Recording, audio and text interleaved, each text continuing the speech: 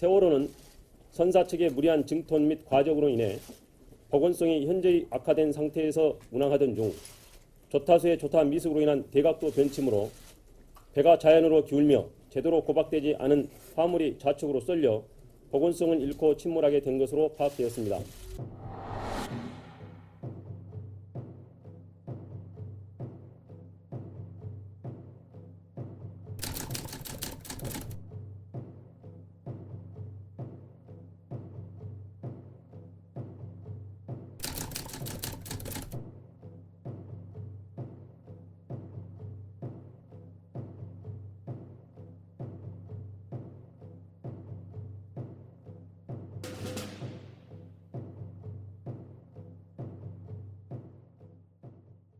세월호가 인천 제주 노선에 첫 취항한 건 지난해 3월 15일로 사고 당일까지 해당 노선을 모두 241차례 오갔습니다. 이 가운데 58%인 139차례를 과적 상태로 운항한 사실이 검경합동수사본부 조사에서 확인됐습니다. 사고 당일에도 최대 적재량보다 3배 많은 화물 3,600톤을 실어 6,200만 원의 수입을 더 올렸습니다.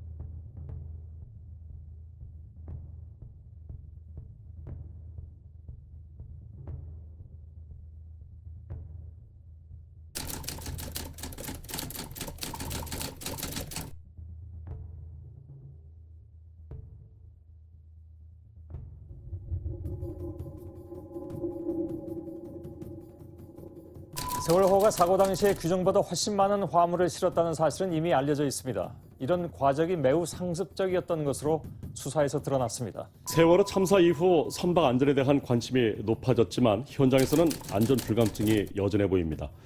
배가 버틸 수 있는 한계 이상으로 모래를 실은 선박들이 잇따라 적발되고 있습니다. 세월호 침몰 사고에서도 드러났지만 선적 화물의 부실 관리가 위험 수준에 이른 것으로 나타나고 있습니다.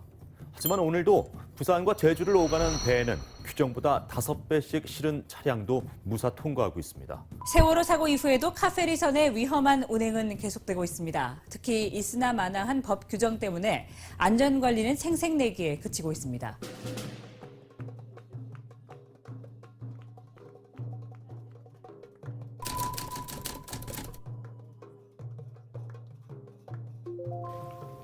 (2015) 도 6,800고 살인 등 피고인 이준석 외 14명.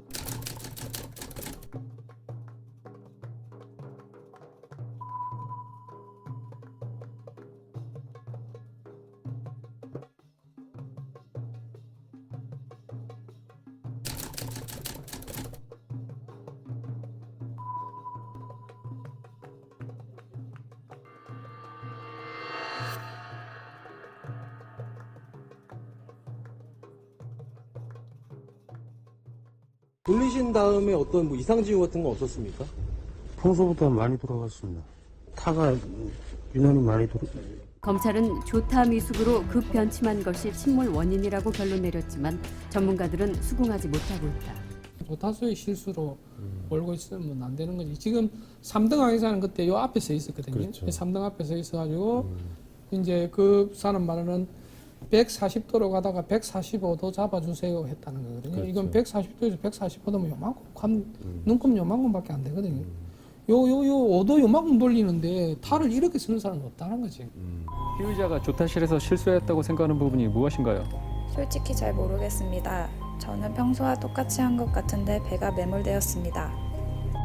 세월호의 항적들을 보면 조타기를 우연으로 변침하여 침몰한 것으로 판단되는데 사실이 아닌가요? 저는 조타기를 좌연으로 사용하였습니다.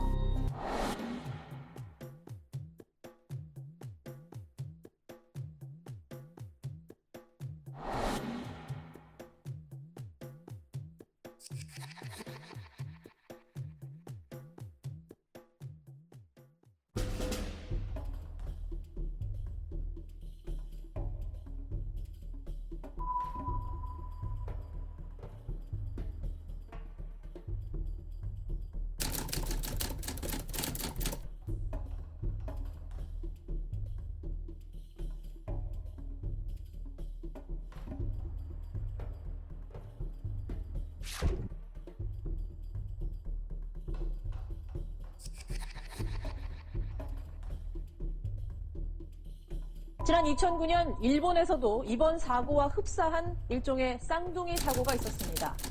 적재한 화물이 한쪽으로 쏠리면서 이렇게 배가 90도로 쓰러져 버렸습니다. 그런데 이 사고 여객선도 세월호를 매각한 일본 해운사 소속이고 같은 조선소에서 만들어졌습니다.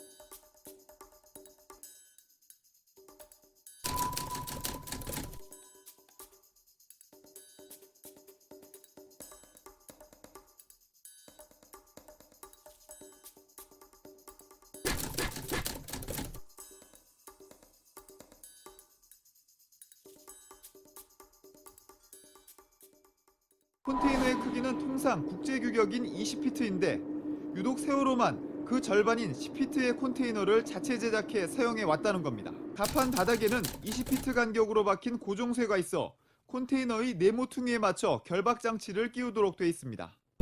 컨테이너의 크기를 10피트 밑으로 줄이다 보니 한 모퉁이밖에 고정이 안 된다는 얘기입니다.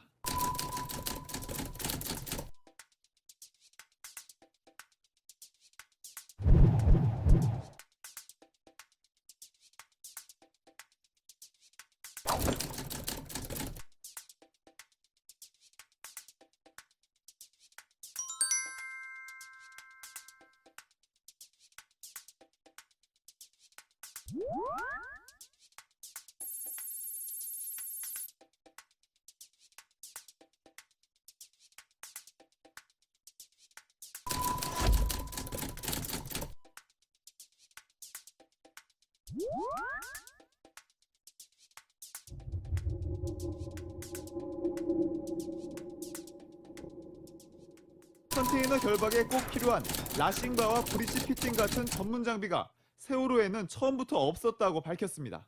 수톤에서 수십 톤까지 하는 컨테이너를 밧줄로 묶고 1년 이상을 운항해 왔다는 겁니다. 결국 세월호는 제대로 고정하지 않은 화물들이 선체 왼편으로 한꺼번에 쏠리면서 보건성을 잃고 넘어져 바닷속으로 빠져들기 시작했습니다.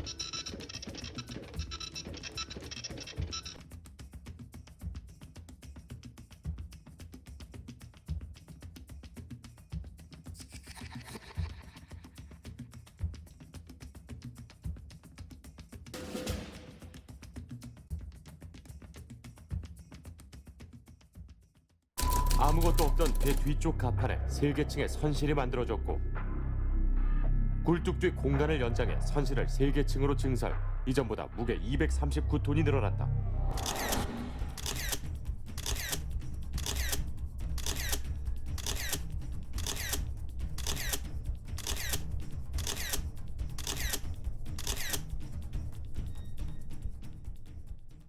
대형 여객선을 타고 제주로 떠나는 수학여행. 짙은 안개 때문에 묶여있던 배는 출발 예정 시각보다 2시간 늦은 밤 9시 인천항을 떠났습니다.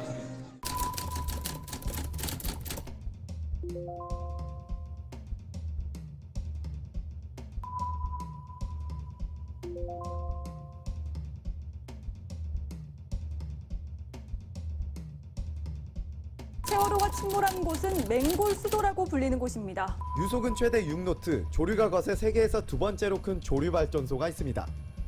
우리나라에서 두 번째, 세계에서 5번째로 조류가 셉니다.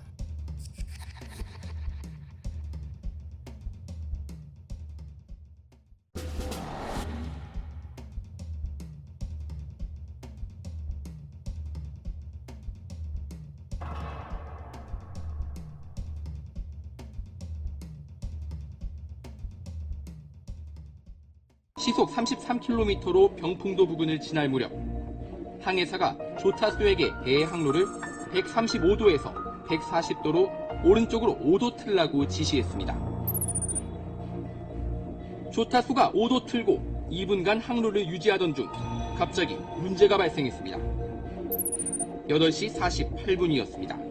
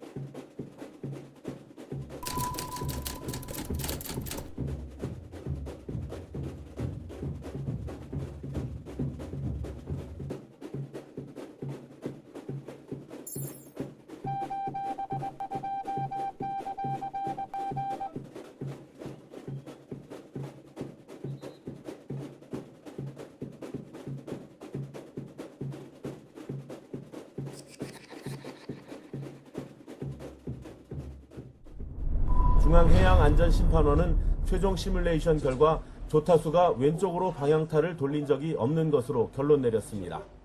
초기 횡경사가 약 10도 정도 일어났던 상황이라 하더라도 당직 조타수가 왼쪽으로 적절하게 타를 사용했다면 전복이 발생하지 않는 걸로 여러 가지 케이스에서 나타났기 때문에 재판부는 조타수가 오른쪽으로 배의 방향을 돌리던 중 당황해 조타기를 오른쪽으로 더 꺾는 바람에 세월호가 급속히 기울었다고 판단했습니다.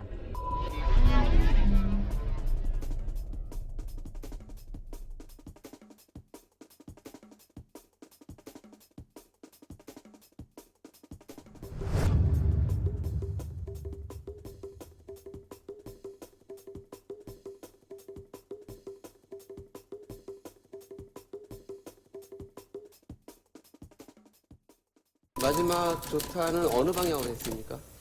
마지막 조타 한 방향이 왼쪽 방향이었습니다. 검찰 지순 조사 때는 다른 때 진술한 것과 달리 오른쪽으로 조타기를 돌렸다라고 진술한 적이 있습니다. 그거 기억하십니까? 그런 기억이 없습니다. 우연타를 썼다고 얘기를 한 게 아니라 저는 전부 다 자연타를 썼다고 얘기를 했고요. 우연타를 썼다고 얘기를 한 부분은 뭐라고 얘기를 했냐면은 혹시 내가 우연타를 썼을 수도 있습니다. 그러는 가정을 얘기를 했지 우연타를 썼다고 말을 안 했습니다. 방향타 바로 위에 선박의 방위를 나타내는 자이로 리피터라는 장치가 붙어 있습니다. 방향타를 급격히 오른쪽으로 틀자 자이로 리피터의 바늘은 관성 때문에 오히려 왼쪽으로 돌기 시작합니다. 왼쪽으로 돌아가는 자이로 리피터의 바늘을 보다가 순간적으로 왼쪽으로 돌릴 상황에서 오른쪽으로 방향타를 돌렸을 수 있다는 겁니다. 자이로 컴퍼스가 돌아가는 게 실제 방향하고 좀 반대로 돌아간다는 건 아시죠? 예. 혹시 그거를 착각할 가능성 같은 건 없습니까? 그거는 없습니다. 확실히 그렇다고 봅니까? 예.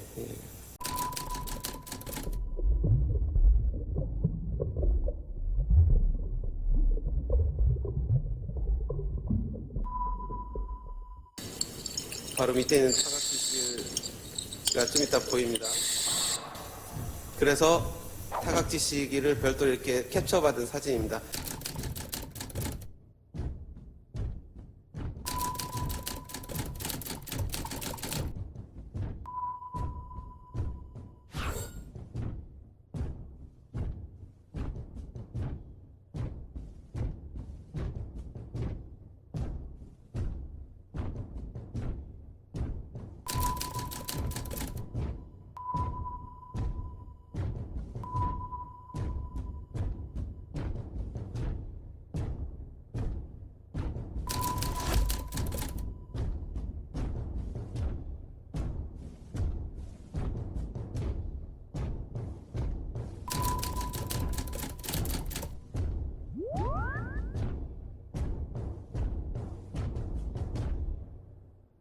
지저분해서 그렇긴 한데 혹시 저걸 보면 대략 본인의 그 오래된 경험으로 타각 지시가 대충 어디가 있는지를 느낄 수 있습니까?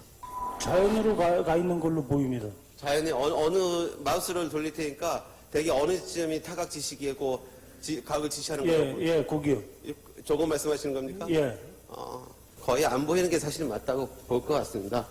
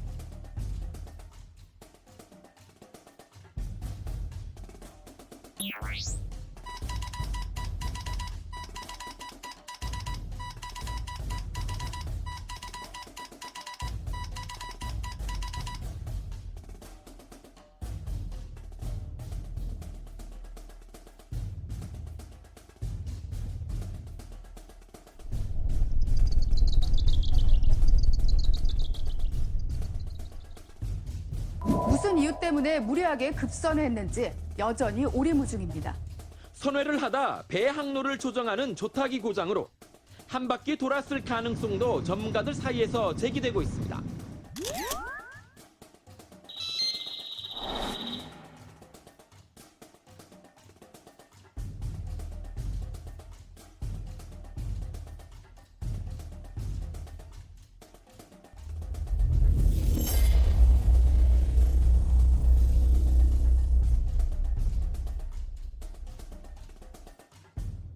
그 참사 당시에 본인이 조타기를 본인 이해는 다 만지지 않았다. 그거 맞습니까?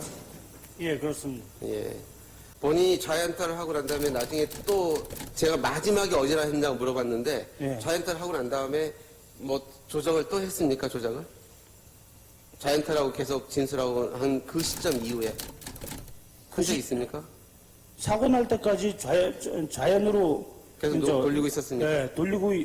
그리고 정전은 언제 됐습니까? 그러고서는 배가 넘어가고 나서는 그냥. 그러니까 좌연들을 잡고 있는 상태에서 정전이 됐습니까? 예. 그러면 정전된 상태에서 조타기가 다시 돌아올 수 있습니까? 그 이후로는 돌아오지 않는 걸로 알고 있습니다. 알겠습니다.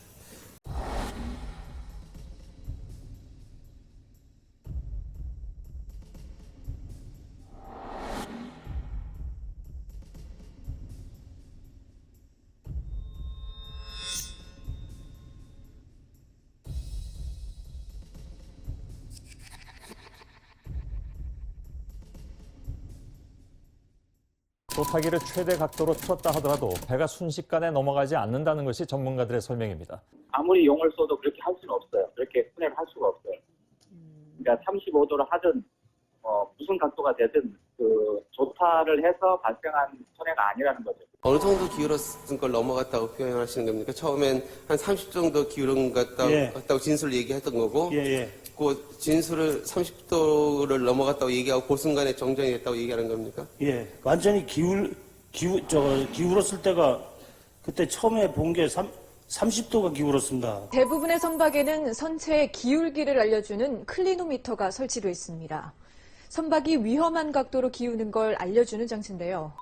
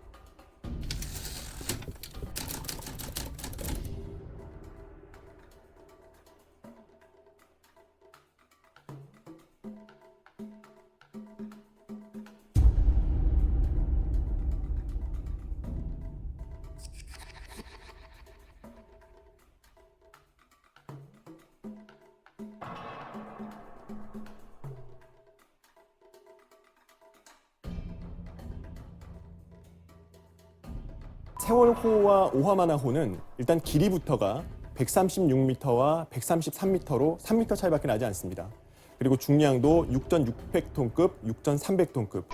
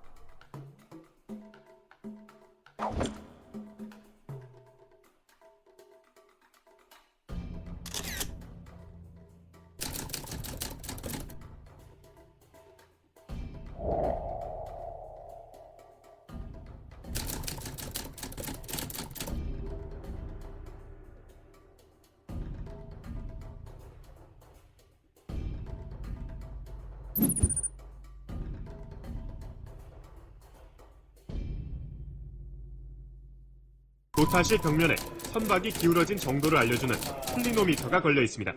항해 중인 선박이 좌우로 얼마만큼 기울었는지를 눈금을 통해 보여주는 장치입니다. 세월호가 진도 선박관제센터에 복원력을 상실했다고 알린 시각은 오전 9시 17분. 이때 클리노미터의 바늘은 최대 각도인 40도에서 멈춰선 상태, 최대 각도인 40도에서 멈춰선 상태, 최대 각도인 40도에서 멈춰선 상태.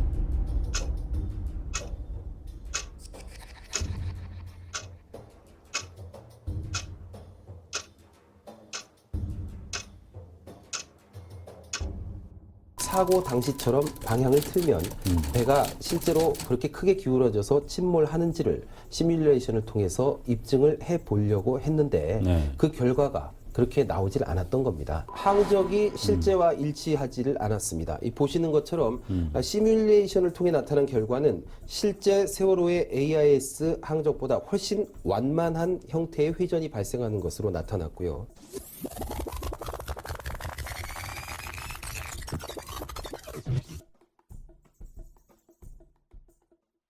세월호 4층에 있던 고 김시연 양의 휴대폰 영상을 입수해서 보도해드릴까 합니다. 바다로부터 온 아이들의 네 번째 편지입니다.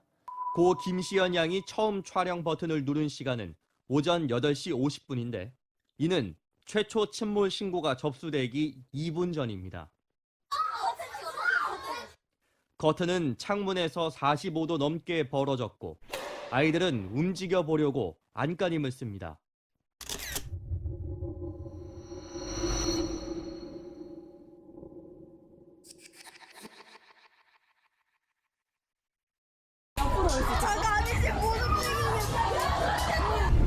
船室のカーテンが一気に45度近く傾いていることがわかる。時刻は8時51分。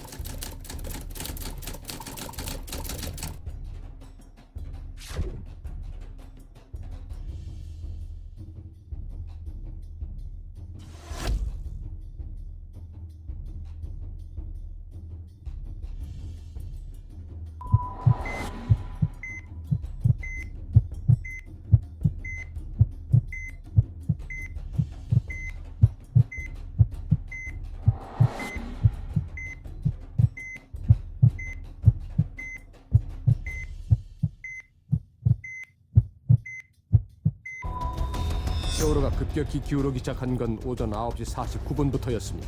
5분 사이에 10도나 기울어졌습니다.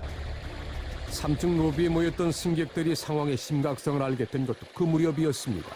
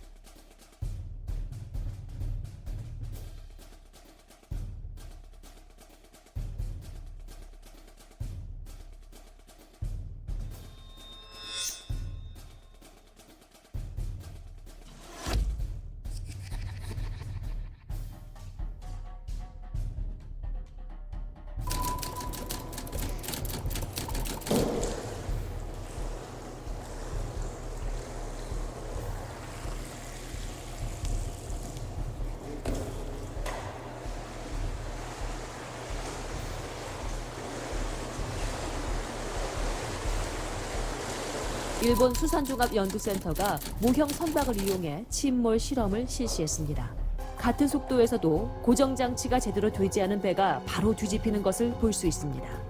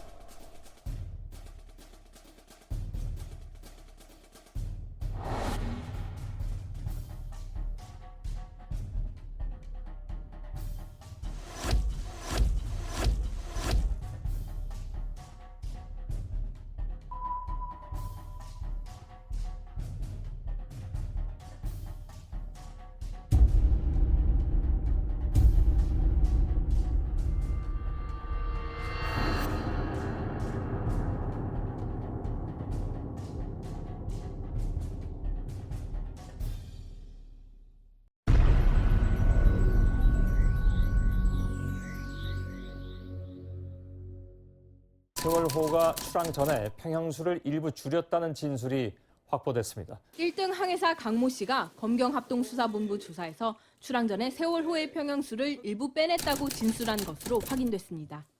수사본부는 세월호가 화물을 규정보다 더 많이 싣기 위해 평형수를 줄인 것으로 보고 있습니다.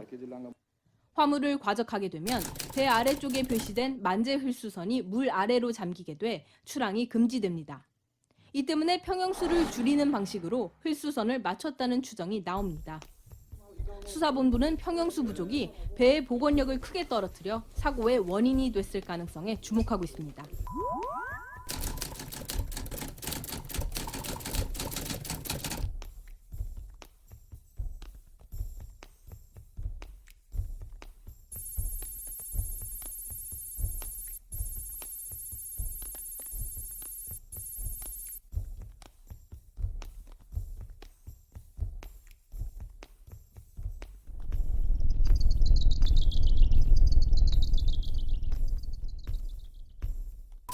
과적으로 선미 쪽이 많이 가라앉으면서 만재 흘수선이 물 아래로 잠기자 평소 쓰지 않던 선수 쪽에 평형수를 80톤 채워 넣어 선미 쪽을 들어올리는 방식으로 만재 흘수선이 보이도록 한 겁니다.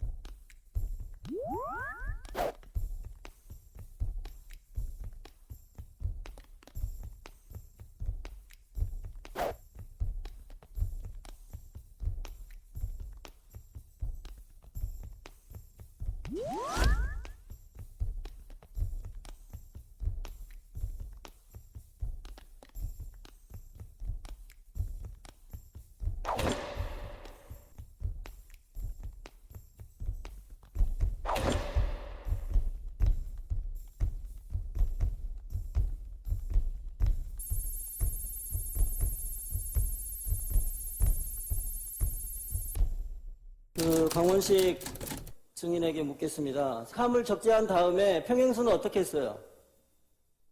얼마 정도 채웠어요? 평상시 하는 대로 그대로 유지하고 1번만 가득 채웠습니다. 추가로. 얼마 정도 태우냐고 제가 묻지 않습니까? 몇 톤 정도 채웠나요? 추가로 한 80톤 정도 더 채웠습니다. 세월호의 운항에 필요한 연료와 생활용수를 싣는 곳은 배 밑바닥입니다. 연료와 생활용수도 배가 운항할 땐 평형수와 함께 배의 균형을 잡아주는 역할을 합니다. 때문에 운항 때 소모되는 연료와 생활용수만큼 평형수를 채우도록 돼 있습니다. TBS가 입수한 세월호의 보건성 계산 문건입니다. 출항 때 필요한 평형수가 1,700톤이지만 도착할 때는 2,030톤으로 돼 있습니다. 소모되는 연료와 생활용수만큼 계속 평형수를 넣어야 하는 겁니다.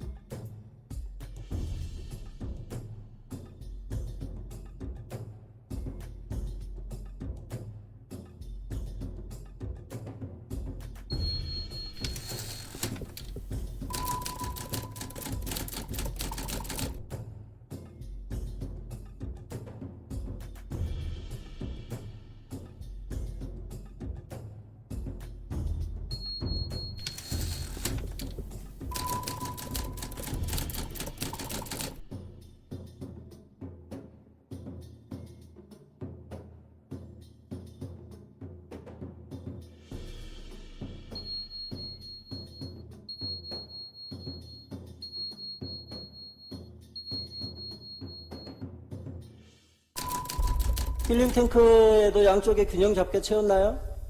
예, 그렇습니다.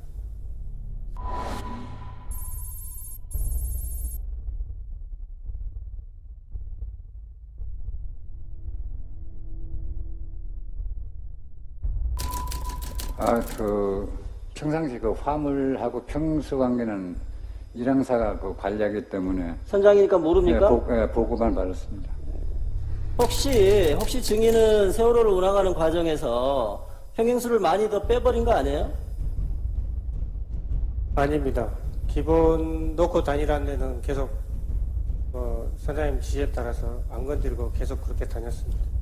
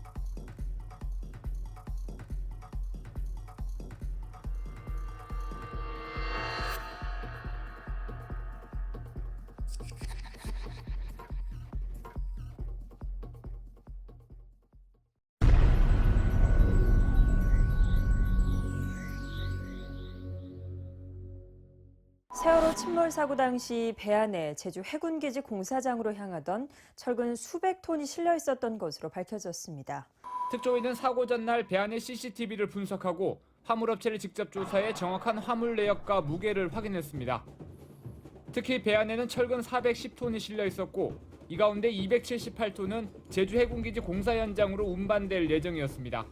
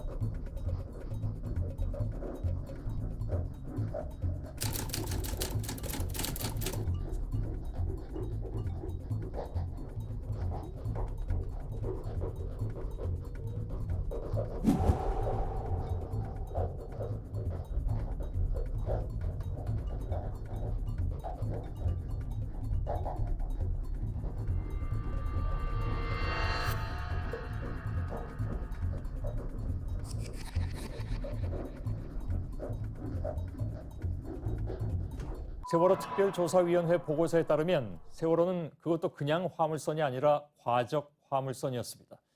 승인받은 적재 무게보다 무려 1,200여 톤이나 더 싣고 있었고 짐 중에는 제주 해군 기지 건설에 쓰일 철근도 있었습니다. 이것 때문에 여러 가지 얘기들도 나오고 있는데요. 세월호 침몰의 가장 큰 원인은 과적이라고 결론을 내렸습니다. 먼저 청와대가 그렇게 얘기했습니다. 불법 과적 등으로 이미 안전에 많은 문제가 예견되었는데도 바로잡지 못한 것에 안타까워하고 분노하신 것이라 생각합니다. 네, 다음은 국회에서 이렇게 얘기했죠. 화물을 과적한 청해준 회원의 탐욕. 검찰이요. 세월호는 선사 측의 무리한 짐톤 및 과적으로 인해 네. 청해진 해운이 매출 증대를 위해서 무리하게 화물을 실었다는 겁니다. 당시 인천에서 제주로 철근을 운송한 물류업체는 세월호를 통해 평소에도 이 정도 물량이 운송됐다고 밝혔습니다. 네, 이런 자리가 세월호가 들어온다는데 여기 들어오는 거는 뭐 여기 현장이면 다 하는데 사실 좀 많이 들어오는 게 한 400톤 이상 그래 생각하고 있거든요.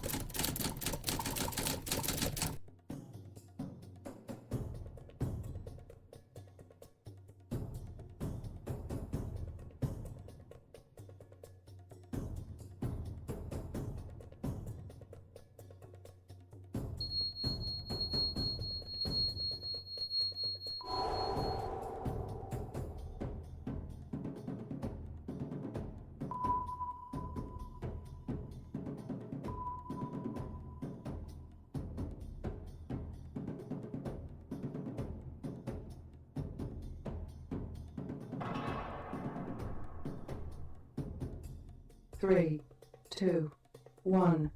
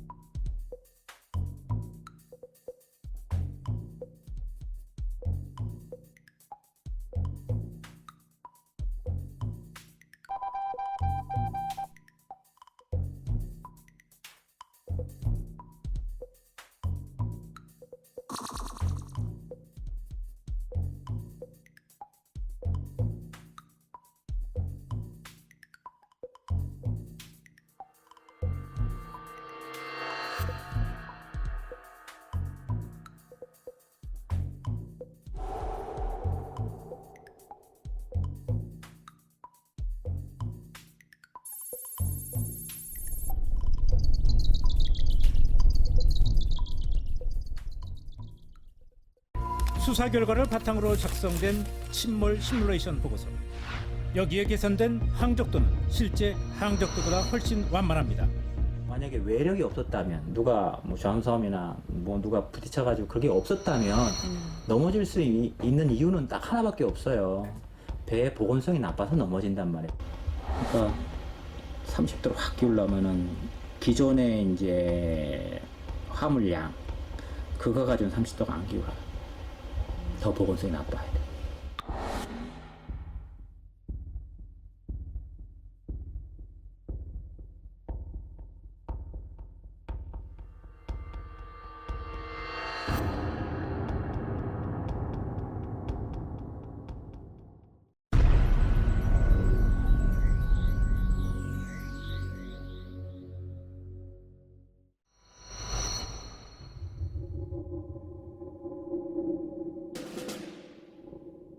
(60도) 이상으로 옆으로 기울어졌어요.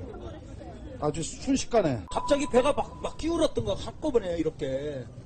그게 시간이 그 몇십 초도 안 돼요. 1분 내에요. 기울면서 위에서 사람 막 밀려 내려와요. 그래서 여기 난간이 있어 이렇게 잡았더니 위에서 사람이 내려오면서 치고서 그냥 내려가 버렸어. 밑으로 쏠려 버렸어. 끝에서 끝으로 미끄러진 거예요. 그래서 옆구리를 부딪혔는데 숨을 못 쉬겠더라고요. 스마트폰으로 각도를 재봤었는데 45도 정도가 나오더라고요. 45도 정도가 얼마 동안에 그렇게 기울어진 겁니까? 뭐 몇 초 사이였습니다. 몇 초요? 시골에 놀고 있는데 갑자기 배가 확 기울어서요. 예.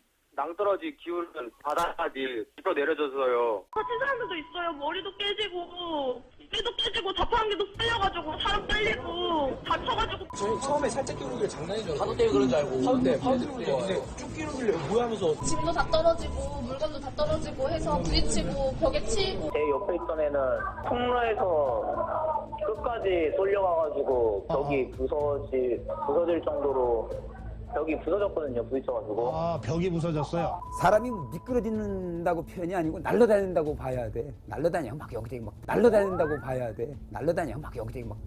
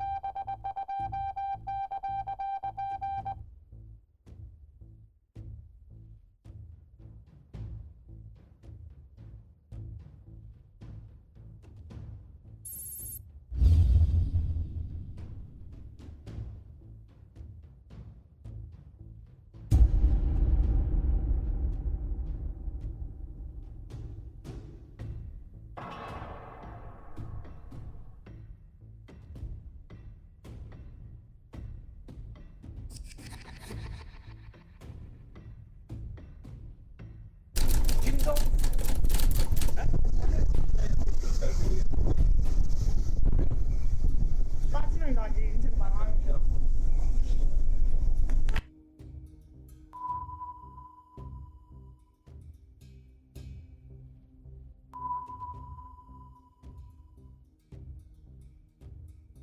세월호는 이 쾅하는 굉음과 함께 기울기 시작한 것으로 전해지고 있습니다. 세월호는 쿵하는 소리와 함께 순식간에 옆으로 기울어졌습니다. 꽝 소리가 난 뒤 여객선이 급하게 기울었다고들 하는데요. 쿵 하는 소리와 함께 세월호가 갑자기 왼쪽으로 기울기 시작합니다.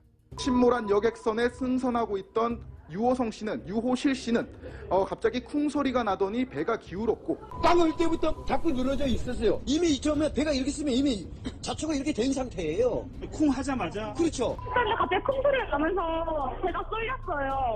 그 상태로 계속 있다가 저 배가 아예 침몰된 거예요.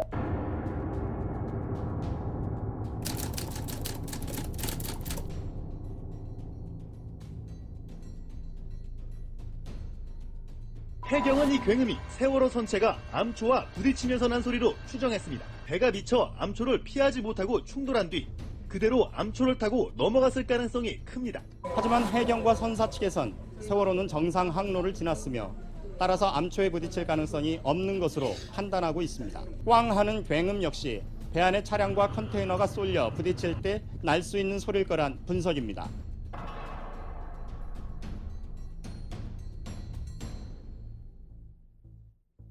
차가 먹지 않는 걸 보면서 오랫동안 조타수를 한 경험으로 어디에 이상이 있을 수 있겠다라고 생각을 해보셨습니까?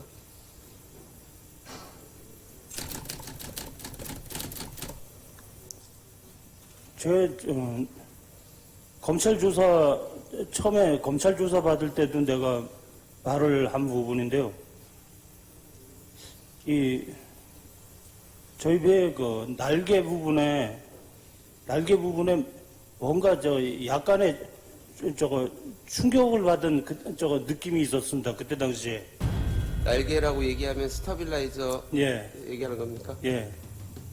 한쪽으로 그때 약간의 충격을 받은 그런 느낌이 있었어 가지고 그거를 갖다가 검찰 진술할 때도 그 말을 했었습니다. 상식적으로 봐서 멀쩡히 가던 배가 갑자기 그렇게 좌초할 리는 없고, 그러니까 쓰러질 리는 없고, 뭔가에 부딪힌 것은 틀림없어 보입니다. 지금 말씀하신 내용만 들어보면은요. 배가 침몰하던 당시 한 학생이 형에게 보낸 메시지입니다. 이 학생은 배가 무언가에 부딪힌 것 같다고 말합니다.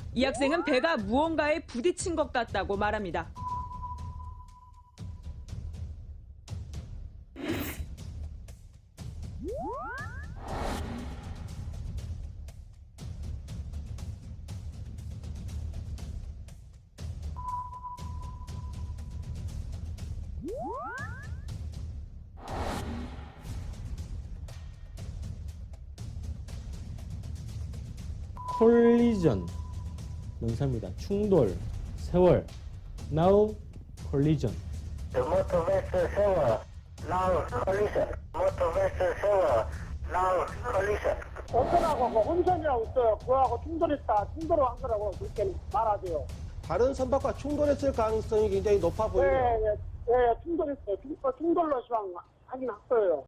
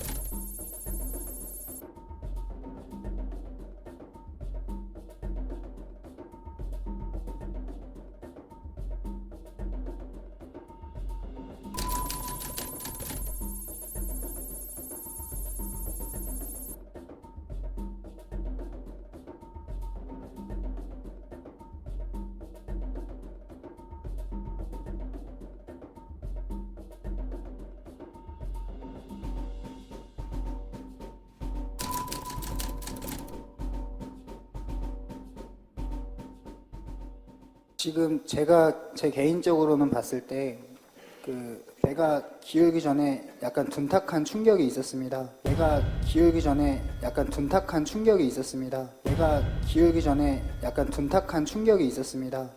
어느 정도의 충격이었습니까? 제가 앉아 있다가 몸으로 느낄 정도면 상당히 큰 충격이라고 보셔야 될 것 같거든요.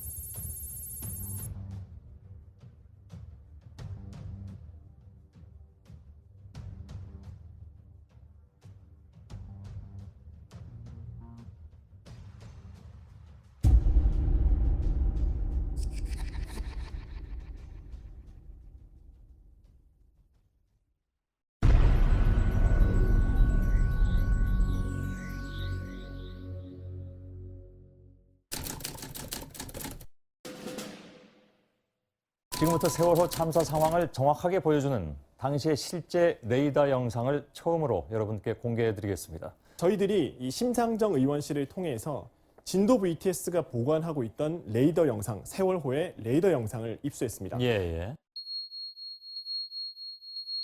세월호는 병풍도를 오른쪽에 두고 서서히 내려오다가 화면상으로는 왼쪽이지만 배로 치자면 오른쪽이란 말씀이죠. 네, 그렇습니다. 예. 진행 방향에서 병풍도가 오른쪽입니다. 예. 그런데 갑자기 병풍도를 향해서 배가 급선회하기 시작합니다. 예.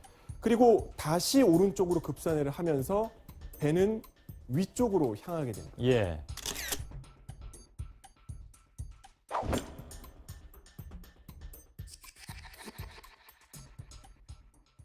어제 방송을 보시고 많은 분들이 세월호의 급변침 직후에 레이더에 나타난 주황색 물체가 컨테이너들이 맞는가 이런 의문을 제기했습니다. 빠른 속도로 급선회한 그리고 배가 지나간 직후에 보였다는 점에서 이것은 배가 기울면서 떨어진 물체일 것이다. 이렇게 추정할 수 있다고 근데 보는 겁니다. 컨테이너라고 하기엔 주황색 물체가 너무 크다. 그러니까 앞에 저게 이제 세월호의 모양이라면 그 뒤에 컨테이너가 저렇게 클 수가 있느냐? 지금 VTS에서 활용하고 있는 레이더가 선박에 쓰는 것보다는 훨씬 더 고급 레이더입니다. 그래서 분해능이 30m 정도라고 하는데 분해능이라는 의미가 어떤 거냐면 다른 물체가 어느 정도 근접 거리에 있을 때 이거를 인지하는 그러니까 분리해서 인지해낼 수 있는 능력을 분해능이라고 합니다. 근데 만약에 그 컨테이너 박스가 우르르 한 곳에서 떨어졌다면 그거를 각각의 컨테이너로 인지하는 것이 아니라 큰 덩어리로 아마 레이더에서 감지를 했을 겁니다. 그래서 제 생각에는 아마 여러 개의 그 컨테이너 박스가 동시에 떨어진 게 아닌가. 예.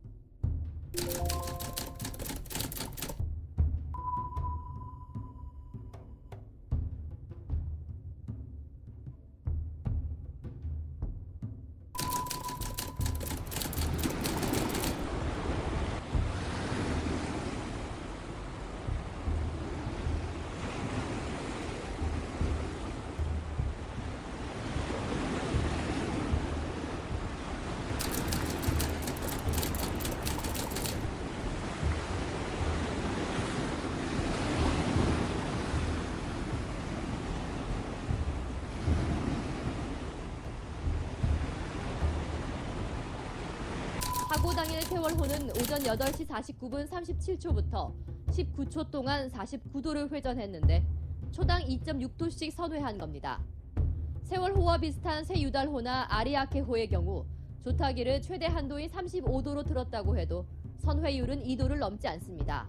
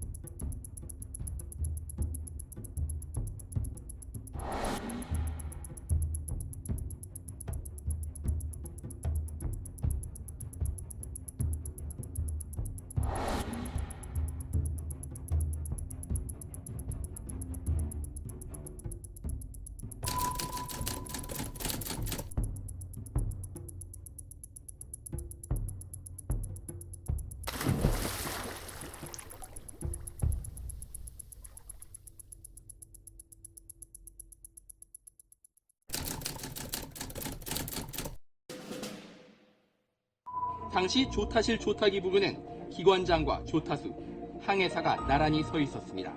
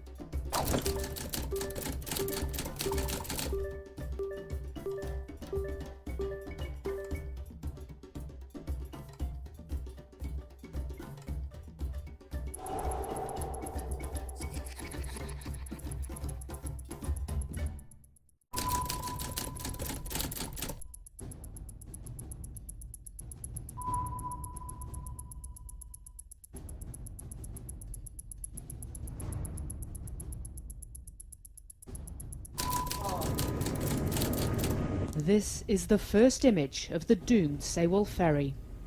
Calm seas belie the horrors unfolding within the ship. This is the view from Dula Ace.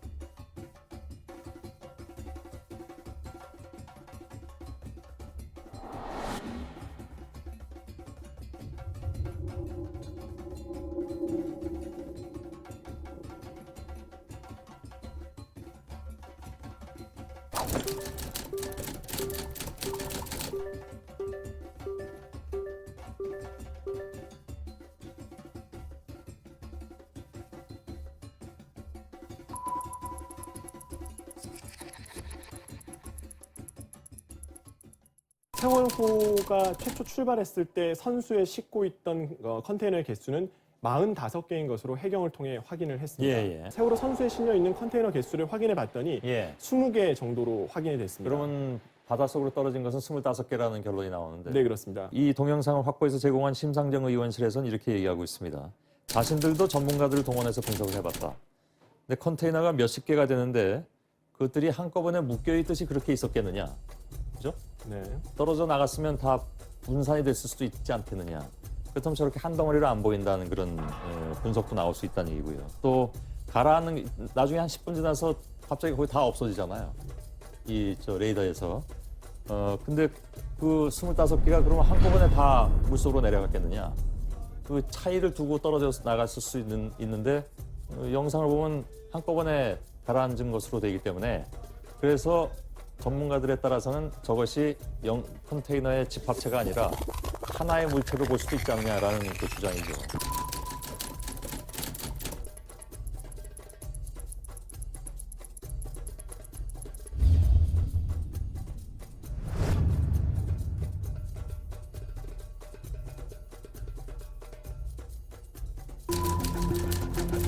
당시 긴박했던 상황이 상처처럼 자국을 남겼습니다.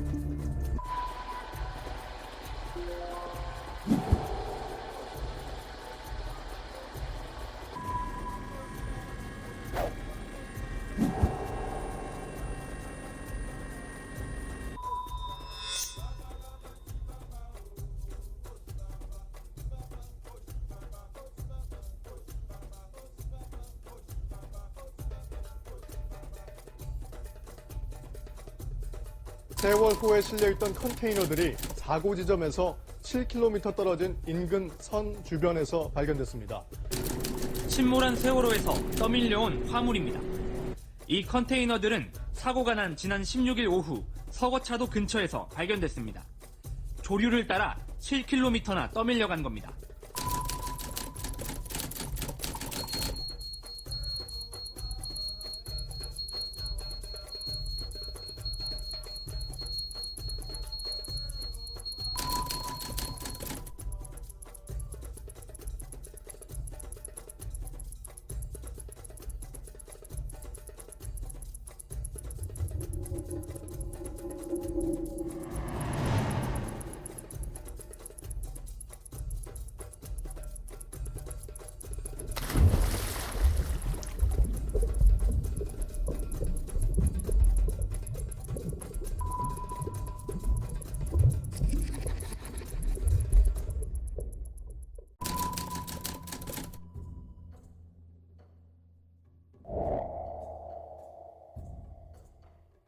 선수에 싣고 있던 컨테이너의 개수는 45개인 것으로 해경을 통해 확인을 했습니다.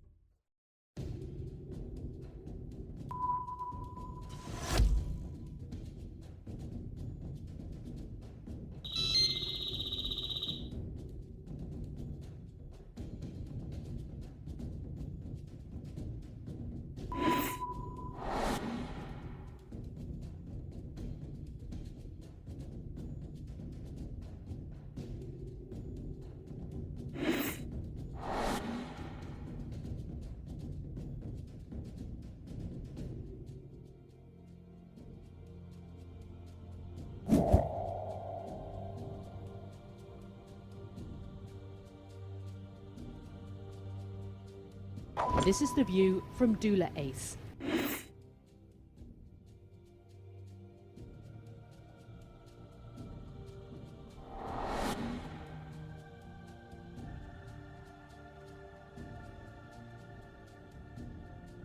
세월호가 최초 출발했을 때 선수에 싣고 있던 컨테이너의 개수는 45개인 것으로 해경을 통해 확인을 했습니다. 세월호 선수에 실려 있는 컨테이너 개수를 확인해 봤더니 20개 정도로 확인이 됐습니다. 그러면 바닷속으로 떨어진 것은 25개라는 결론이 나오는데. 네, 그렇습니다. 그것이 뭉쳐져서 하나의 주황색 영상으로 보였다라는 네, 그렇습니다. 것이 그 관제사 하는 분들의 얘기인 것 같은데.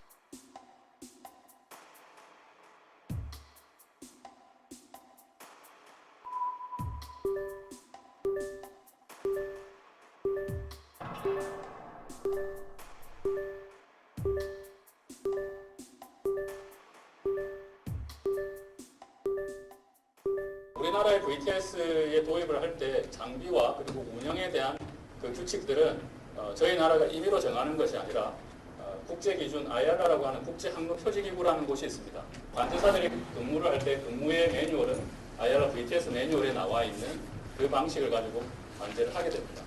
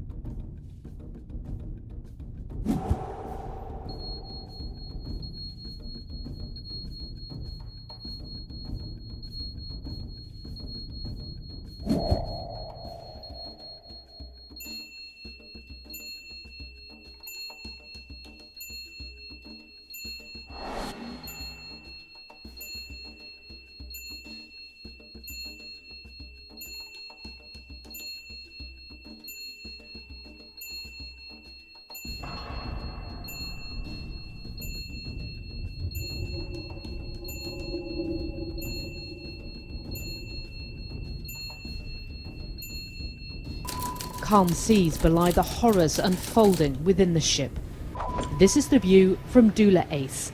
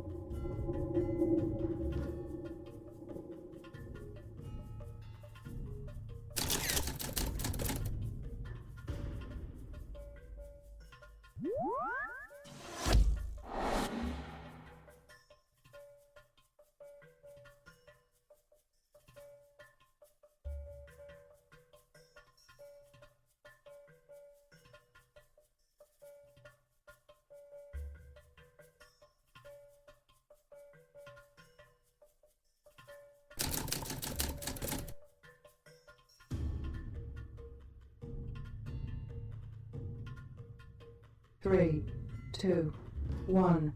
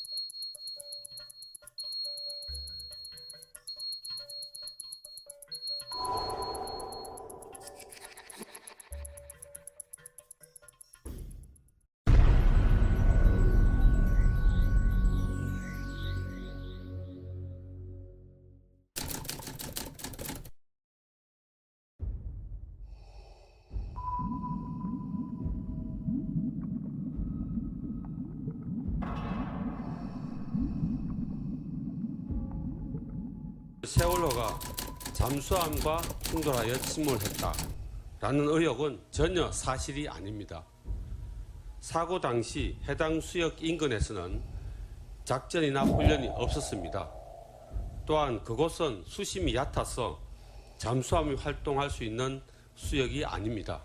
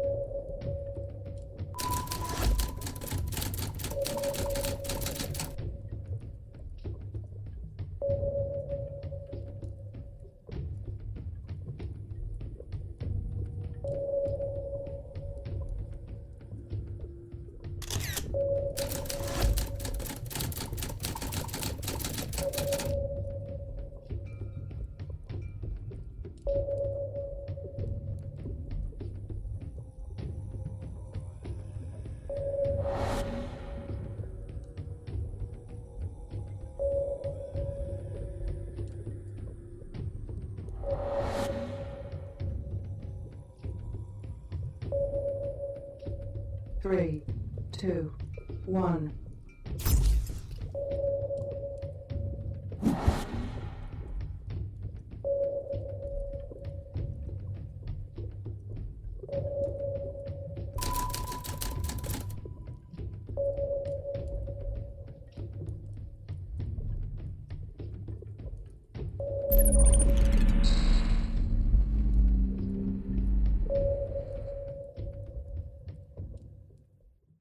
일 초 사이에 그렇게 돌아가는 거는 자력으로는 전혀 불가능하고, 그러니까 자력이라는 것은 본선에서 스크류, 엔진이나 아니면 라다, 타를 써가지고 본선 컨트롤 포스 가지고 배를 돌리는 그런 이제 통제력인데, 그거 가지고는 전혀 불가능하고, 입의 조종 성능 가지고는요.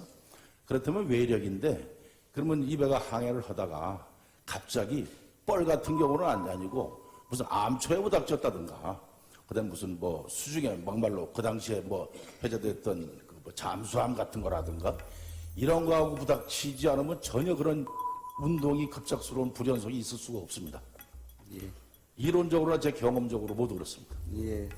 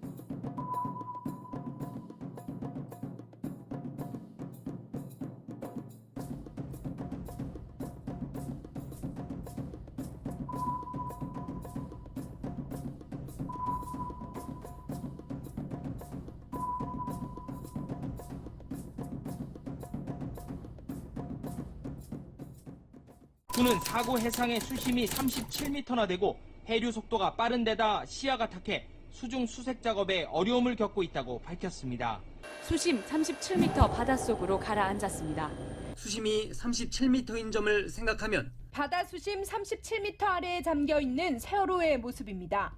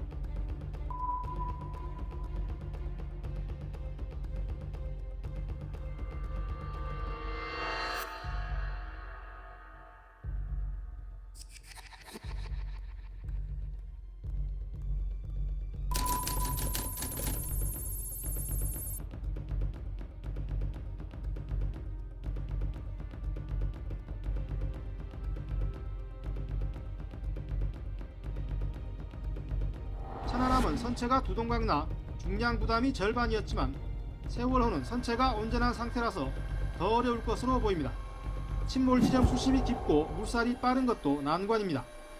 천안함 침몰 지점 수심은 25m였지만 세월호 침몰 지점 수심은 최고 37m에 이릅니다.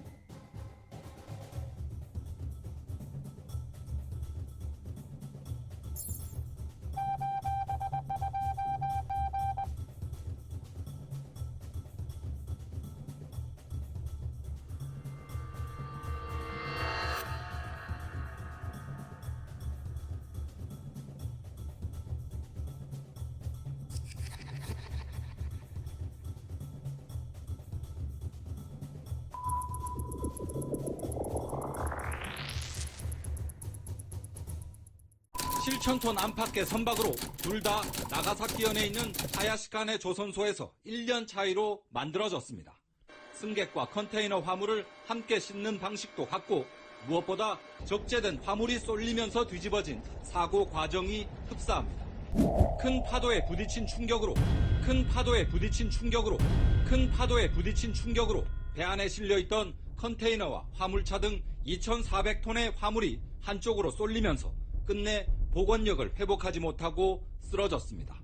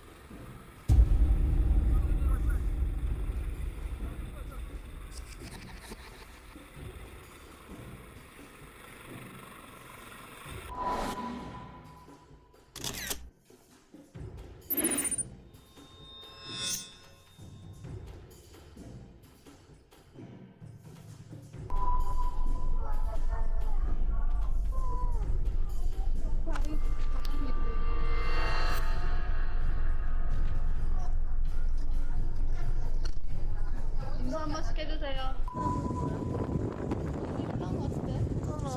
세월호와 같은 조선소에서 만들어졌고 크기도 비슷한 일본의 아리아케호는 2009년 11월 침몰했지만 90도 누운 상태로 4시간 이상을 떠 있다 해안으로 떠밀려 왔습니다. 2012년 좌초된 이탈리아 대형 유람선 콩코르디아호도 배가 기울었지만 인양 작업이 시작될 때까지도 완전히 가라앉지는 않았습니다.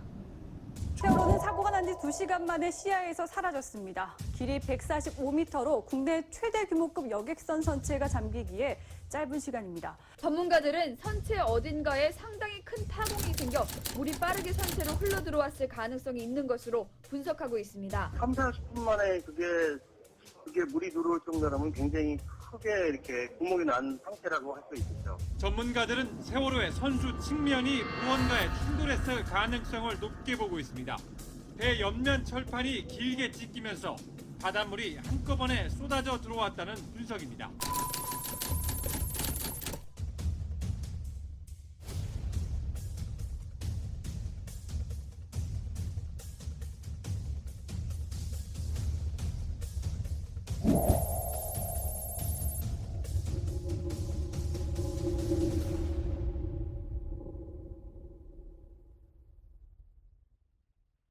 김기춘 증인, 세월호 참사가 좀 매우 특수하고 이례적인 사건이라고 그렇게 하신 적이 있어요. 왜 그렇다고 생각한 거죠? 이렇게 큰 배는 이렇게 누구나 없어요. 다 지금 알고 있습니다. 예, 5시간 정도 걸리는데. 왜 이래? 예, 목포 상황시장입니다. 신고자가 선장입니까? 신고자는 아직 선장으로 안 들어오고 승객이 신고를 했습니다. 선장하고는 교신해봤나요? 예, 아직 못 해봤습니다. 거기 정신이 없는 모양입니다. 그 승객이 저 신고를 한 겁니다. 배가 지금 뭐 침수가 되어 기울어진 거예요? 침몰 중이랍니다. 침몰요? 예. 6,000톤짜리 금방 크게 침몰되진 않을 건데. 6,000톤짜리 금방 크게 침몰되진 않을 건데. 6,000톤짜리 금방 크게 침몰되진 않을 건데. 저희도 모르는데 침몰 중이다 그러고만 우리가 연락을 받았습니다. 그래서 목포, 완도, 제주, 경기정거 전부 다 하고 진도, 군청, 행정선, 여객선 일단 그 하는데 정확하게 해가지고 그 침수 중이라 해도 배가 완전히 침몰 가능성이 있는 건지 아니면 그래서 지금 확인 중에 있습니다. 선장하고 직접 교신을 해봐요. 예, 알겠습니다. 예.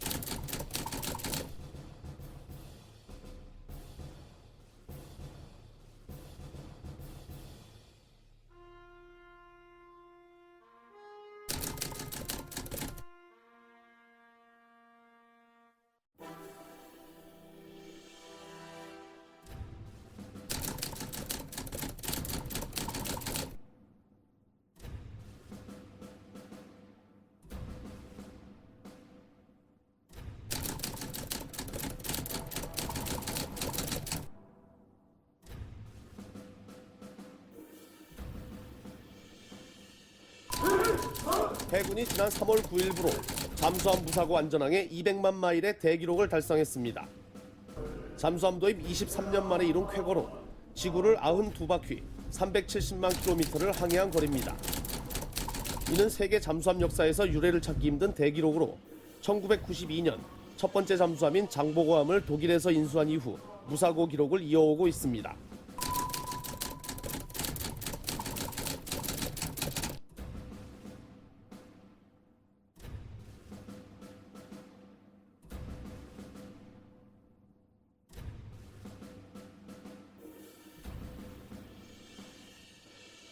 잠수함을 우리나라에서 처음으로 인도네시아로 수출합니다. 우리나라에서 잠수함으로는 처음으로 수출하는 1,400톤급 잠수함입니다. 총 3척을 인도네시아로 수출하는데 전체 규모는 1조 3천억 원. 중형 자동차 7만 3천여 대를 수출하는 것과 맞먹는 규모입니다. 이로써 영국과 프랑스, 러시아와 독일에 이어 세계 5번째로 잠수함 수출국으로 자리 잡았습니다. 우리 독자 기술로 만든 1,400톤급 수출형 잠수함 진수식이 열렸습니다. 잠수함은 조선 기술의 결정체로 일컬어지는 것으로 우리나라는 이 잠수함을 인도네시아로 수출함으로써 모든 함정을 건조할 수 있는 기술력을 인정받게 됐습니다.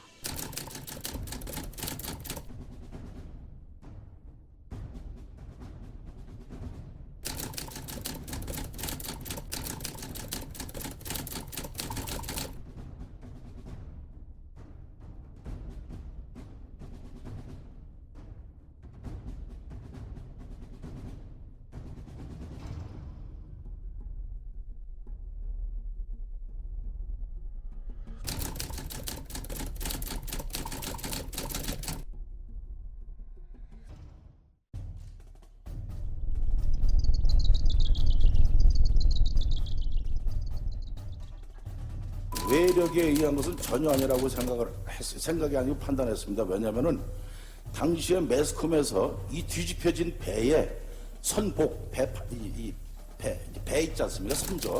선저 부분과 이 배가 지금 왼쪽으로 뒤집혔어요. 선저 부분과 오른쪽 이 선측분 이걸 전부 헬리콥터로다 찍은 그 사진들이 있습니다. 거길 보면은 이 배가 오른쪽으로 돌았는데 만약 어떤 외부 물체하고 부닥쳤다면은 선수 왼쪽에 와서 어떤 일을 받았던가 아니면 선미 오른쪽을 받았던가 이거 둘 중에 하나인데 선수부의 수면하 왼쪽 부분하고 선미의 수면상 우측 부분, 수면상하 우측 부분이 말짱해요. 그러니까 외부 물체하고 부닥친 건 절대 아닙니다.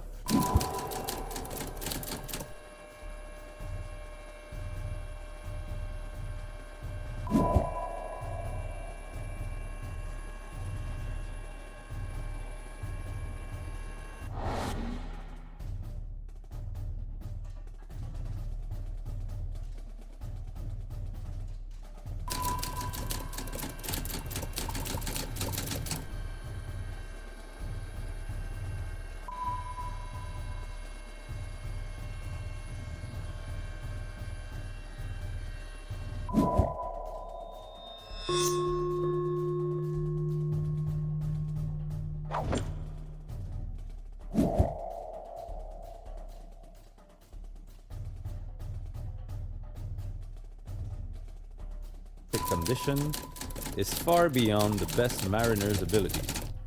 But understanding these basic principles and knowing that they fit with reality may be of some help in everyday ship handling.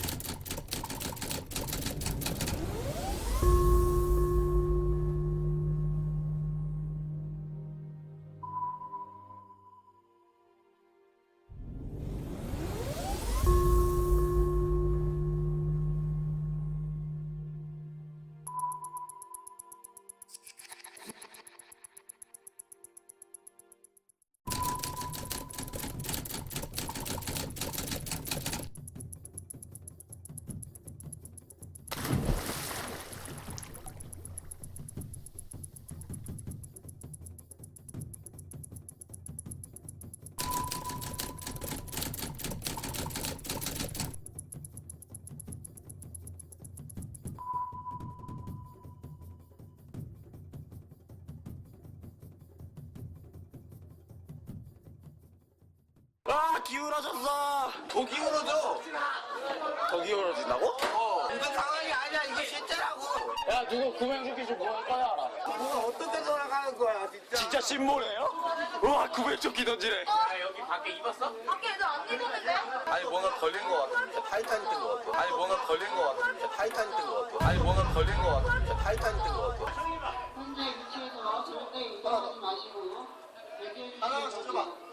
현재 지금은 배가 기울어졌습니다. 전 토할 것 같고요. 구명조끼 입으라고 침 보내고 있다는 소리 아니야? 진짜 바다로 뛰어들어. 아, 실제 상황이야. 폐기 한국인이다 우리는. 와. 수연아, 마지막. 씨, 진짜 폐기 보소. 나도. 우리 이렇게 바다로 헤엄쳐서 이렇게 될 거야.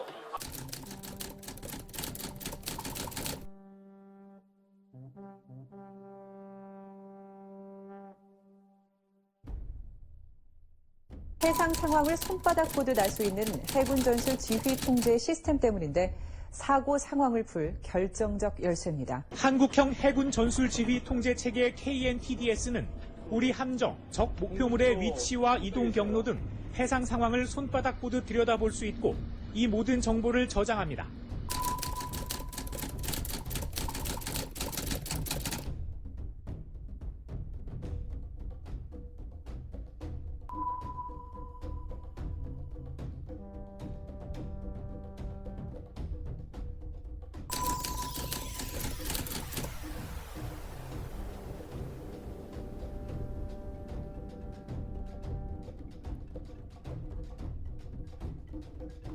함정과 해안 레이더 기지, 초계기 등이 보내오는 데이터를 해군 함대사령부와 작전사령부, 합참지휘통제실 전광판에 실시간으로 점 모양으로 띄워줍니다.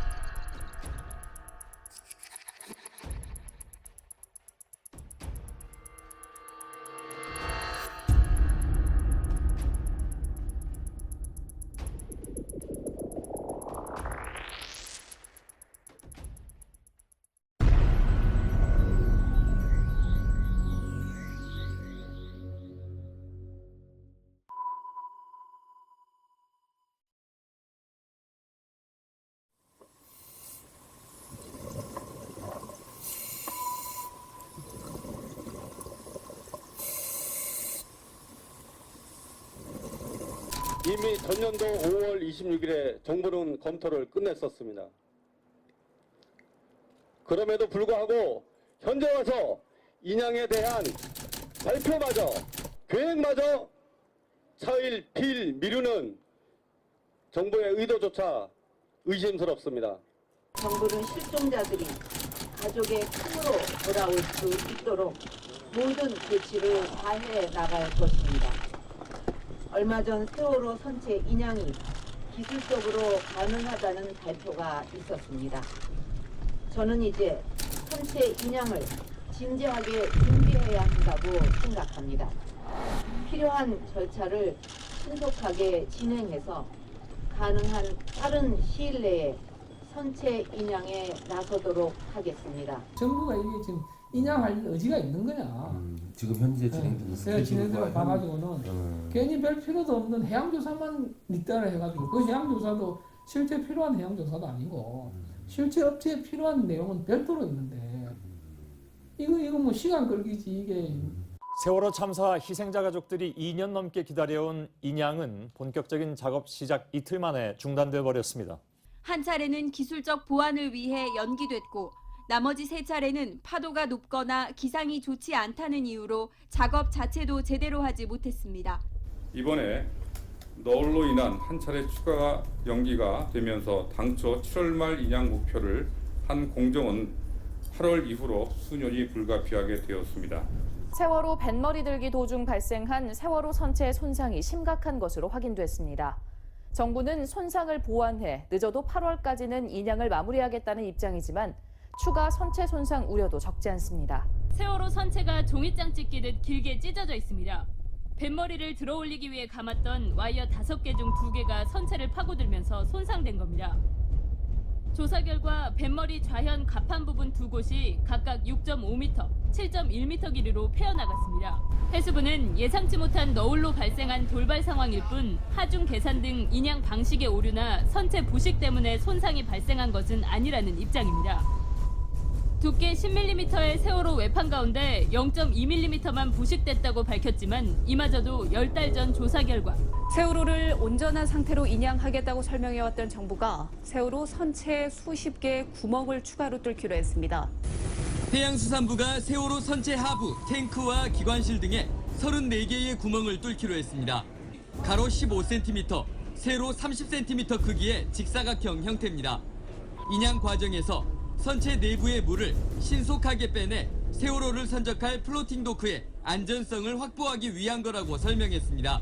그거는 몇 달 전부터 얘기는 있었어요. 근데 이제 저희가 선수들기 작업하고 하면서 그거에 대해서 구체화된 거는 조금 미뤄놨던 상태고 이제 그거를 실행을 하는 거죠.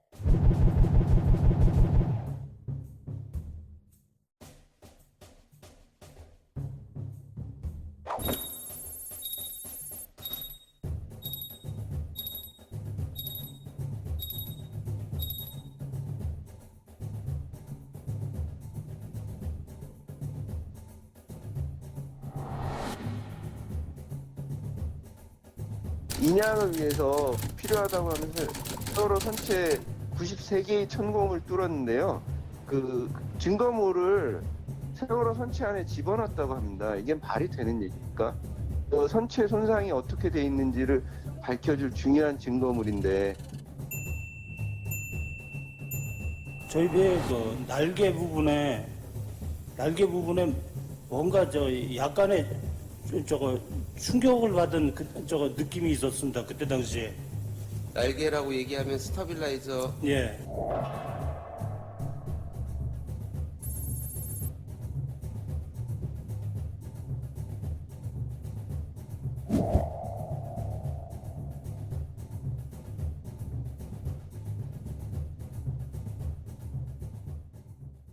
인양 후 세월호를 어떻게 처리할지도 논란이다.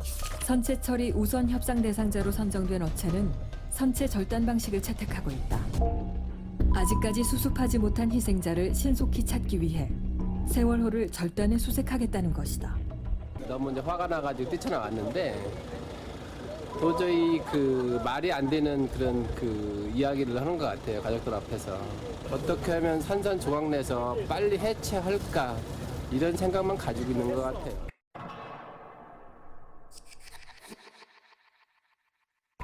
저희는 동의를 못해요. 선체를 다 훼손하는 거잖아요. 증거로서 자료 가치가 없어져요. 그렇게 해야 돼요. 그러고 나서 또 이렇게만 절단하는 게 아니라 또 하나 또 절단을 해야 돼요. 네? 이제 이게 이제 본체만 남았어요. 객신을 떼어내고. 그럼 이 안에 화물이 있죠. 이 화물 어떻게 꺼낼까요? 또 절단 또 해야 돼요. 꺼내려면. C데크, D데크에 있으니까. 또 절단 또 들어가야 돼요. 그러면 이 배는 완전 말 그대로 벌레되는 거예요, 벌레. 지금 우연 쪽에 구멍 다 뚫어놨고, 뒤쪽에 또 절단하고, 갑판 뜯어서 내버리고, 뭐야, 그럼 그게. 고쳐 처리하겠다는 거예요, 해석으로. 그냥 말 그대로. 세월을 덮고, 빨리 끝내고, 고철로 해서 조용히 덮어버리겠다. 이거예요. 해수부는 이달 말까지 선체한 탱크 내에 공기 주입과 부력 확보를 위한 에어백 설치 작업을 마무리할 계획입니다. 길이가 145m인 선체를 물속에서 절단하지 않고 인양하는 것은 세월호가 세계 최초로 아직 가족의 품으로 돌아가지 못한 9명의 시신을 최대한 온전하게 수습하기 위해 선택된 방법입니다. 결국 우려했던 대로 해를 넘기게 됐습니다. 해양수산부가 입장을 냈는데 인양 방식과 장비를 모두 교체해야 한다. 그래서 연내 인양이 불가능하다. 이렇게 밝혔습니다.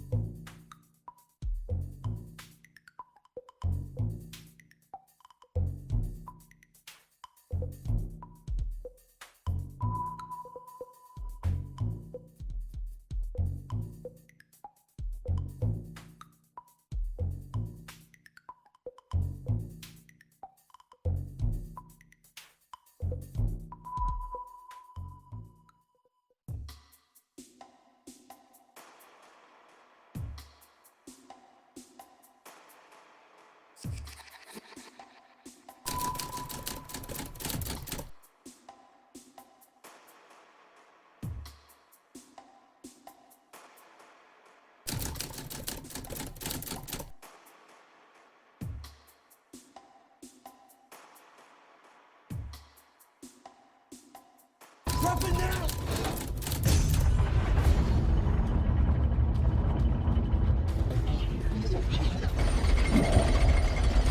all gonna die.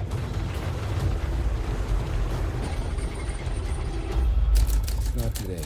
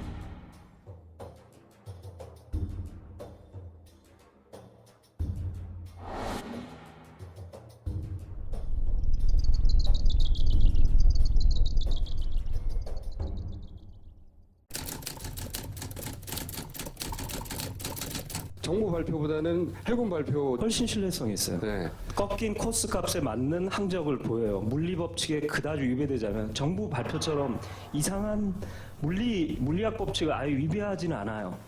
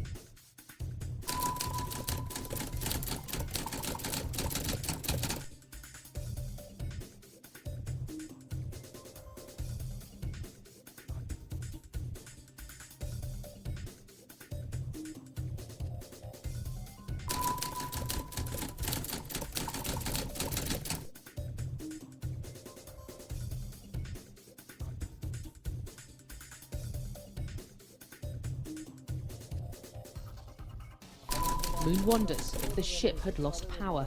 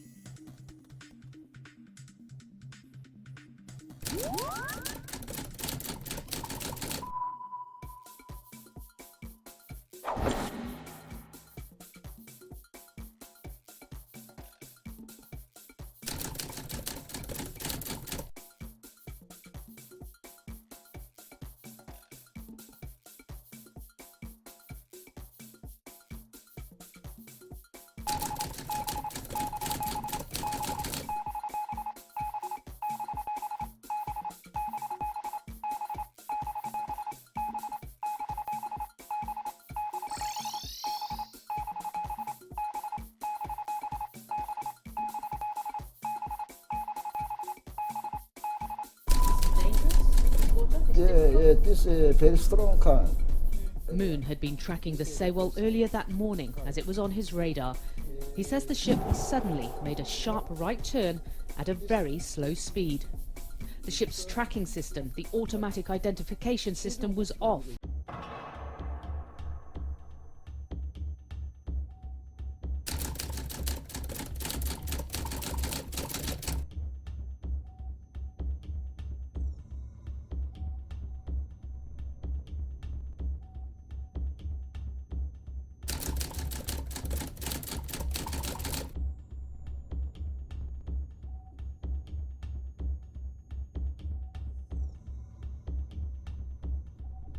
Moon had been tracking the Sewol earlier that morning as it was on his radar.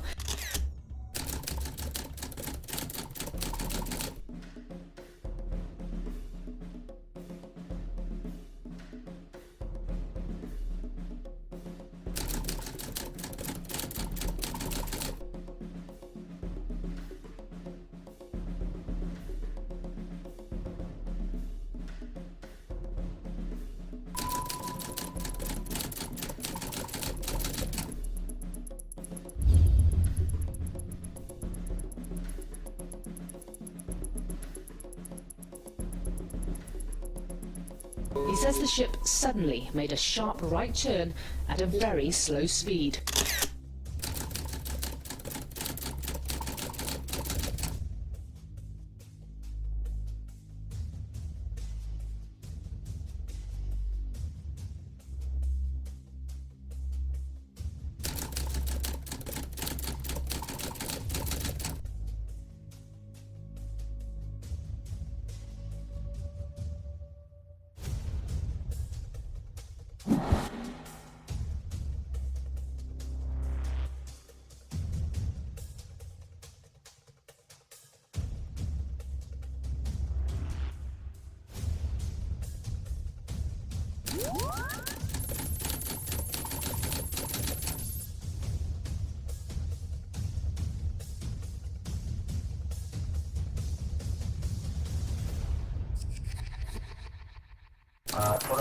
도라이스 친구랑 보이트? 네. 지금 기본 오연 선수 그 세월호 이용하게 되십니까? 예, 오연 쪽에, 예. 질러 버튼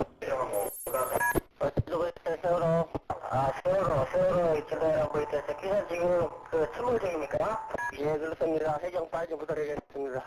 도라이스 진도라고 있어요. 네, 말씀하십시오.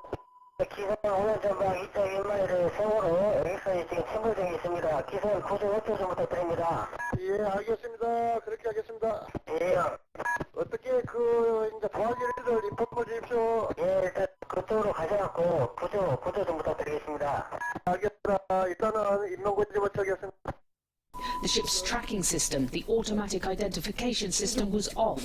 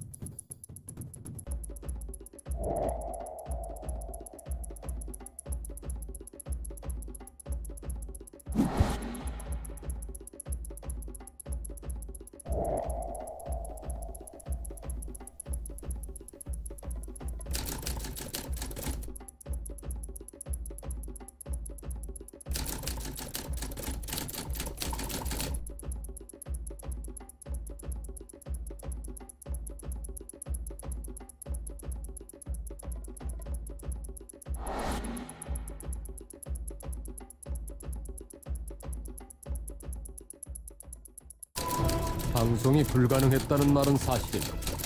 인근에 있던 또 다른 배의 선장은 그럴 리가 없다고 말합니다. 이거 타깃이 잡혔죠? 타깃이요?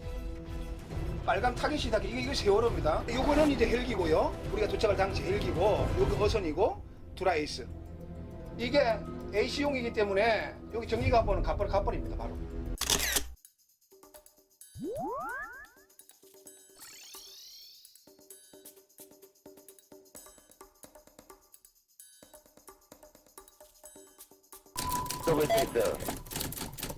예, 준비됐습니다.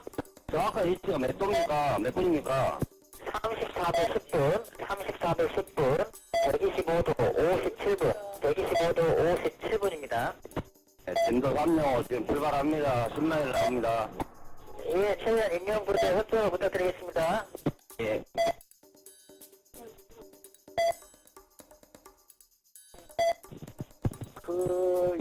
위치를, 정확한 위치를 지금 불러드릴게요. 근데 이 배가 지금 계속,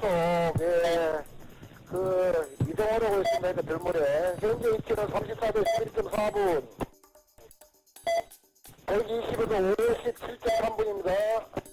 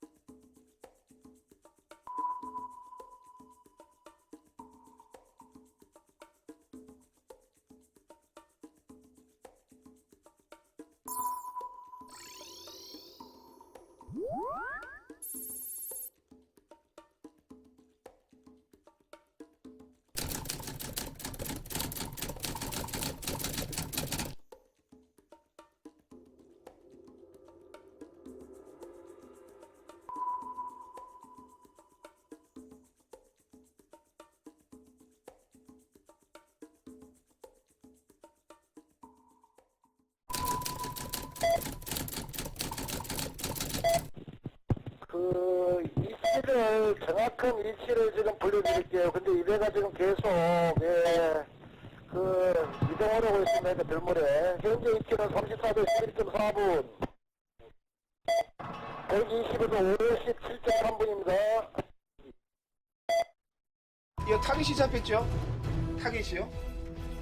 빨간 타깃이 이거 세월호입니다. 요거는 이제 헬기고요. 우리가 도착할 당시 헬기고, 여기 어선이고, 드라이스. 이게 AC용이기 때문에 여기 정리가 한번 가버립니다 바로.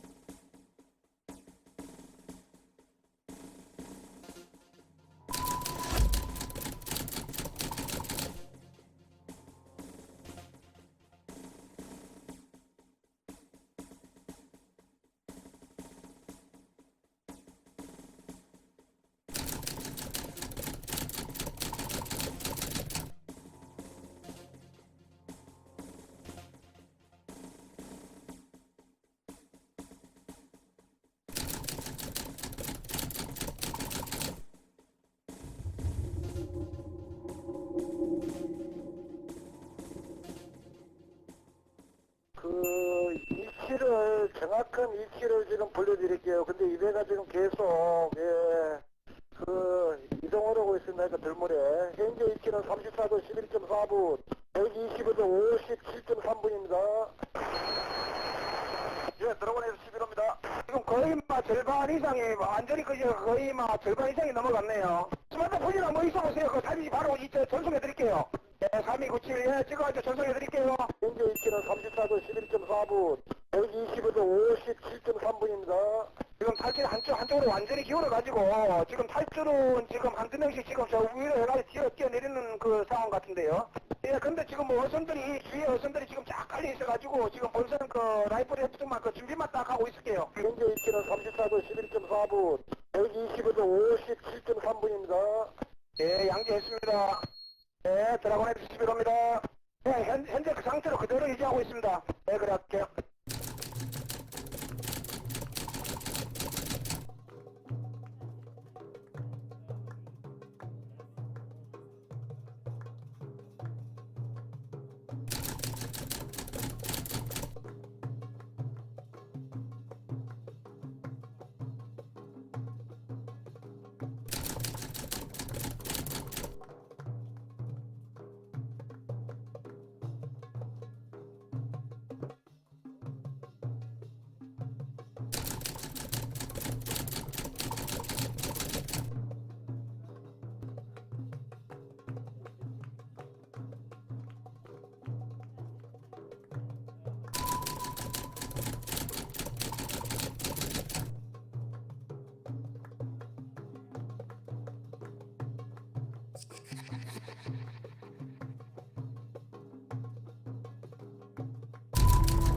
그날 아침 세월호 옆을 지나간 배가 있었습니다. 맹물 수도를 도라이스가 통과하기 전에 세월호는 도라이스를 우연적으로 아예 초에서 우연적으로 갔었죠. 세월호가 한 20나트 정도 되고 도라이스는 13나트니까 속력 차이가 있으니까 세월호가 초월에 간 거죠, 도라이스. 오전 8시 45분 맹골 수도로 들어서던 순간까지도 별 다른 이상은 눈치채지 못했다고 합니다.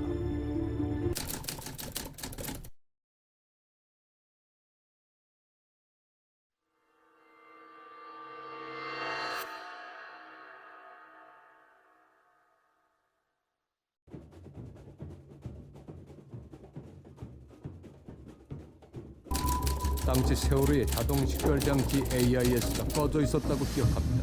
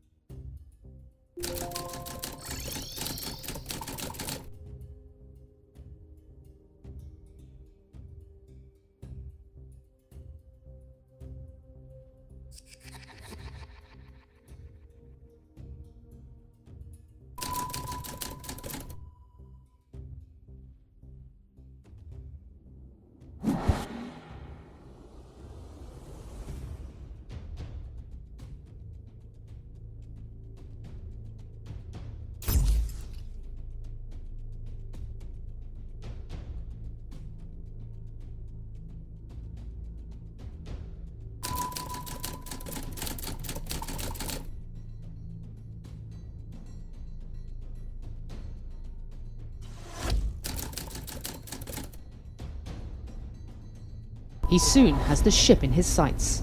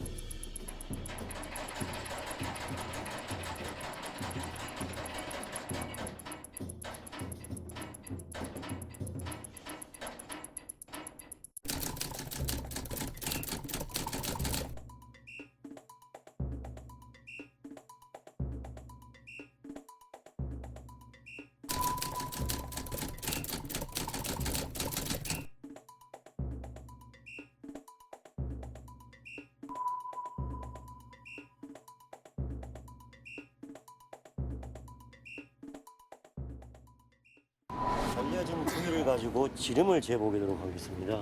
지름을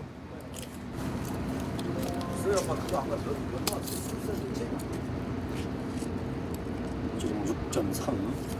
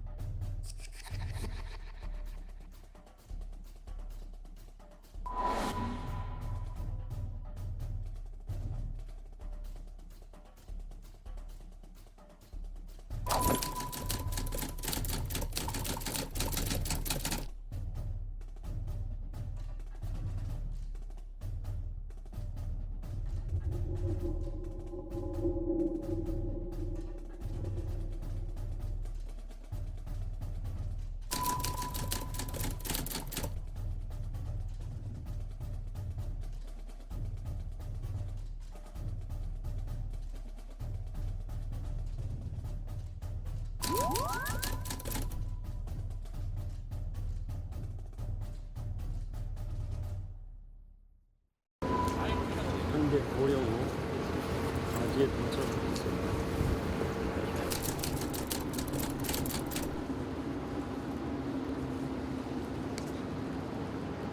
자, 말썽많은 바로 그 앵카입니다.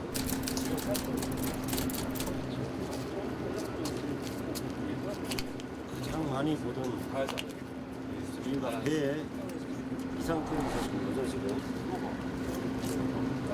세월호가 침몰될 당시에 배에 이 상태로 검정색으로 돼서 장착이 되어 있던 방향입니다.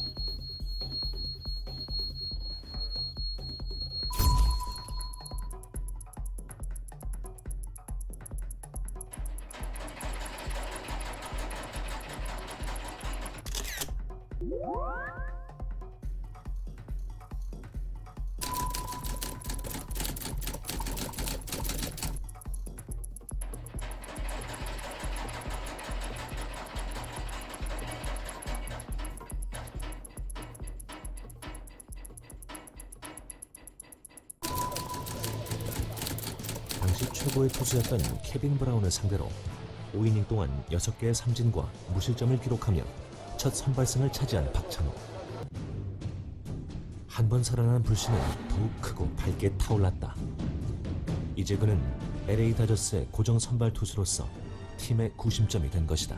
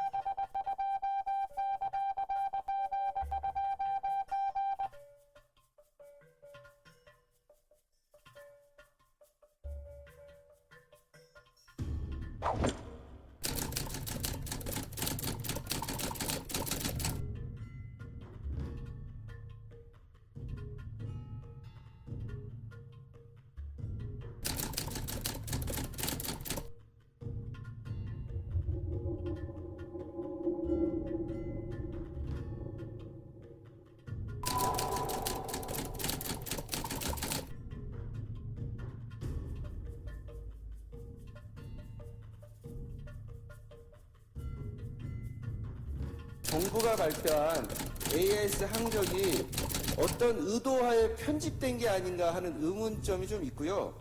그 다음에 AIS 항적 자체에도 믿기 어려운 점이 몇 가지 좀 확인됐습니다. 그래서 저희 세월호 특조위는 세월호 참사 원인을 규명하는데 정부 발표 AIS 항적에만 의존하는 것은 진상규명을 할 수 없다. 이런 결론에 이르렀고요.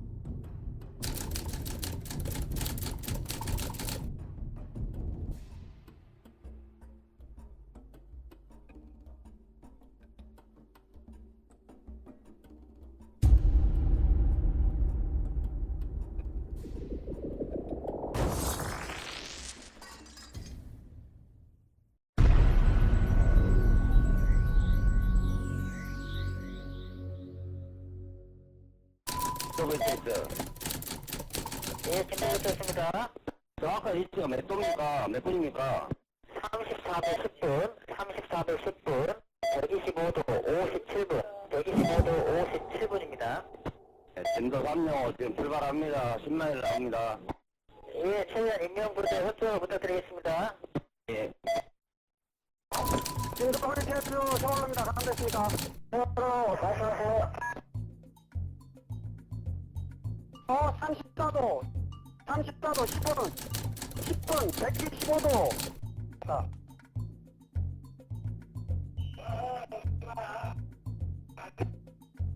(125도) 57분입니다. 57분. 예, 기본 확인되고 있습니다. 5초 변화입니다. 그리고 전원 위치가 어떻게 됩니까? 다시 한번 좀 알려주시죠. 34도 10분 34도 10분 125도 57분입니다. 경풍도 북방 2.5마일입니다. 이제 그 신문 지역으로 저희 40나트로 전속 강의 중이라 세월호에 대한 정보 상담입니다.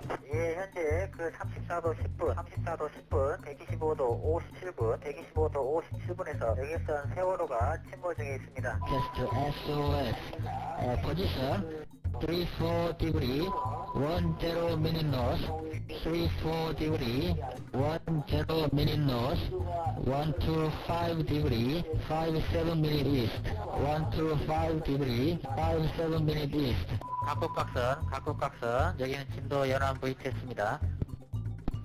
현재 34도 10분 125도 57분에서 여객선 세월호가 침몰 중에 있습니다. 정정 34도 12분 125도 57분에서 여객선 세월호가 침몰 중에 있습니다. 그늘 항해 중인 선박들은 구조 활동에 적극 협조해 주시기 바랍니다. 여기는 진도 연안 VTS. 7분 이제 소리 57분 만원 12분.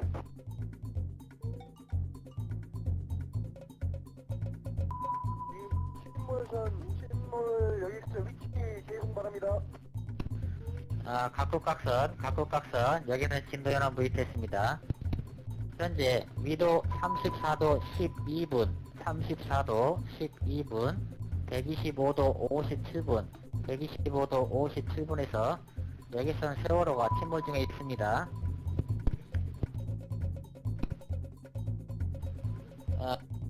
그늘 항해 중인 선박은 구조 활동에 적극 협조해 주시기 바랍니다. 경풍도 북방 2마일, 위도 34도 12분, 동경 125도 57분입니다. 여기는 진도 연안 VTS.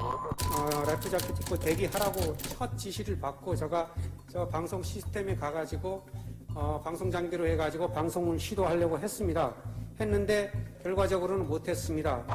진도 커뮤니케이션 서울로입니다. 감사했습니다. 세월호 말씀하세요. 34도 10분 125도 자.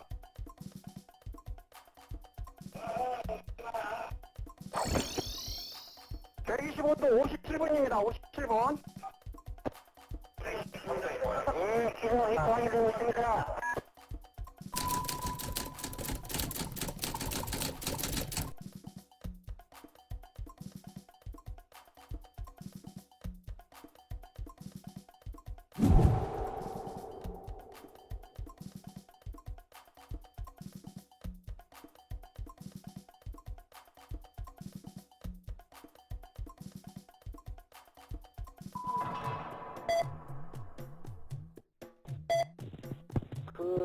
위치를 정확한 위치를 지금 불러드릴게요. 근데 이 배가 지금 계속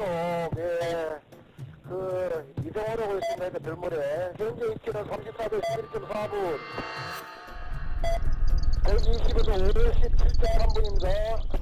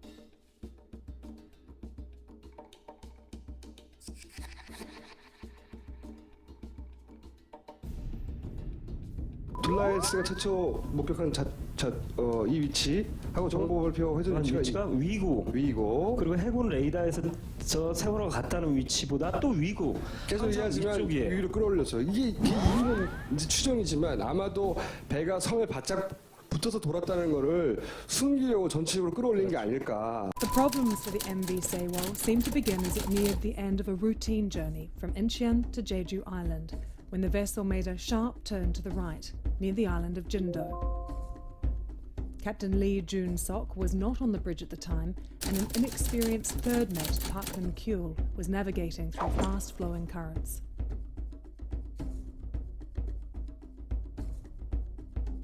This is the first image of the doomed Sewol ferry.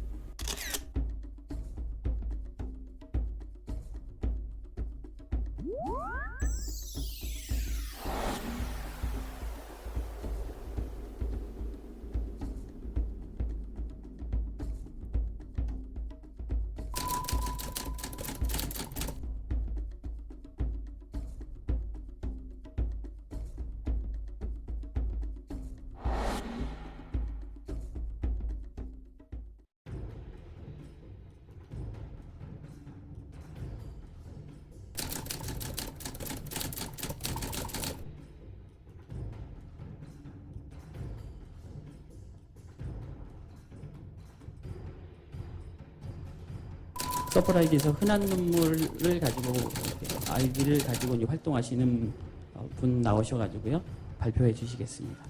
둘라이스호가 최초로 지금 세월호를 찍어가지고 CNN에 보도에 나온 그 동영상을 제가 캡처한 건데요. 둘라이스에서 최초로 접근해서 세월호를 찍은 장면이고요. 둘라이스호가 약간 더 주변을 돌아가지고 다시 세월호를 찍은 그 장면입니다. 그렇다면 둘라이스호가 세월호를 처음 봤을 때는 세월호는 병풍도 방향을 바라보고 있어야 됩니다. 서쪽으로.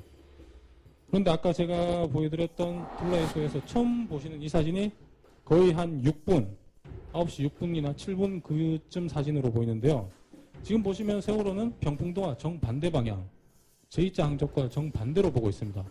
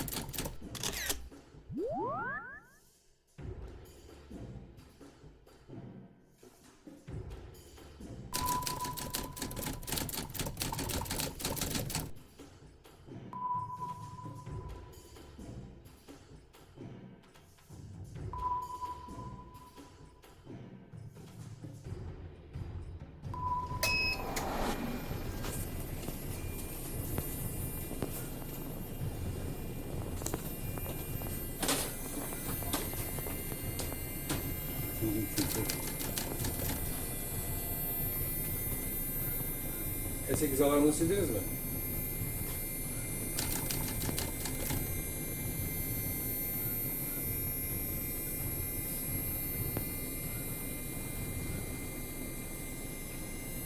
이 구간의 선수 방위각 이상 현상을 AIS의 기계적 오류라고 볼 수 있는지.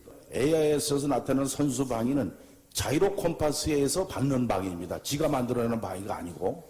그래서 여기서 헤딩, 즉 선수 방위가 갑자기 바뀌었다는 소리는 만약 배가 선체가 물리적으로 그렇게 급격히 돌아갈 수가 없다면은 반대로 자이로 콤파스가 그 방향을 나타내는 자이로 콤파스에 문제가 있지 않느냐 이렇게 상대적인 생각을 하는 게 맞는 흐름입니다. 자이로 콤파스의 원리가 여러분들 자이로로 이제 우주팽이라는 거 옛날에 그거를 보시면은 고속으로 회전하는 회전체는 회전축의 방향을 가리키려는 아주 강한 힘이 있습니다. 회전 각속도가 크면 클수록 절대 그 방향을 놓지를 않아요. 우리 자전거하고 똑같은 겁니다. 그러면 자기 방향을 가리키고 있는데 이것이 만약 옆에서 어떤 힘이 작용을 하면은 힘이 작용하는 그것과 90도 반대되는 각도로다가 돌아서 나가는 토르크가 작용하게 돼 있어요. 본선이 이 아까 말씀드린 그 자이로 프리세션 세차 운동에 의해서 자유도가 돌아갔다면은 왜 돌아가느냐? 본선이 확 돌아갔기 때문에. 그럼 그 당시에 그건 뭐냐? 본선의 유동 물체는 화물 아니면 여객입니다. 그 여객이 한꺼번에 확 갈 수는 없잖아요. 그러니까 화물밖에 없다. 이렇게 결론을 내린 겁니다.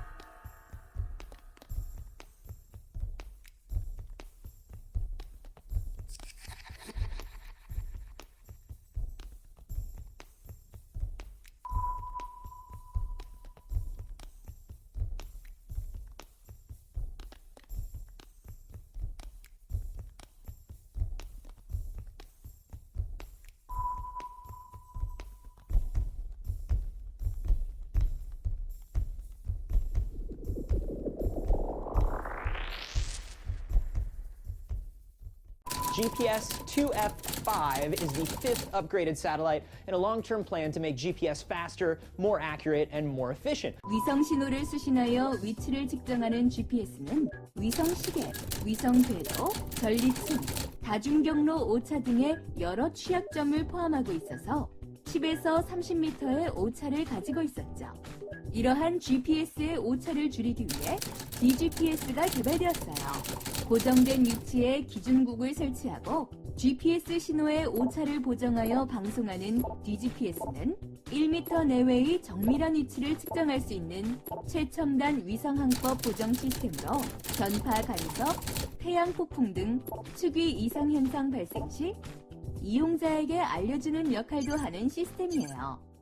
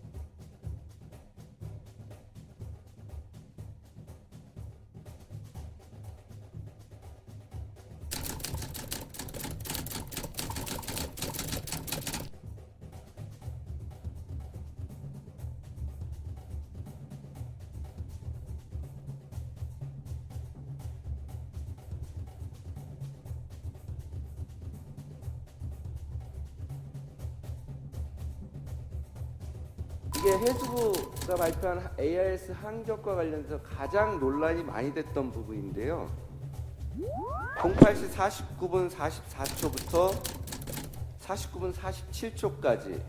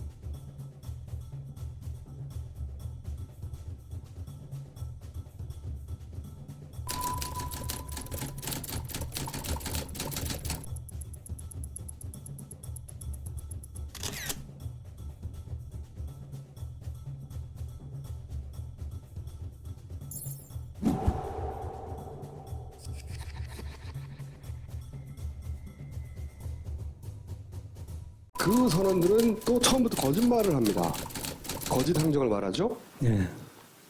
세월호 선수 방향을 묻는 건데 사고가 나와서 세월호가 이 항적을 묻기 위해서 이제 해경이 물었을 때 선수 방향, 그러니까 뱃머리 방향 어딜 바라보고 있습니다. 섬 쪽을 바라볼 때 첫날부터 오후부터 얘기하기 시작해요. 섬을 바라보고 있어요. 병풍도. 그리고 나서 20일 날 아침에도 역시 이항사 김영우가 아예 정확하게 병풍도가 정선수 방향으로 보였다. 이렇게 얘기하는 이유는 딱 하나예요. 뭐냐면 자기네들은 위에서 이렇게 내려오거든요. 오다가 오른쪽으로 딱 핸들을 돌렸는데 배가 휘청해갖고 넘어져갖고 얼른 엔진 꺼갖고 그러니까 둥둥둥 그대로 또 올라왔다는 거예요. 아니, 이게 돼야지 조타실수로 갈 수가 있어요.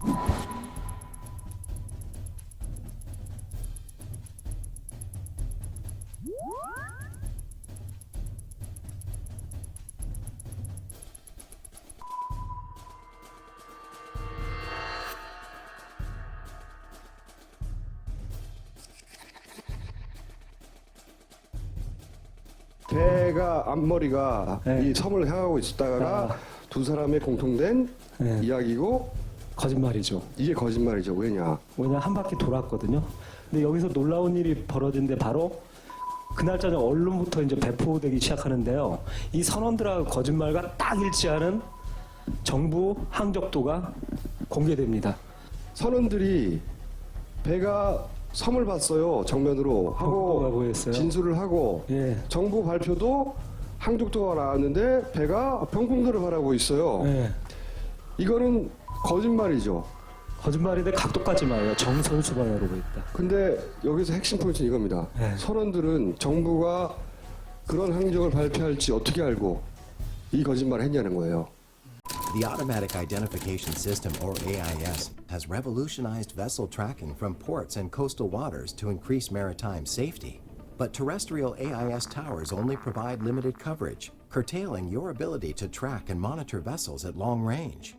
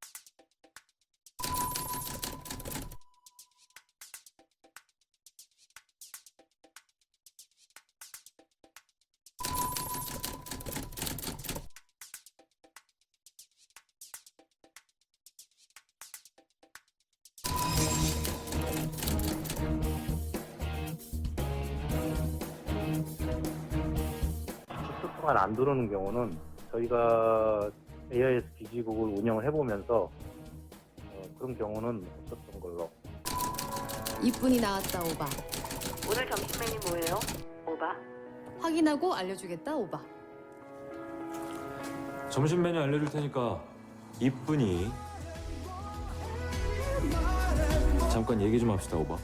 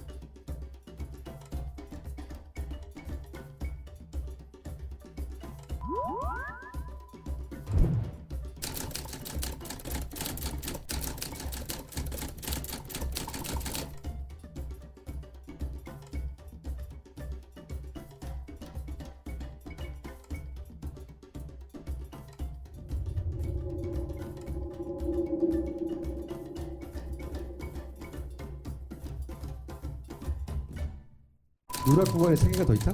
예, 일반적으로 알려진 게 항상 지겹게 보셨잖아요. 여기 누락 구간. 근데 이게 하나만이 아닙니다.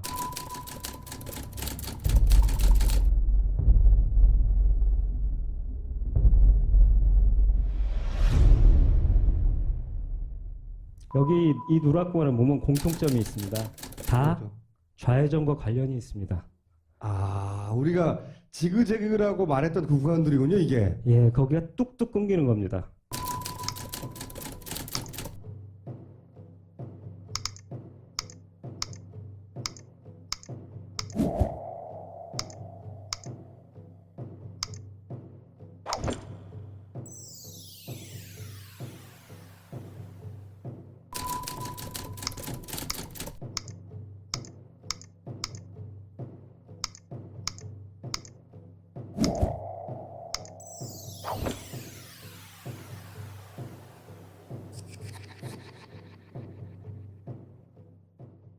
지금까지 증인들의 증언 내용 중에 이런 내용이 지금 한마디도 없어요. 뭔가 아니에요. 배가 정박해 있거나 3나트 미만의 극미속일 경우에는 송신 간격이 3분의 1번씩 나갑니다. 속도가 0나트에서 14나트 사이면 10초. 이게 2배에 실려있는 A클래스의 IMO에서 정한 스펙입니다.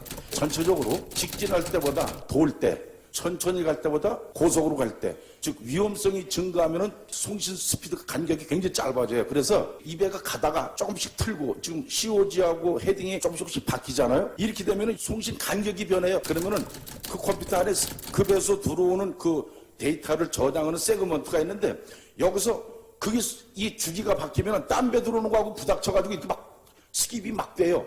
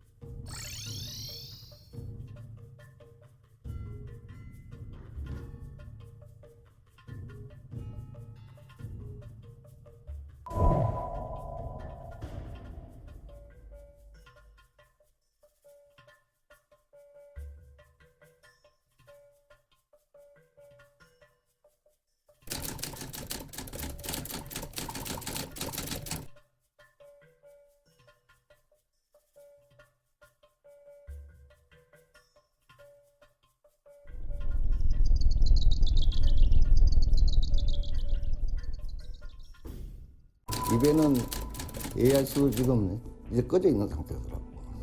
그러니까 내는 이 배가 세월호인지는 몰랐어. 이 집 하필이면 이 시기에 거기서 전원이 꺼졌다는 것은 내도 이런 말은 안 되지만은 사람이 인위적으로 껐던 가스일지를.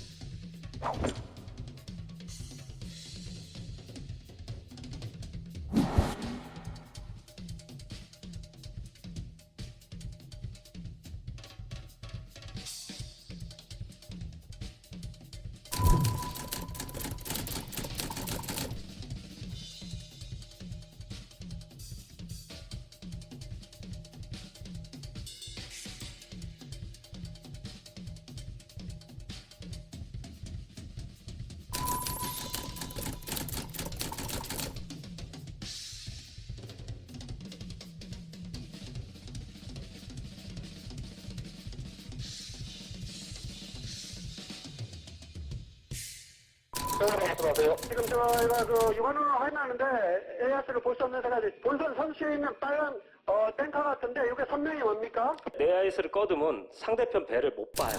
껐으니까. 네, 껐으니까. 그 얘기를 하고 있는 거예요. 세월호에 타고 있는 선원이 육안으로는 보이는데 자기들 AIS 세월호 배 안에 AIS 장비를 볼 수 없는 상황이라는 얘기죠. 볼 수 없다는 건 뭐 껐다는 거지.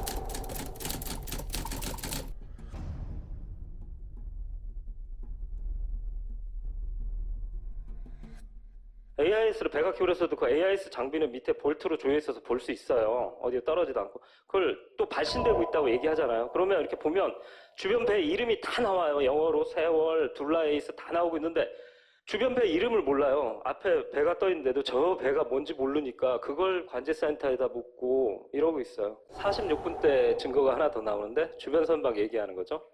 구조하러 오던 선박이 이렇게 얘기합니다. 인도 VPS 데려온다. 세월호가 지금 AIS가 사라졌습니다. 완전 침몰된 것 같습니다. 구조하려고 이렇게 보니까 세월호 AIS가 안 보이는 거예요. 그래서 지금 사라졌습니다. 침몰된 것 같습니다. 이렇게 말하고 있거든요. 이 시간대 다 볼게요. 정부는 다 발표했어요. 자, 보세요. AIS가 꺼졌잖아요. 주변 선박도 못 봐. 세월호 탄 사람도 자기 걸 껐기 때문에 다른 사람을 못 봐. 그런데 정부 데이터는 다 있어요. 이거 누가 발신한 거야, 이게? 그리고 바로 이 데이터들에서 아까 얘기했던 둔갑, 아까 변신하게 두 군데에 있는 그런 초자연적인 현상, 그런 것들이 발견되는 겁니다. 그 도저히 AIS 규격상 설명할 수 없는 데이터들이 바로 이런 데서 막 튀어나와요. 조작인 거지. 이게 AC용이기 때문에 여기 전기가보는 갑벌입니다, 바로.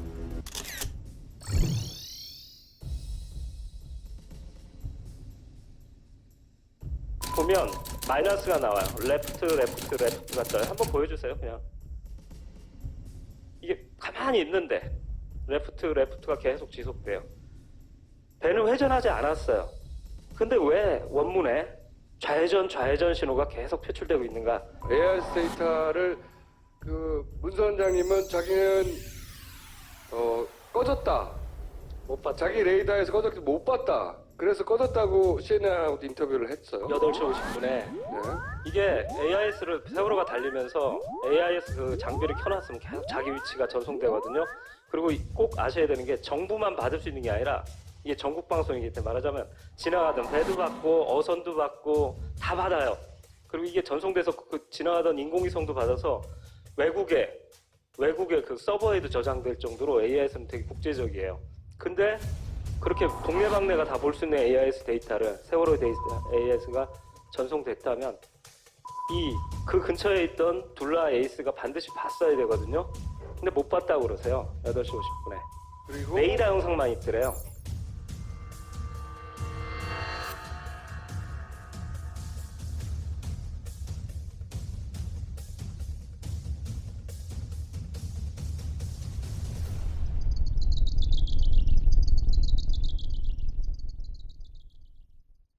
그리고 해경들도 심지어 못 봤어요. 그 사고 때 9시 3분경 진짜 AIS를 못 본 거예요. 그러다 보니까 내부에서 AIS가 있는데 지금 표류해서 가고 있는데 막 자기들끼리 이거 소개됐던 유령 AIS라고 소개드렸었죠. 뭐 세월호 지금 예, 지금 침몰 좌회로 기울었다고 해가지고요. 예, 그렇게 피하고 있습니다. 그 실제 침몰인가요? 지금 보니까 18라도로 나가 있어서. 그러니까요. 저희 여기 AS는 그렇게 찍히는데요. 지금 현재 기울었다고 하네요. 네. 기울었다고요? 예, 기울고 침몰하고 있다고 그런 식으로 신고가 들어와가지고. 해경들 사이에서는 지금 침몰해서 가만히 있는 배가 살짝 이렇게 북쪽으로 떠내려가는 배인데 18노트 달리고 있다고. 해경들은 보니까 기울어서 무슨 18노트로 막 달리고 있다는 데이터가 막 나오니까 이게 뭐야? 그런데 이게 청문회에서도 이번에 나왔는데 여기에 대해서 어떤 답변을 했냐면 과거 데이터를 보고 있는 것 같다. 18노트로 달리던 과거 데이터가 버퍼링돼서 이 해경 본청이랑 목포 해경 상황실에서는 이 AIS 이 속도를 어떻게 볼 수 있는 거죠? 예, 해경 본청 그리고 상황실에서 보고 있는 것은 지콤스에서 수집한, 그러니까 해수부에서 수집한 AIS 데이터를 가지고 전시를 하는 VMS라고 하는 시스템에서 전시를 하고 있습니다. 그렇기 때문에 최초에 지금 이 음성을 교신할 때의 그 상황실 근무자들은 아마 기억을 하실지 모르겠는데 처음 그 세월호 항적이 발표되었을 때 누락이 되었던 신호. 그래서 최종적으로 그 해당 선박이 지금 현재 일어나고 있는 실시간 데이터를 보는 것이 아니라 과거 데이터를 보고 아마 18노트로 운행 중인 것으로 판단해서 얘기를 하는 것 같습니다. 그때 당시 아침에 그 항적이 저장이 안 됐던 상황은 통합 항적 그 저장 장치가 일부 장애가 있었습니다. 그래서 해수부에도 데이터가 저장이 안 되고 이후에 복원 작업을 했던 상황이었습니다. 아마 그때 그 장애 상황이었으면은 장애 나기 전에 데이터를 보고 있을 수도 있을 것 같습니다.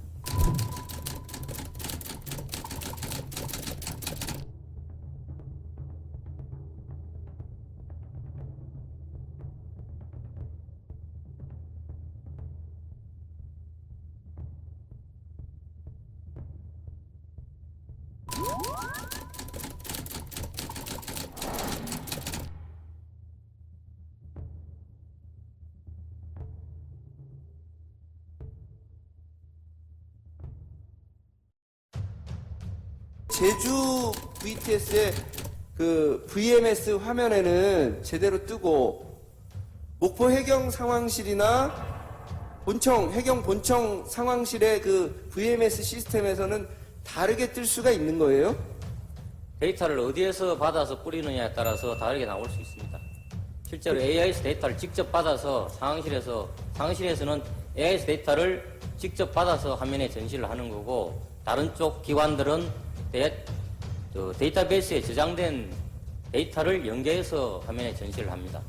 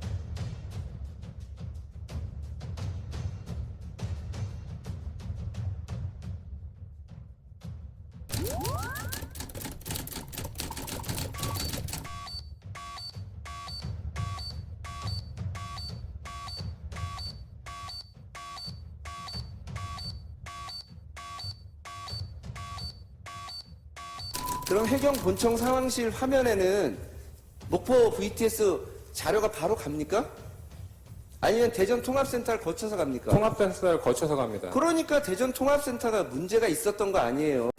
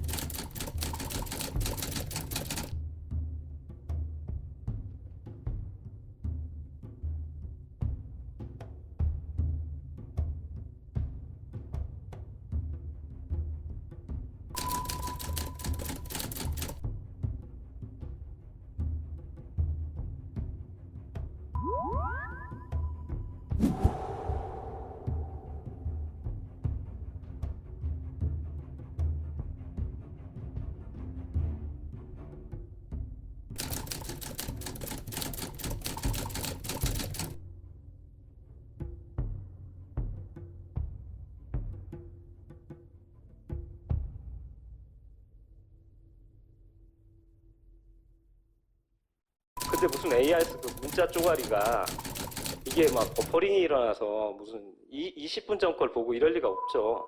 이건 정말 이상한 거예요. 누군가 어쩌면 그 해경들한테는 과거의 데이터를 뿌리고 있을 수도 있어요.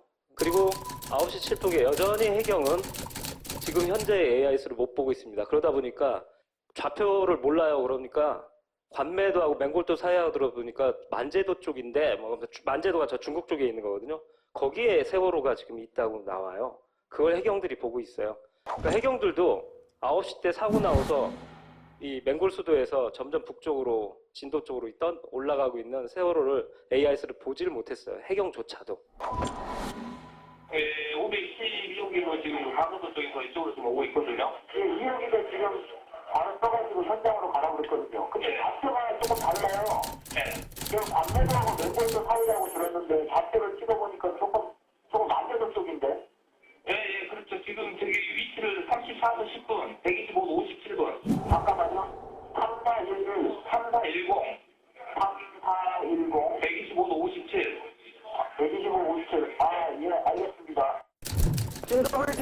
올라옵니다. 감됐습니까? 세월호 말씀하세요. 34도 10분 125도. 자.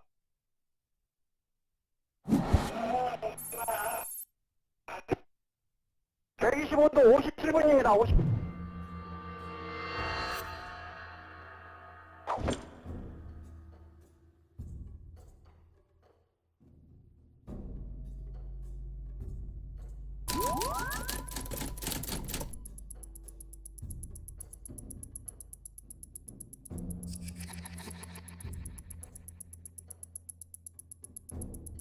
이 데이터는 누가 날렸을까?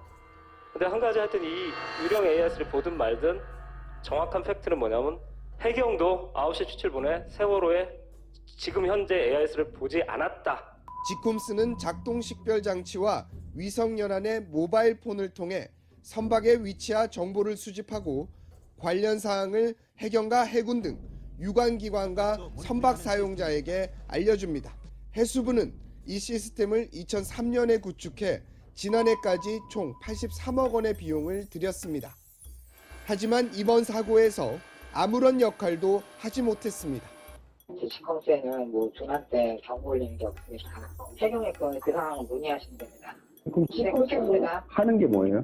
이번 사고에서 해양수산부가 100억 원을 들여온 해양 위기 관리 시스템이 경보음을 내지 않아서 논란이 일고 있습니다. 해수부가 이 사업을 특정 업체에게만 맡긴 것으로 드러났습니다.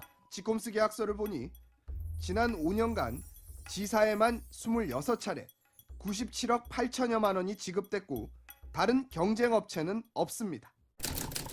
그동안 계속 나왔던 얘기가 정부 AIS가 조작된 게 아니라 오차율이 많을 뿐 원래 AIS는 좀 오차율이 많대. 이런 거밖에 AIS 없었잖아요. 정상이야. 그죠? 이 얘기를 진보 측 계신 분들도 그렇게 말씀하시는 분이 계셨는데 이제 특위도 여기 단계까지 왔으니까 이제 그런 말씀을 이제 안 하셨으면 좋겠어요. 그래서 이때까지 수사와 뭐 재판에 근거였던 정부 데이터는 폐기 처분될 거라고 이제 김 감독은 선언하는 거죠. 아, 신뢰성을 완전히 잃었습니다. 그러면 다른 배들도 그래요? 다른 배들 AIS도 지금 세월호 AIS처럼 막 그런 게 그냥 수시로 나타나고 그런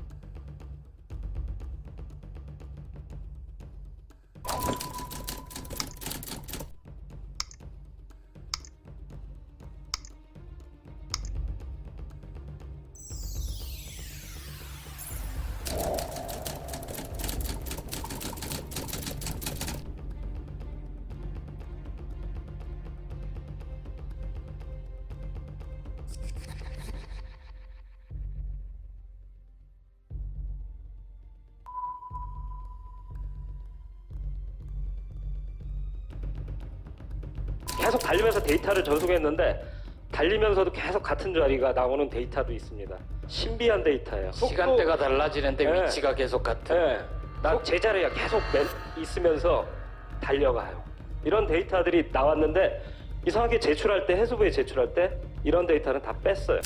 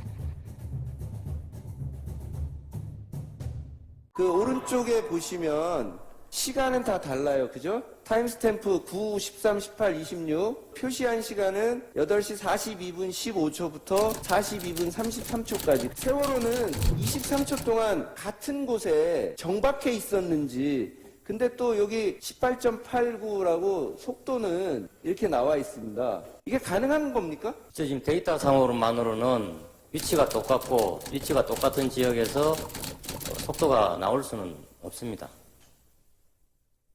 그러면 이게 왜 이렇게 나온 거예요? 그래서 그렇게 된 이유는 정확히 알 수가 없습니다. 경로를 이탈하여 재탐색합니다. 경로를 이탈하여 재탐색합니다. 경로를 이탈하여 재탐색합니다. 그리고 이 위치값에 따라서, 위치값의 변화에 따라서 속도와 속도 변화와 그 COG, 그죠? 이런 것들을 계산해 내는 거 아니에요? 예, 물레 GPS 시스템에서 그렇게 계산을 하고 있습니다. 그러면 이게 위치값이 동일한데 이런 속도 변화는 계산할 수 없는 거죠? 속도가 0으로 나와야 정상적인 0으로 나와야 되는 거죠? 예. 지나가는 자동차 경적 소리는 다가올 때는 파장이 줄어들면서 높은 음정으로 들리고 멀어질 때는 파장이 늘어나면서 낮은 음정으로 들립니다. 이를 도플러 효과라고 하죠.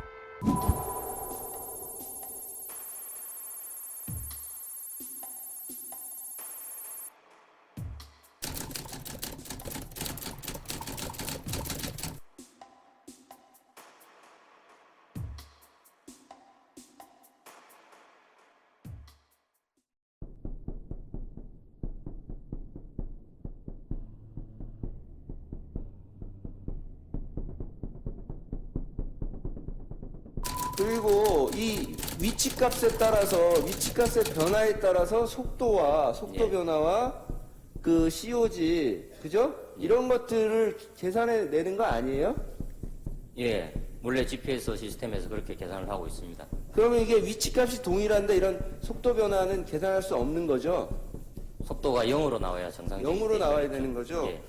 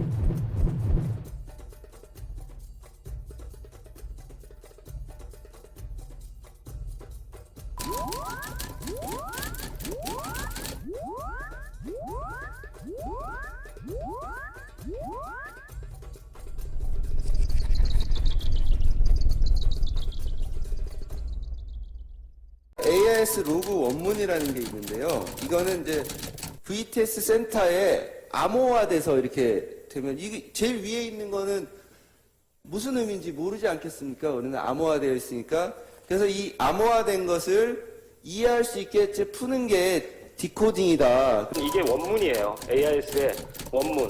공중으로 이렇게 전파되는 원문인데 GMT가 말하자면 이걸 디코딩해서 해수부에 이걸 제출한 거죠. 예, 이걸 제출한 거예요. 그리고 오른쪽. 여태까지 모든 AIS를 연구하시는 분들, 분석하시는 분들은 다 저것만 봤어요. 오른쪽 걸 봤어요. 예, 그러다 보니까 원문이 어떻게 돼 있는지를 한 번도 본 적이 없는 거예요. 근데 김 감독이 이걸 들여다보기 시작한 거예요. 전문가분이 ITU 교학집을 주시면서 저한테 사사를 해주셨어요. 그래서 전 무릎 꿇고 배우면서 저희 팀은 이 원문을 다 디코딩해갖고 하나하나 이게 풀었어요. 그러다 보니까 이제 어떤 일이 벌어졌냐면 GMT가 디코딩을 제대로 해서 제출했나 이걸 검증할 수 있게 된 거죠. 그렇죠. 디코딩이 제대로 안 되니까 속도 데이터가요. 우리가 여태까지 봤던 게 수정돼 있었고요. SOG라고 해서 속력 데이터인데 보면 102.2, 뭐 20.8, 뭐 20.8 이렇게 변화무쌍 20.8로 이렇게 쭉 내려가고 있잖아요. 속도가 20.8노트로 일정하다는데 원문을 보니까 일정하지 않았어요. 근데 20.9를 계속 다 20.8로 고쳐놓으니까 속력이 계속 유지되고 있다. 이런 식으로 고쳐졌던 거죠. 이게 통계를 제가 내보니까 7시에서 9시 사이에 43%가 수정돼 있더라. 소스를 봤더니 네. 그 소스를 43%를 고쳐서 냈다는 거죠. 예. 그걸 알게 된 거예요, 처음으로. 예. 프로그램상의 오류에 의해서 SOG가 소수점 단위에 오차가 포함된 자료들이 좀 있습니다. 20.2 같은 경우 20.1로 바뀝니다. 그리고 20.7 같은 경우 20.6, 20.9 같은 경우 20.8, 그리고 102.3이 102.2로 바뀌는 그런 현상이 있었습니다. 프로그램이 디코딩하는 프로그램이 있고 실제 그거 디코딩된 데이터를 보고서에서 데이터로 만들어내는 프로그램이 있습니다. 엑셀로 바꾸는 프로그램에 오류가 예. 있다는 거죠? 예.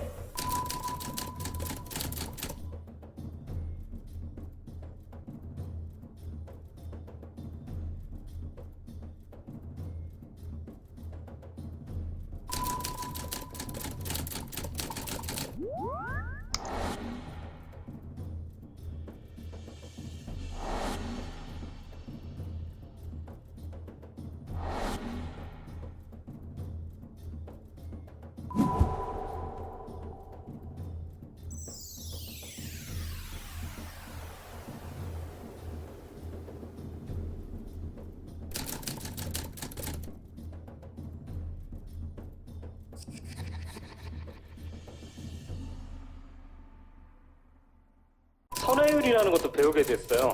로테이트 오브, 레이드 오브, 뭐, 턴, 뭐, 이 뜻이래요. 그래서 그냥 로테이션. 예, 도는 회전율이다. 이렇게 생각하시면 돼요. 어느 방향이다. 그러니까 플러스가 나오면 간단해요. 각도 계산해서 시계 방향으로 보통 재는데, 이렇게 오른쪽으로 돌면 배가 우회전. 각도가 증가했으니까 시계 방향으로. 근데 증가하지 않았으면 0이니까 0. 그리고 좌회전이면 여기서 말은 시간하고 비슷해요. 마이너스로 갔으니까 마이너스. 이게 안에 표시가 다 돼 있었던 거예요. ROT라는 게 플러스 127, 마이너스 127 이렇게 표현되는데 플러스 의미는 30초에 5도 이상 우회전, 마이너스 127은 30초에 5도 이상 좌회전할 때 출력되는 값이라고 하는데 조기정님 맞습니까? 예, 맞습니다. 예. 아까 이게 논란이 된 항적 구간인데 213도에서 191도로 30초 안에 5도 이상 회전한 구간입니다. 이게 213도에서 191도로 돌면 조기정지인 이게 마이너스 값이 돼야 되는 거 아니에요? 좌회전 아닙니까? 예, 좌회전이 맞습니다. 근데 여기 보시면 ROT 가운데 AIS 해갖고 127 플러스로 표시되었죠? 예. 그 다음에 그 아래 보시면은 248부터 245까지 또는 그냥 245 구간만 4개만 보더라도요 다 마이너스 127입니다. 그러면 지금 선수 방위각의 변화가 없잖아요. 245도라고만 하면. 근데 마이너스 127이라고 하는 것은 30초 안에 왼쪽으로 5도 이상 돌았다는 의미잖아요. 이런 현상은 어떻게 해서 발생한 걸까요? 저희는 일단 AIS 데이터를 분석만 했기 때문에 실제 저런 현상이 어떻게 일어나는지에 대해서는 정확히 알 수가 없습니다. 원문을 들여다보니까 배가 좌회전하는 순간에 그 안에 데이터를 보니 오른쪽으로 돌았다라는 잘못된 정보가 들어있다라는 거죠. 그러니까 배가 움직임과 다르게 원문이 조작된다. 예. 그러면 원문이 조작됐거나 그렇죠. 배가 그 방향으로 안 갔거나 둘 중에 하나인 거죠? 조작밖에 없어요. 예, 그 다음은 더 쉬워요. 245도, 245도, 245도 이게 배가 표류할 때인데 회전하지 않고 가만히 있는 거예요. 위로 이렇게 조리에 떠밀려서 가만히 있는데 보면 마이너스가 나와요. 레프트가 떠요. 한번 보여주세요. 그냥 이게 가만히 있는데 레프트가 계속 지속돼요. 배는 회전하지 않았어요. 근데 왜 원문에 좌회전 신호가 계속 표출되고 있는가?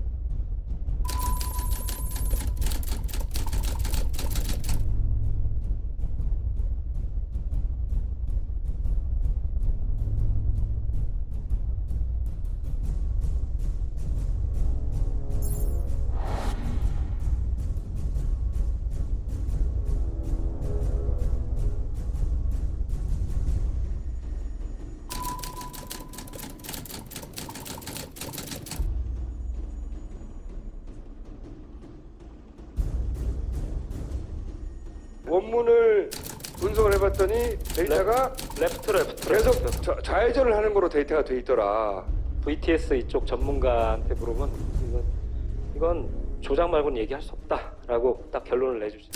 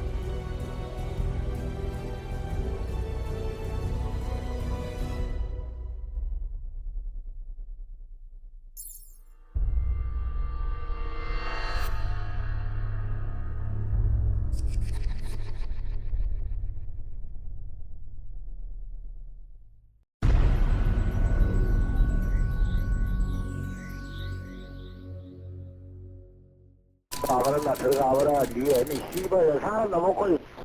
그런 드래곤 에이스 11호, 드래곤 에이스 11호 진도 그렇게. 몇명 보고 많았겠어. 이 환장이 죽겠네.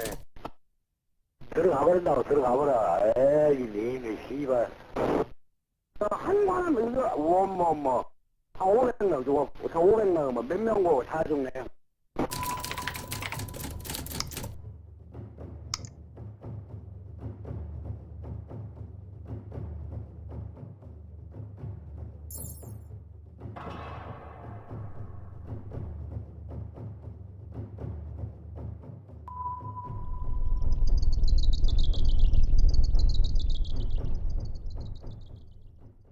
신안이 지지 않았을 때는 고유의 잡음이 들려야 돼요. 왜 그러냐면 윙 하는 소리라든가 씩 하는 소리 뭐 이런 게 들려야 되는데 이런 소리는 들리지 않고 그야말로 사일런스 상태가 딱 되는 거예요. 고의적으로 했다 그러면은 이것을 편집 삭제 구간이라고 이야기를 해요. 음성 데이터가 그렇게 만져질 수 있다는 것은 전문가에 의하면 다른 레이더 데이터도 만져질 수 있다. 충분히 암호가 풀린 것 같다. 그렇죠. 진도 VTS 교신 조작 의혹과 관련하여 잠시 말씀을 드리겠습니다. 공개 당시 녹음 파일 안에는 세월호 이외의 다른 선박도 포함되어 있어서 세월호 것만 편집해서 드리고 전체가 포함된 원본은 언제든지 원하시면 열람해 드리겠다고.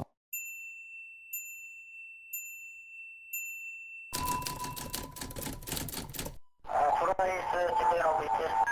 예, 무엇을 그 기존에 지금 탑재되어 있는 구명보라고 구명정, 그 라이플링, 그 전부 다 그 소환하셔서 서울에서 사람들이 그 탈출 시작하게 되면 바로 구조할 수 있게 준비 부탁드립니다. 네, 그렇게 하겠습니다. 지금 침몰 직전이라 접근이 어렵습니다. 호름 위에 사람 빨리 들어갈 수 있어서 접근은 일단은 준비하겠습니다. 네, 드래곤 에이스 11호 진도연합 VTS. 인덱스를 건드린 것 같은데 이렇게 말씀드려요. 근데 인덱스 파일이 열면 다른 파일이 열립니까? 그러니까 난이도는 훨씬 힘들대요. 인덱스나 오디오보다는 이런 레이더나 이런 출력되는 AIS 합성 데이터는 힘들긴 하지만 기본적으로 열었다는 얘기는 그 열쇠가 동일한 열쇠로 여는 거거든요. 다른 열쇠가 아니에요. 이 키가 5개가 있는 게 아니라 한 열쇠로 다 여는 거예요. 김 감독이 조작된 증거를 찾아냈어요. 그때 어선이나 이런 데서 그 교신 파일을 녹음했으면 참 좋을 텐데라고 생각했어요. 비교해 보면 되잖아요. 그러니까 똑같은 대화를 네. 다른 배에 저장된 게 있으면 진도가 가진 거하고 딱 비교해 보면 바로 나올 거 아니에요. 판명 나잖아요. 틀리네 그러면. 비교 대상이 필요했는데 비교 대상을 찾았습니다. 마침 제주도 BTS하고 진도 BTS하고 공동으로 쓰는 채널에서 똑같은 소리가 녹음되어 있는데 진도 BTS 것만 이렇게 똑같은 소리가 다르게 편집됐다라는 거죠. 편집돼 있어요. 이게 겹쳐져서 채널이 중복되어서 혼선이 발생하여 잡음 때문에 혹은 배 이름이라든가 중요한 정보를 숨기기 위해서 일부러 편집. 이건 아무 상관이 없어요. 구조 협정 바랍니다. 인근 지나는 선에서 뚝 잘리고 이런 파일이 이런 구간이 굉장히 많다. 이게 그냥 녹음기에 녹음되는 교신 파일이 아니라 레이더 영상과 함께 암호화돼서 되는 건데 그 암호가 깨졌다는 거죠. 그러니까 증거보존 신청을 통해서 2달인가 있다가 받은 6월에 받은 그 자료는 이미 사실은 이런 식으로 원본이 이걸 원본이라고 생각하고 받은 거거든요. 원본이 이미 만져진 것이고 짧게 이거 들려드리고 한번 실제 갈까요? 들려드리거든요. 그 제주도에 편집되지 않은 파일입니다.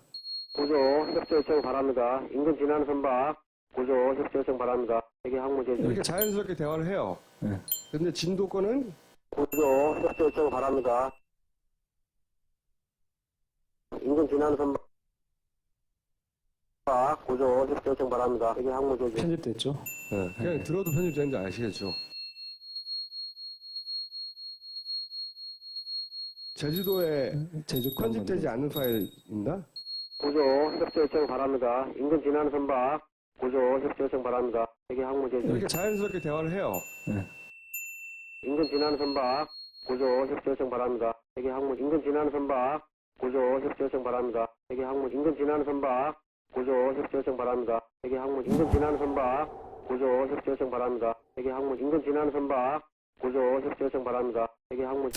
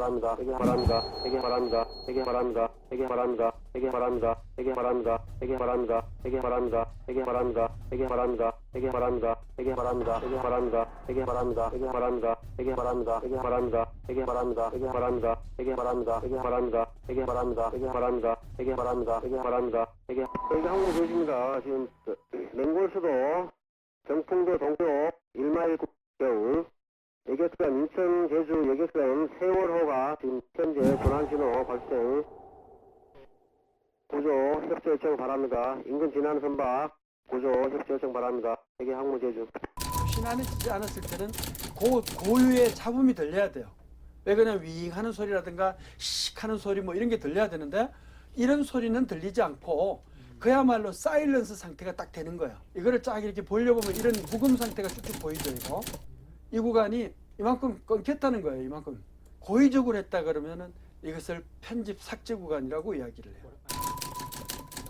세계 항모 조지입니다. 지금 맹골수도 정풍도 동쪽 1마일 국경 예격선 인천 제주 예격선 세월호가 지금 현재 전환신호 발생 구조 협조 요청 바랍니다. 인근 지나는 선박 구조 협조 요청 바랍니다. 세계 항모 제주. 항모 감지됐습니까? 항모전 세월호. 항모전 세월호 감지됐습니까? 항모전 세월호 감지됐습니까? 예, 세월호 항모 제주. 예, 저기 태경이랑 연락해 주시죠. 이 건설 위험합니다. 지금 배 넘어가 있습니다. 예, 기선 어디십니까? 서울 글로리 여기 금방 같은데 빨리 좀 해주십시오. 결정 빨리 좀 해주십시오. 예, 알겠습니다. 일단 해경에 연락드리겠습니다. 최대 12번 청취해주세요.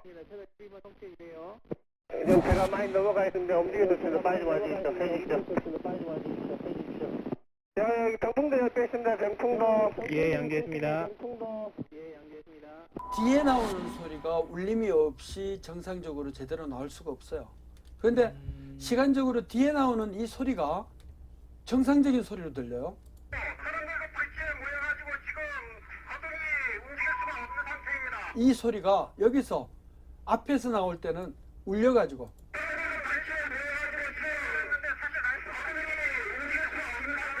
웅 소리 나죠. 이게 에코 소리인데 에코가 먼저 나올 수가 없어요. 세월호 항모 제주 감도 있습니까? 세월호 항모 제주. 항모제주 여기 파랑새 장선셋. 항모제주 여기 파랑새 장선셋. 예, 파랑새 장선셋 항모 제주. 네, 수고 많습니다. 혈치가 우리 이태로도 되겠습니까? 예, 기선 지금 출부되어 있는 건 맞습니까? 정확합니다. 예, 9시에 핑크더핀 출항하니까요. 핑크더핀 출항 이후에 바로 출항할 수 있도록 하십시오. 9시 30분 출항이죠? 예, 30분. 네, 고려하겠습니다. 네, 고려하겠습니다. 예. 하겠습니다. 실은 charger. 예, 그 기선 미리 준비하셔가지고요. 항목 쪽으로 너무 안 나오게 좀 미리 준비하셔도 될 것 같습니다. 예, 잘 알았습니다. 예, 잘 알았습니다. 여기서 또 허무한 게 있어요. 허무한 게 뭐냐면 정부가 제공한 거예요, 이 파일을. 제주도, 진도도 각각 고유 채널이 있고 그거 말고 공용 채널이 있어요. 그게 16번이에요. 그러니까 16번으로 떠들면 진도도 제주도 똑같이 녹음이 되는 거예요. 그래서 제주와 진도의 16번 채널을 비교하기 시작한 거예요. 그리고 이게 더 좋은 게 뭐냐면 제주에서 쓰는 장비가 이 진도하고 똑같은 노루 컨트롤이라는 똑같은 시스템을 써요. 그러니까 기계도 똑같은 거예요.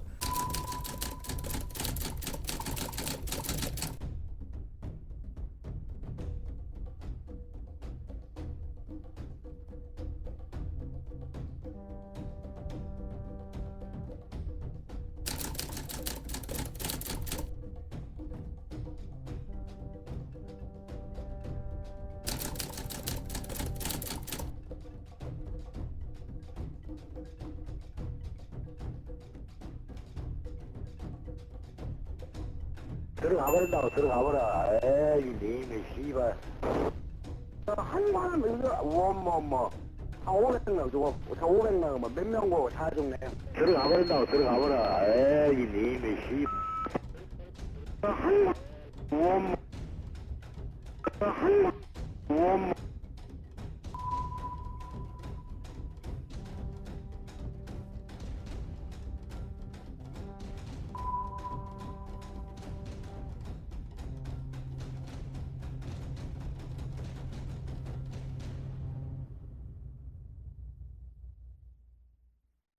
진도 VTS가 세월호와 연락을 주고받은 교신 장비 서버에는 자동으로 저장되는 데이터 형태의 진짜 원본 파일이 존재합니다.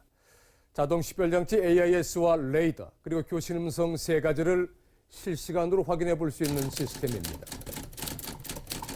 해경이 원본이라고 주장하는 교신 녹음 파일에 남아있는 의문점을 풀기 위해 우리는 바로 이 서버에 있는 원본 데이터 파일을 공개해 줄 것을 요구를 합니다.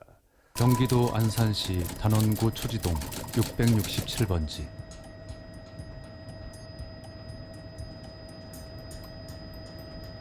혹시 이곳을 기억하고 계신가요?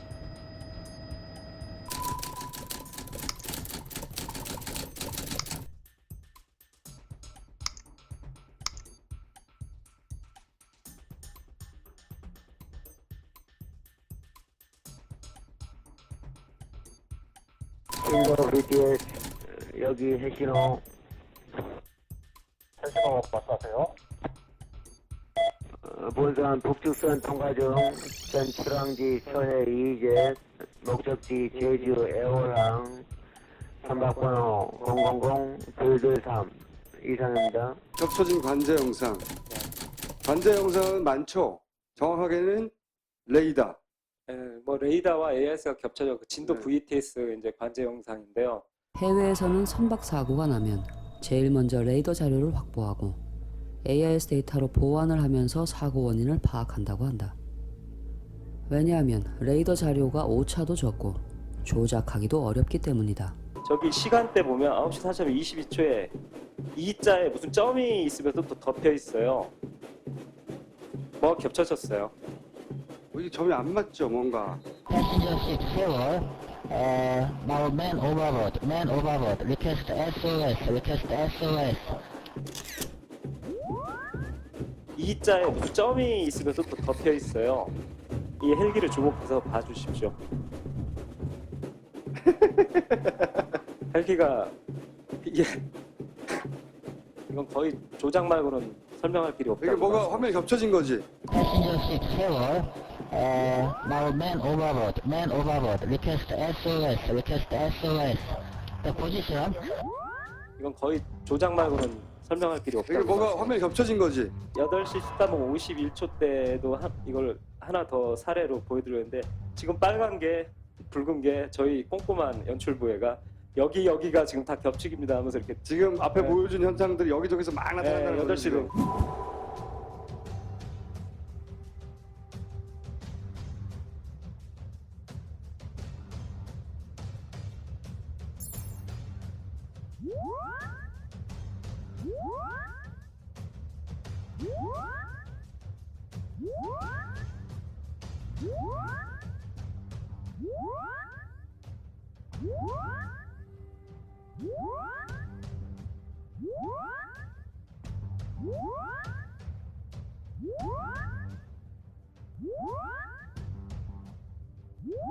여덟 시 13분 51초 때도 이걸 하나 더 사례로 보여드렸는데 지금 빨간 게 붉은 게 저희 꼼꼼한 연출부회가 여기가 지금 다 겹치기입니다 하면서 이렇게 지금 앞에 네. 보여준 현상들이 여기저기서 막 나타난다는 거죠. 8시는 그 중에 하나 재미난 거 보여드리면 요 점선 있죠. 진도 VTS 그 경계면이거든요. 접선. 네. 거기에 저 위쪽에 보면 글자가 숨어 있어요. 저 밑에 접선 위쪽에 왼쪽.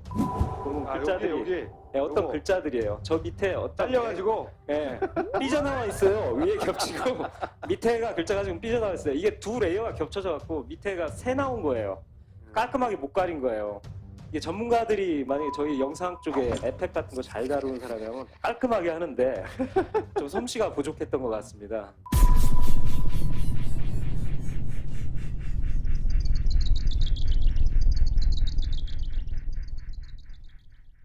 지난 시간에 왜 저런 얘기 하셨습니까? 겹쳐서 나온다. 헬기가 막 여기 겹쳐진 부분이 보이더라. 그건 조작으로밖에 볼 수 없다. 여기 글자가 여기 점선 위로 선명히 조금 좌측이요. 여기. 예, 쭉 선명이에요. 거기 글자가 잘린 거지. 예. 그런데 예. 바로 7시 5분에 그 일이 있고 7시 17분에 보면 속력 저하 데이터가 반복돼요. 여기를 보세요. 0.8, 0.8로 27, 0.9, 20.7, 0.7. 이게 배의 속도예요. 그럼 거의 멈춰 있다고 봐야 되거든요. 배가 전선으로 달리다가 완전히 멈췄다가 이거를 1초도 안 되는 시간 사이에 반복하고 있는 거예요.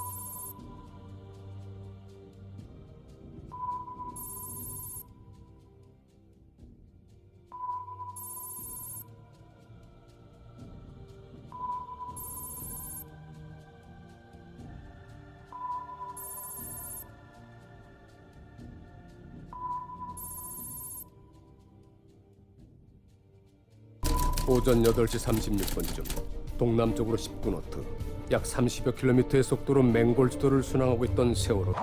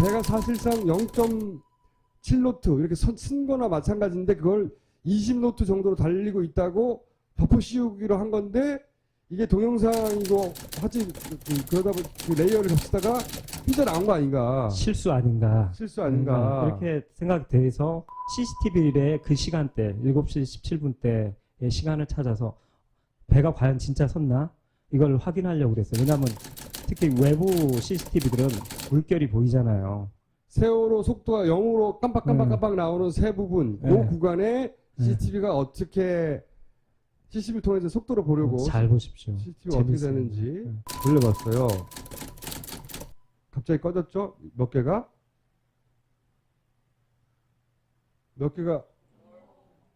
갑자기 다 꺼져요. 그리고 아무짝에도 데이터를 얻을 수 없는 배 중심부 로비만 여기만 1분간 이렇게 지속됩니다.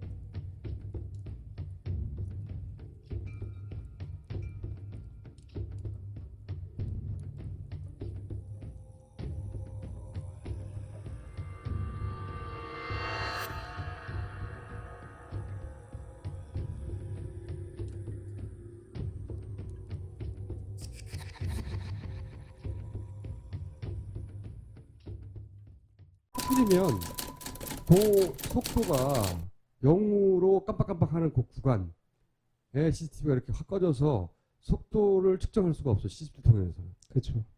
여기가 파도예요. 여기가 또. 쫙 밀려가는 게 보이는데 이건 4월 10일 오전 2시 27분에 7시 때 중에 전체를 보면 거의 1분, 1, 2초로 이렇게 나눠서 분산시켜 놨어요. 쫙 깔아. 마치 데이터가 많은 것처럼.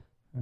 근데 그거 다 합쳐봐야 1분밖에 안 된다고. 예. 1분도 사실 안 되는데 좀 보수적으로 간 거예요. 한 30초나 될까?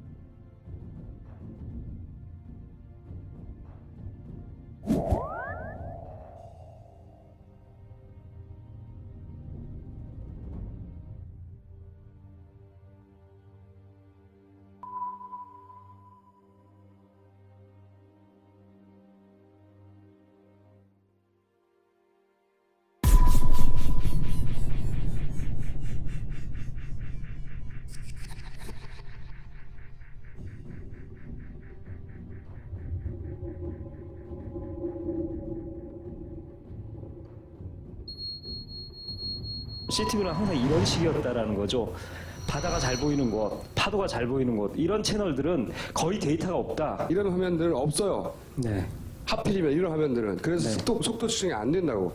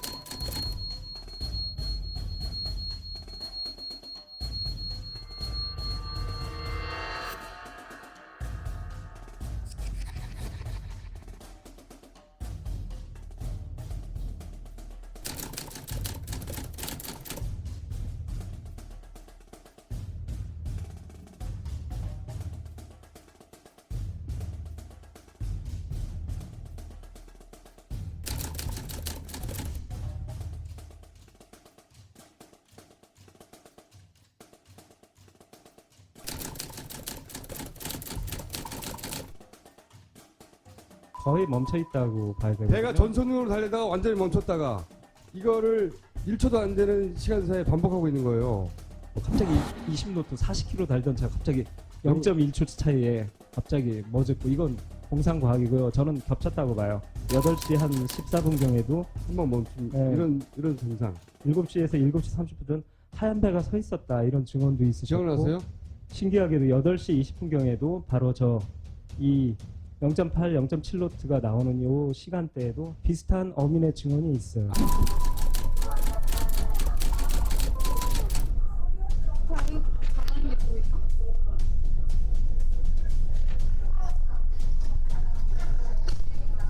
인도 한 번씩 해주세요.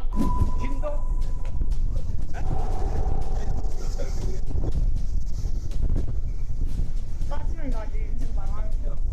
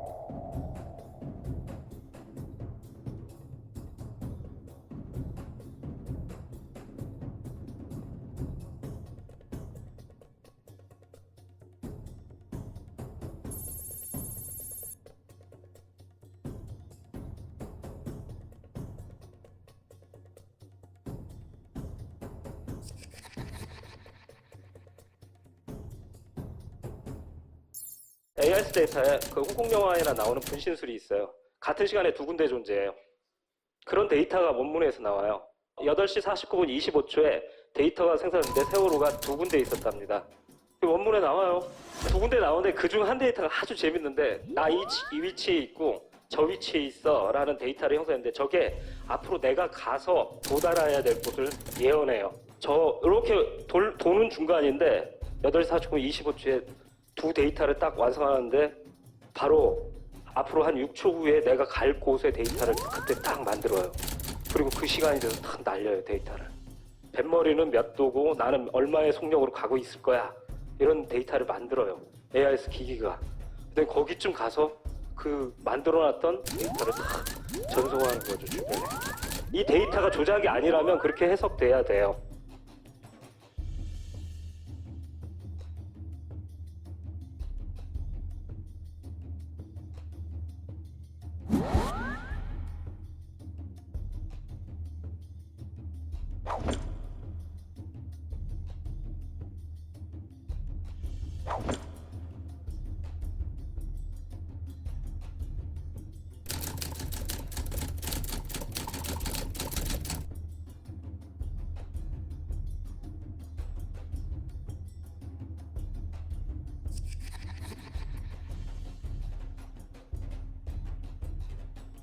이렇게 노스트라다무스 데이터라고 부르는데 미래를 예언하니까 이 데이터가 부끄러웠는지 이 해수부에 제출하는 과정에서 그걸 뺐어요.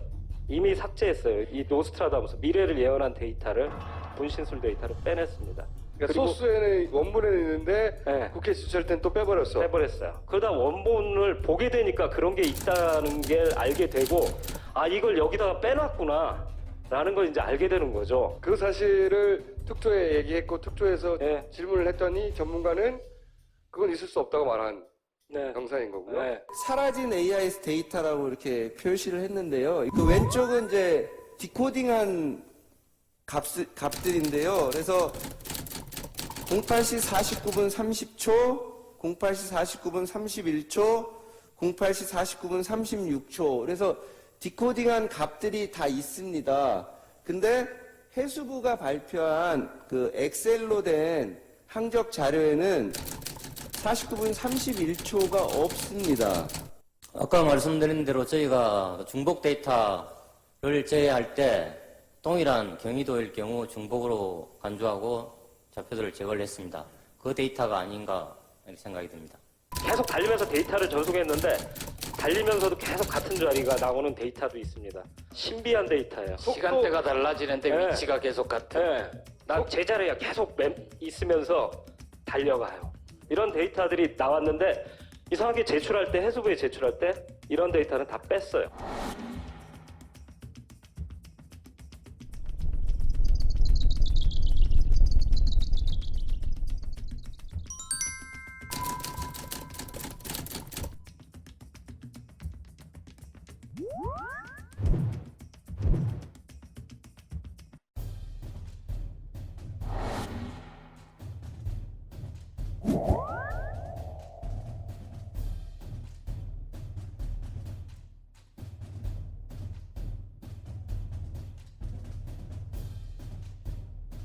삭제의 기준이 이거 말고 또 있나요? 없습니다. 그냥 경위도가 같은 것만 삭제했다? 예. 예. 그 삭제한 분량이 어느 정도 됩니까? 그 물량은 뭐 정확히 알 수는 없습니다. 알 수는 없고 아까 말씀드렸다시피 한 선박에서 데이터를 발신을 하면은 여러 개 기지국을 통해서 데이터들이 수집이 됩니다. 그래서 데이터 양이 많아져서 같은 데이터는 중복 처리를 하고 있습니다.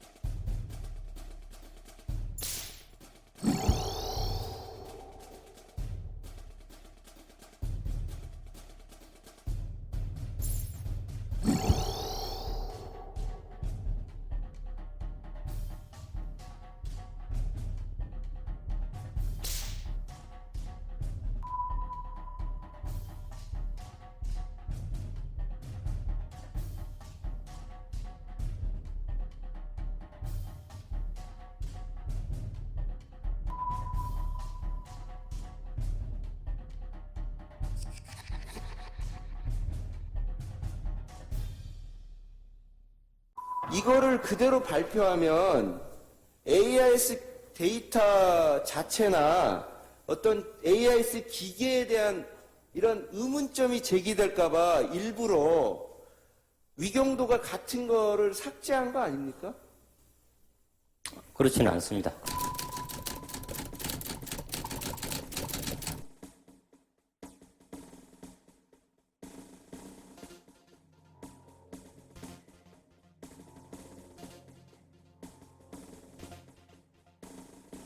계속 달리면서 데이터를 전송했는데 달리면서도 계속 같은 자리가 나오는 데이터도 있습니다. 신비한 데이터예요. 시간대가 달라지는데 네. 위치가 계속 같은.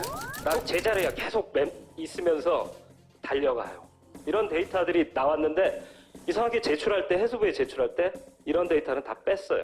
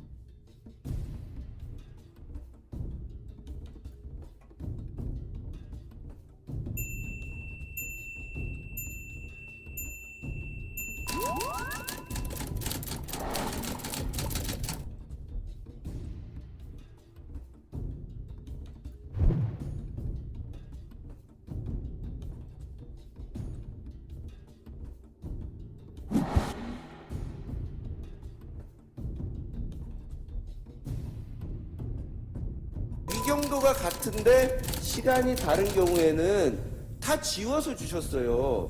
아까 말씀드린 대로 같은 데이터라고 판단하고 경위도가 같은 경우 같은 데이터라 판단되고 프로그램적으로 그렇게 정보를 제거를 했습니다. 아니 이게 어떻게 시간이 다른데 같은 데이터입니까? 정상적인 상황에서는 뭐 위경도가 같다고 빠지진 않습니다. 근데 그때 당시 19개 기지국의 출항 이후 모든 데이터를 원문 전체를 비교하기가 기술적이나 시간적으로 문제가 있어서 일시적으로 경위도가 같은 경우 동일 데이터라 간주하고 중복 필터링을 그렇게 적용을 한 겁니다.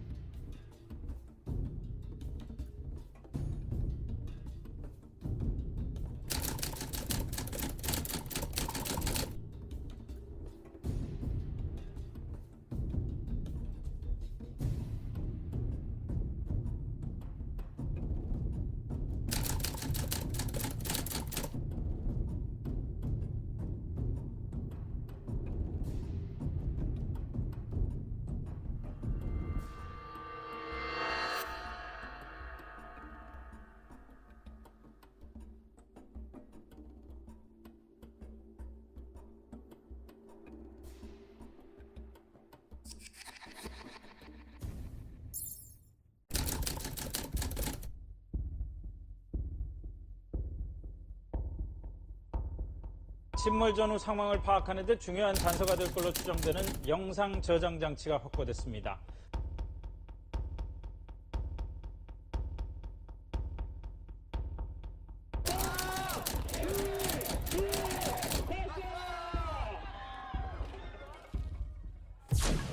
첫 불꽃이 터진 시각은 10시 2분 47초입니다. CCTV에 표시된 시각은 실제보다 15분 21초 늦은 것으로 계산됩니다. 그래서 특조위는 세월호 CCTV의 표시 시간은 실제 비해서 15분 20초 늦게 기록된 것으로 추정합니다.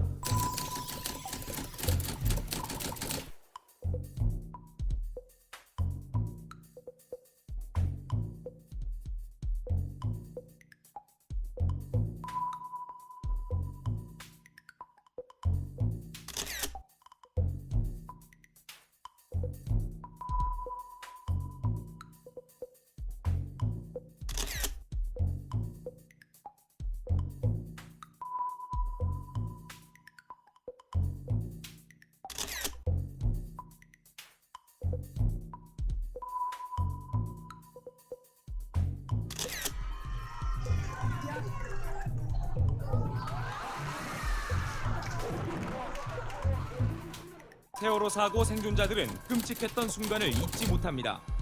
두근 온수통 앞에서 물을 담는 과정에서 배가 오른쪽으로 갑자기 꺾더라고요.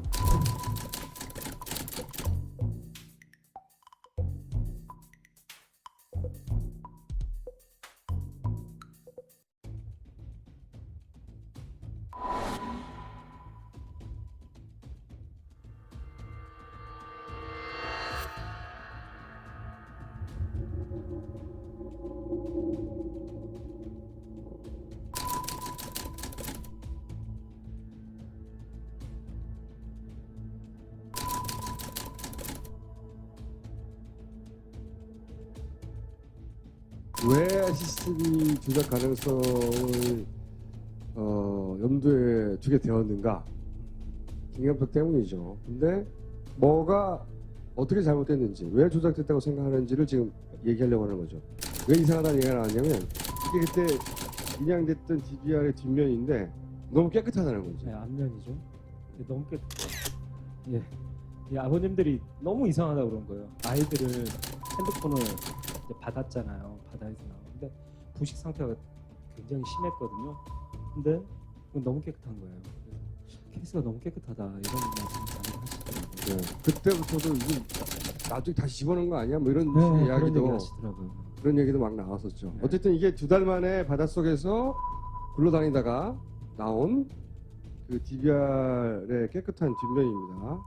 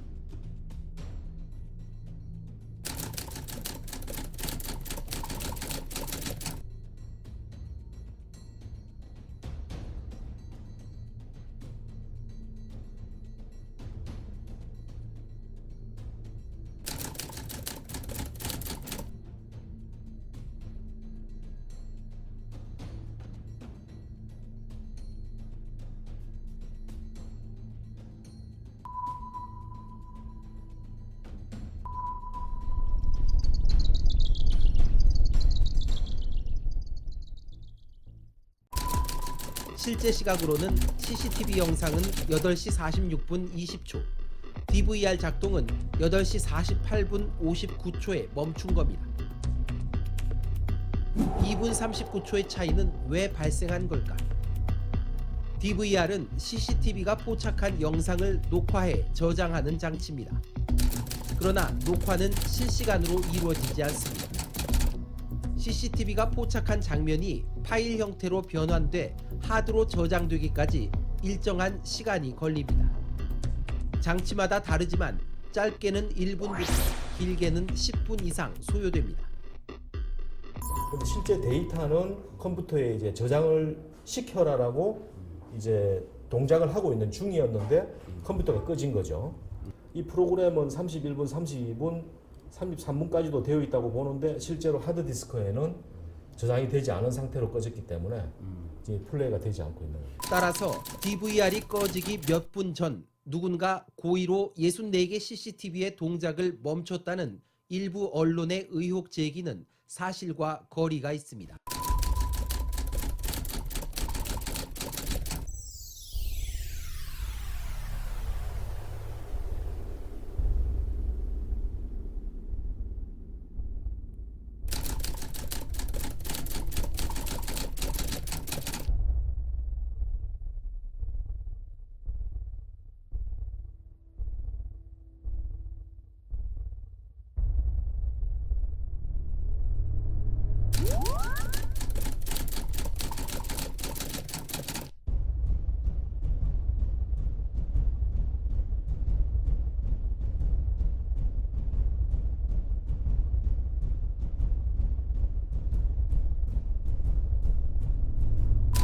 실제 데이터는 컴퓨터에 이제 저장을 시켜라라고 이제 동작을 하고 있는 중이었는데 컴퓨터가 꺼진 거죠. 이 프로그램은 31분, 32분, 33분까지도 되어 있다고 보는데 실제로 하드디스크에는 저장이 되지 않은 상태로 꺼졌기 때문에 이제 플레이가 되지 않고 있는 거예요.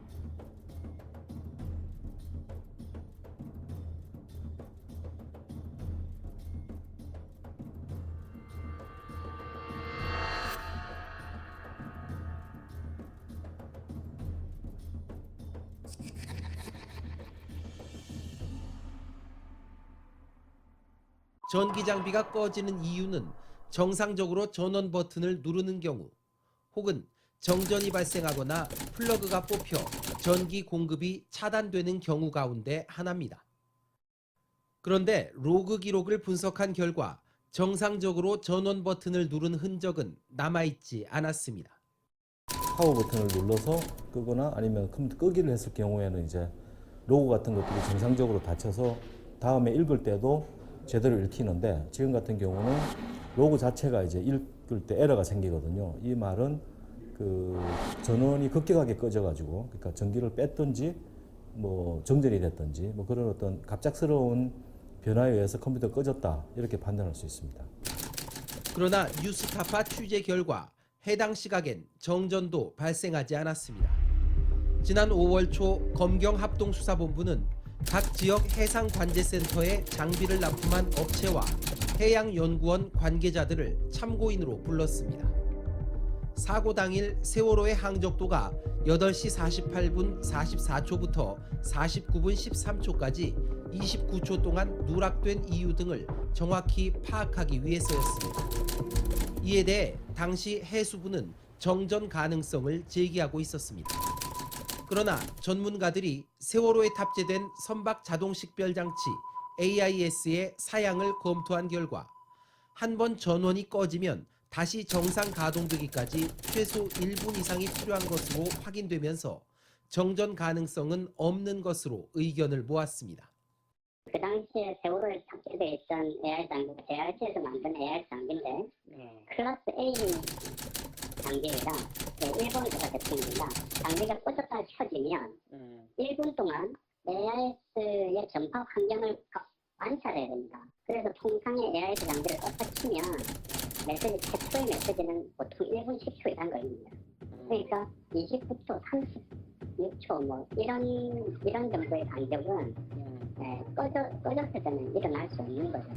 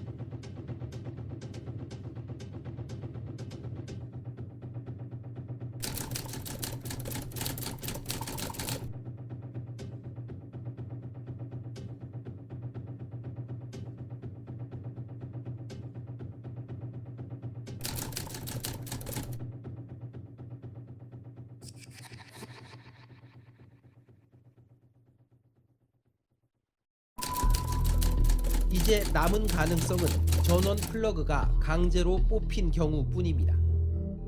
그런데 DVR이 꺼진 8시 48분 59초는 세월호가 급변침한 시각으로 알려진 8시 49분과 거의 일치합니다. 생존자들은 세월호가 급격히 기울면서 선내의 자판기와 소파 등이 밀려내려와 일부 승객들이 깔리기까지 했다고 증언합니다. 그렇다면 안내 데스크에 있던 DVR 장비도 급변침과 함께 굴러 떨어지면서 전원이 분리됐을 가능성이 있습니다.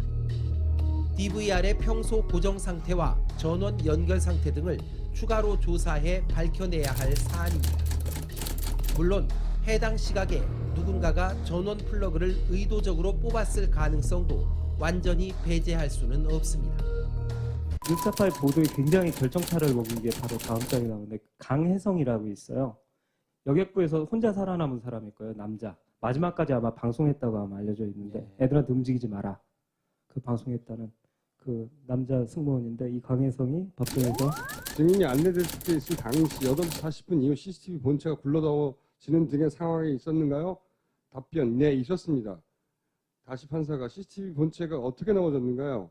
배가 기울면서 제 옆쪽으로 노트북과 함께 떨어지는 것 같았습니다. 강혜성이 나올 때 앞에 가고 신청을 하셔갖고 사진을 갖다 대고 CCTV 정확한 위치 어디냐 물어서 여기다. 여기. 라는 답변을 받아냈어요. 요 뒤에 CCTV DVR이 꽂혀 있었대요. 여기 뒤에.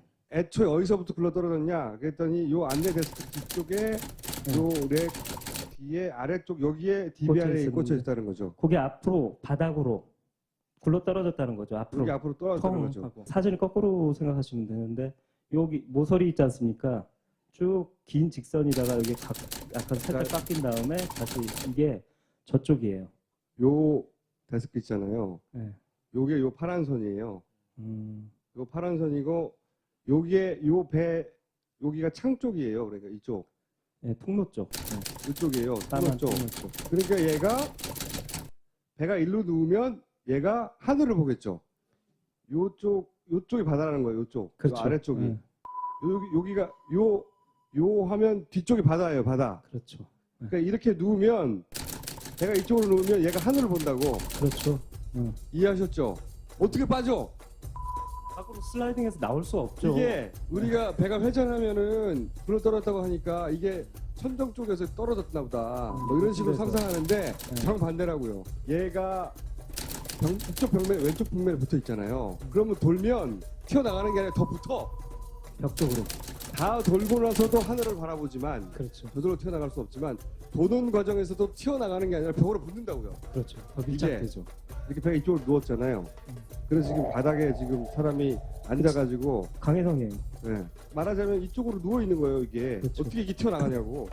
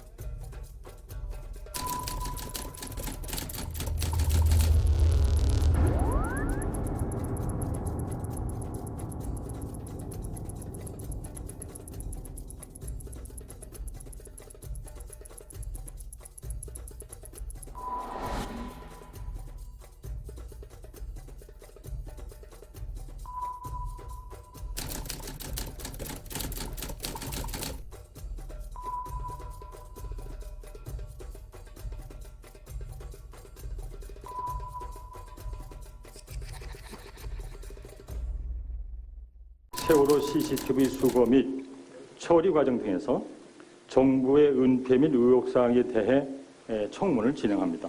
CCTV 화면이 켜져 있는 것을 마지막으로 보신 건 언제쯤입니까? 그때가 한 9시 30분경인가 40분경에 봤습니다. 예, 9시 30분. 네. 그럼 이 자리에서 한 30여 분 이상 계셨은 거예요? 네네. 그러면서 계속 화면이 그 시간 동안 계속 나오고 있었다. 네네. 비공개 증인은 마지막으로 CCTV 모니터를 확인한 시점은 언제인지 기억하십니까? 언제까지인지는 제가 정확히 기억은 못하겠지만 안내데스크 밖으로 나오는 그 상황에서도 CCTV는 켜져 있었던 걸로 기억합니다. 그렇다면 복원된 DVR 데이터에는 왜 이 시간대에 영상이나 기록 데이터가 없는지 당연히 의문이 제기됩니다. 세월호 CCTV 프로그램 개발자와 영상 전문가가 이 자리에 참고인으로 나와 계십니다. 이 두 분을 통해서 이 의문을 확인해 보고자 합니다. 예, 우선 신현철 참고인께 묻습니다. 모니터가 켜져 있으면 본체 DVR 본체도 켜 있어 동작하고 있는 겁니다. DVR 본체가 전원이 꺼지면 모니터도 꺼집니다. 그러면 화면이 나왔다는 얘기는 이 기록 장치도 저장하고 있어야 됩니다. 작동되고 있었다는 얘기죠. 인양해서 복구할 때 복구 시점에서 다 100% 복구를 못했을 경우가 있을 수 있고요. 그다음에 삭제가 가능할 수도 있고 그렇습니다. 이 데이터를 의도적으로 누군가가 삭제하는, 즉 편집하는 가능성은 없습니까? 가능성은 있습니다. 그건 기술적으로 가능합니까? 복구한 데이터가 이 DVR이 동작하는 과정에서 한 게 아니라 아니 복구하면서 하고 난 다음에 지워졌다면 그거는 데이터만 있는 거니까 데이터 지워버리면 삭제됩니다. 그 배가 갑자기 기울면서 이 DVR 장치로 들어가는 파워가 케이블선 같은 것이 빠지게 되고 빠질 수 있습니다. 예. 네, 빠지면 DVR 장치가 작동이 안 될 수 있지 않습니까? 전원이 꺼집니다. 그럼. 전원이 꺼지면 그래도 화면은 나올 수 있습니까? 안 나옵니다. 우리 위원회의 의뢰를 받아서 진행한 세월호 DVR 데이터 감정 그걸 담당하셨죠? 예. 예, 그 결과 감정한 결과 혹시 편집으로 인한 어떤 인위적인 편집이죠? 예. 특이사항 같은 거 발견된 건 있습니까? 현재 그 남아있는 영상 파일 자체에 대해서는 영상 자체를 이제 위변조한다든지 뭐 잘라낸다든지 그런 건 없었고요. 뭐 특이하게 위변조로 볼 수 있는 그런 증거들은 나오지 않았습니다. DVR 영상 파일과 로그 기록을 삭제하는 방식의 편집 가능성은 어떻게 생각하세요? 충분히 있습니다. 그것도 가능한가요? 예. 로그 파일 데이터 자체를 지워버리면 되는 거기 때문에 네. 수정을 하거나 지우게 되면은 강제 종료와 똑같은 동일한 DVR을 가지고선 재현 실험을 해봤거든요. 네. 강제 종료를 하게 되면 TMP 파일이라는 그 문구가 뜹니다. 이게 이제 강제적으로 종료했을 때 나오는 문구인데요. 그게 지금 32분 때에 TMP 파일이 나왔기 때문에요. 저 32분에서 33분 38초 사이에 꺼졌을 가능성이 매우 높다고 판단했습니다. DVR 안에는 스위치가 총 2개가 있고 파워선이 있습니다. 근데 앞에 전면에서 파워를 껐을 때, 후면에서 파워를 껐을 때, 그리고 강제로 플러그를 이탈시켰을 때에 대한 실험을 진행했는데 모두 다 이제 TMP 파일이 나왔고요. 그럴 경우에는 파워 오프라는 그 문구가 나오지 않고 그냥 시스템 다시 스타트라는 문구가 나왔기 때문에 전체적인 가능성을 봤을 때는 강제 종료일 가능성이 매우 높다고 판단을 했습니다.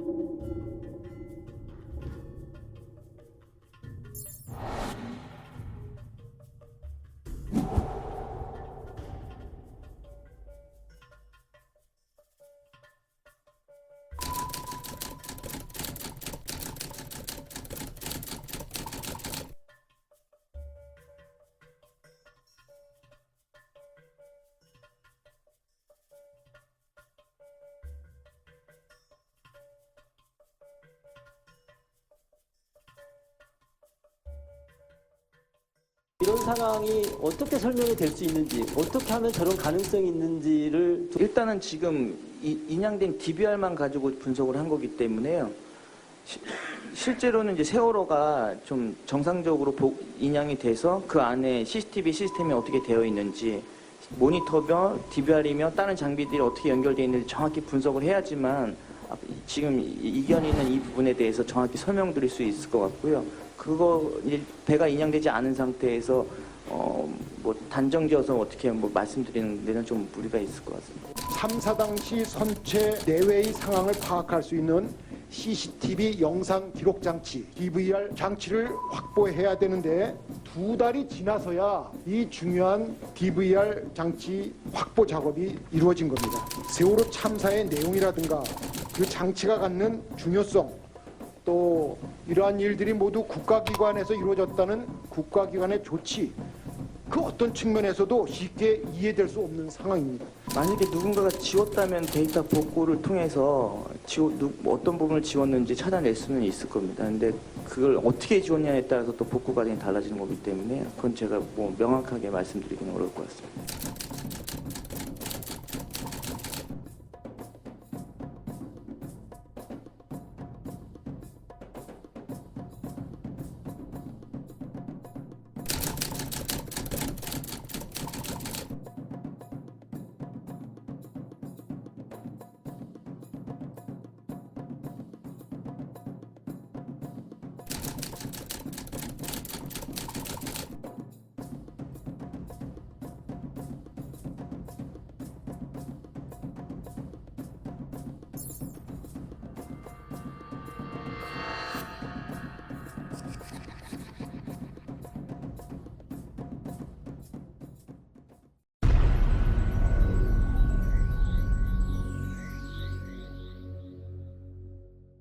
이제 CCTV 얘기를 잠깐 드리면 CCTV는 항상 이런 식이었다라는 거죠. 바다가 잘 보이는 곳, 파도가 잘 보이는 곳, 이런 채널들은 거의 데이터가 없다. 이런 화면들은 없어요. 네. 하필이면 이런 화면들은. 그래서 속도 측정이 안 된다고. 네. 그런데 다행히 학생의 사진에서 속도를 측정할 수 있는 단서가 나왔었습니다.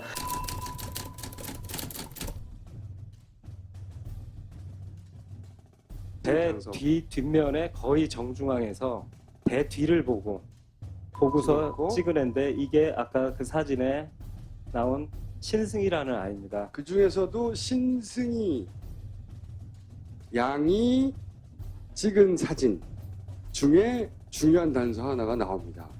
이거예요. 그러니까 배 뒤편에서 배가 지나간 뒤쪽을 찍은 거예요. 이 사진을 하나 남겼어요. 2장 남겼습니다. 네.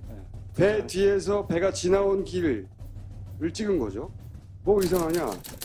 이건 뭐 일반인들이 봐도 쉽게 생각할 수 있는데 분명히 스크루가 2개 있었잖아요. 근데 한쪽에는 물보라가 세게 일고 한쪽에는 물보라가 없어요. 그죠?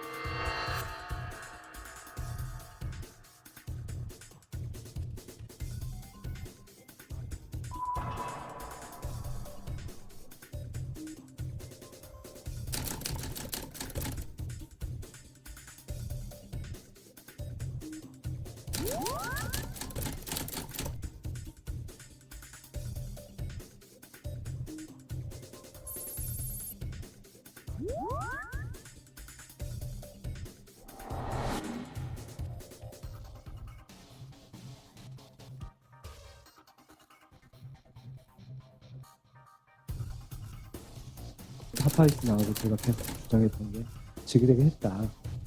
이 항적도상 보면 계속 배가 왼쪽 가는 거 보이시죠?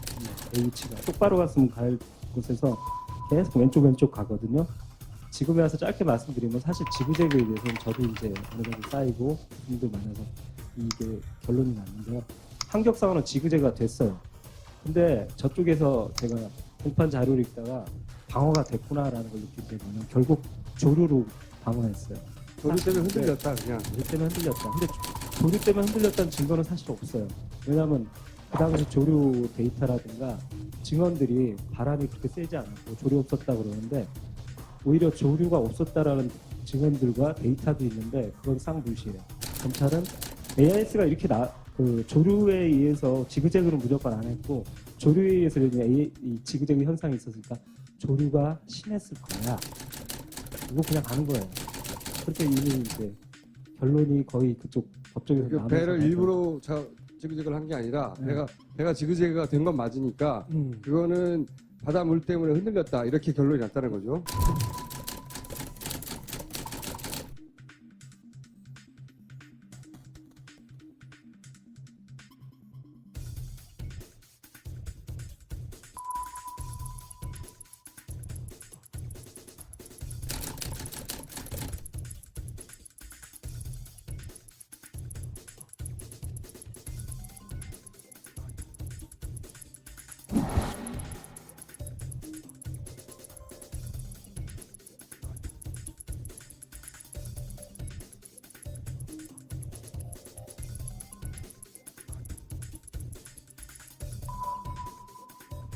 그렇게 큰 배가 조류에 그렇게 지그재그 운항을 하려면 한 5m 이상 굉장히 세게 불어야 되거든요. 바람이 세게 불거나 조류가 아주 세거나 뭐 그래야 되는데. 그 당시 조류 그 데이터 보면 그렇게 안 불었는데 하여튼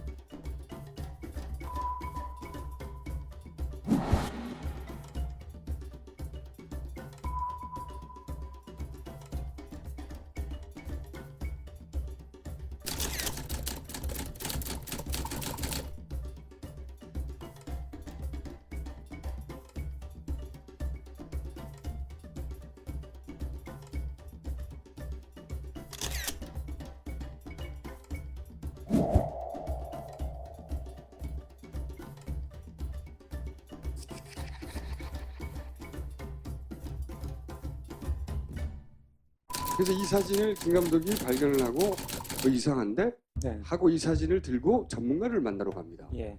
전문가들이 이 사진을 보고 뭐라고 했냐? 첫째 항해사가 예. 황 회사님은 딱 보자마자 그 얘기 하시더라고요. 아, 이건 왼쪽 엔진이 멈췄거나 데드 슬로우 상태다라고 진단하시더라고요. 데드 슬로우가 뭐냐면 배에 이게 속력 단계가 있는데 출력이 25% 아주 천천히 도는 상황이에요. 그러니까 멈췄거나 데드 슬로우 상태다. 그래서 제가 이게 확실합니까? 뭐 그러니까 그분이 웃으시면서 했던 말이 뭐냐면 이건 배 1, 2년 타보면 다 안다. 이 물보라를 보는 순간 다 안다. 이 출력이 배를 안 타도 알겠어요. 배를 안 타도 저쪽에 물보라가 안 일어나니까 뭔가 이상이 있는 거지. 이쪽 엔진이. 이렇게 명백히 눈으로 봐도 확실한 걸 검증받으러 다닌 거예요 또. 해아가 교수들한테 보여줬더니 이거는 왼쪽 엔진이 스탑했네. 이런 거고. 예, 교수님들은 오히려 데드 슬로우가 아니라 이건 멈춰 있다 왼쪽 엔진이 이렇게 진단하시네요. 그것도 두 분이 동일한 표현하세요. 그러니까 왼쪽 엔진 안 도네. 그리고 항해사 교수들로 부족해서 선박 엔진 전문가를 또 만났어요. 아이고 워낙 중요해갖고 조금 이따 의미 설명해드릴 텐데. 거기서 그 선박 엔진 전문가는 이거는 데드 슬로우거나 멈췄거나가 아니라 아예 스탑이다 라고. 어느 쪽이 맞습니까? 데드 슬로우일 수도 있습니까? 이렇게 물어보니까 아니 스탑이라고 판정해 주셨어요. 그리고 그 다음에 속도는 14노트 이하 정도로 줄어든다고 교수님이 말씀해 주셨습니다. 배 엔진 하나 껐잖아요. 그럼 당연히 물보라도 저렇게 되지만 두 개로 가던 게 하나밖에 안 가니까 속도가 줄어들 거 아닙니까? 세월호가 좀 낡고 그래갖고 보통 최대로 돌 때 20노트 나오거든요. 두 엔진이 함께 풀 가동될 때.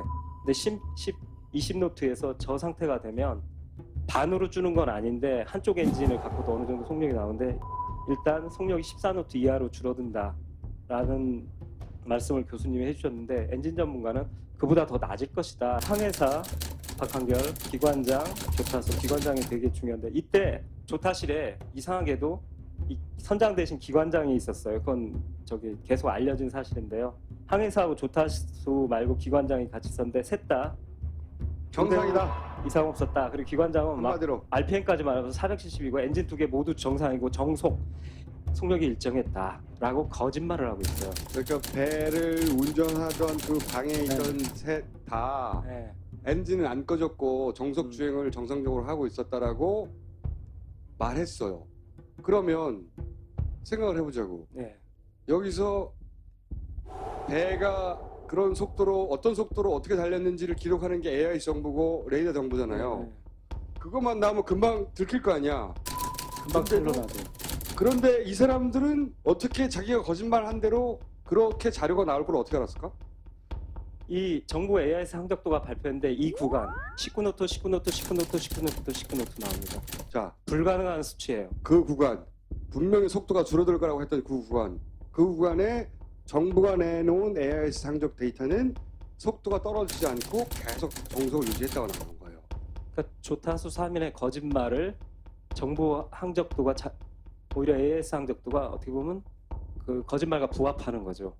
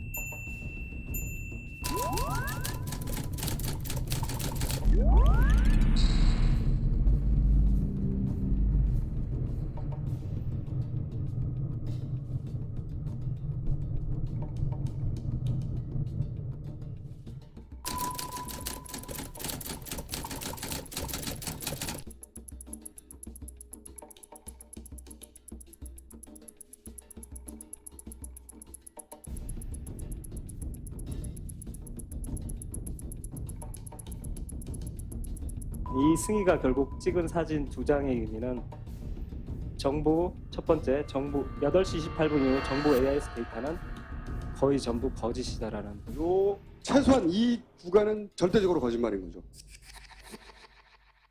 여기서 또 한 발 더 나갔어요. 한 발 더 나간 것이 왜 NG를 껐을까? 이런 궁금증 생기잖아요. 그럼 교수님 만약에 이 사진과 반대로 이 회전할 때 선원들이 왼쪽 엔진을 풀가동시키고 왼쪽 엔진을 켜놓고 오른쪽 엔진을 끈다면 이 사진과 반대로 그러면서 오른쪽으로 최대한 조타기로 돌린다면 핸들을 돌리고서 간다면 지금의 그 이해가 안 되는 이 날카로운 이 각속도가 나오겠습니까? 라고 나올 수 있습니까? 라고 물었어요. 그때 교수님이 한참 생각에 잠기시더라고요. 그래서 이론적으로 가능합니까? 그러니까 교수님 대답이 그렇다였어요. 예스. 자, 엔진을 한쪽을 껐잖아요. 그럼 반대쪽 엔진을 또 껐다 켰다 할 수도 있잖아요. 그렇죠? 그러니까 김 감독이 상상을 한 것은 무슨 이유인지 모르겠는데 엔진을 이쪽을 끄고 이쪽을 켜고 했던 상황이라면 제 추론은 지그재그를 만들기 위해서 하지 않았을까 하는 생각도 있어요. 사실은. 그렇죠. 효과적으로 지그재그를 만들기 위해서 더 빠른 각도로. 그런데 배가 이렇게 큰 회전을 할 때 왼쪽 엔진을 이쪽 켜두고 엔진을 이번에는 끄고 이쪽 엔진만 키면 어떻게 되느냐? 그러면 확 돌 수 있다는 겁니다.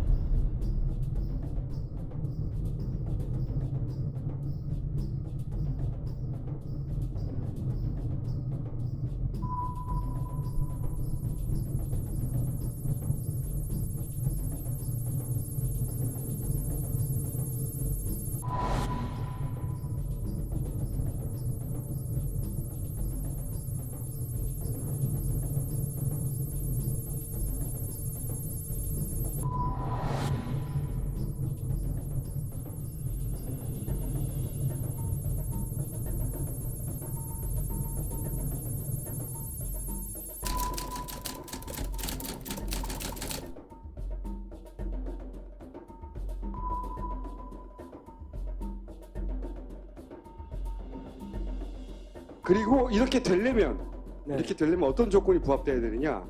조타실에 이 엔진 조타와 조타기 조타가 같이 병행되려면 그러니까 핸들을 꺾는 사람과 엔진을 껐다 켰다 하는 사람 둘 다 같이 있어야 된다는 겁니다. 서로 타이밍을 잡아야 되잖아요. 근데 신기하게도 세월호는 기관장이 그날 조타실에 같이 있었어요. 이 박기호 기관장은 이게 제가 조서를 봤는데 참 미스테리인데 뭐냐면 8시 20분쯤에 뭐 8시 반경쯤에 아까 그 시점이에요. 선장을 찾으러 올라왔다고 하던데 올라와 그 노인네 어디 있어 뭐 이런 식으로 와서 다른 어디 조서를 찾아봐도 이 사람이 무슨 일을 했는지 몰라요. 두 개의 스크류 중에서 오른쪽은 끄고 왼쪽만 가동하면 충분히 가능하다. 실제로 법정에서 기관장이 오른쪽은 끄고 왼쪽 엔진만 켜놓았다는 사실이 드러났다.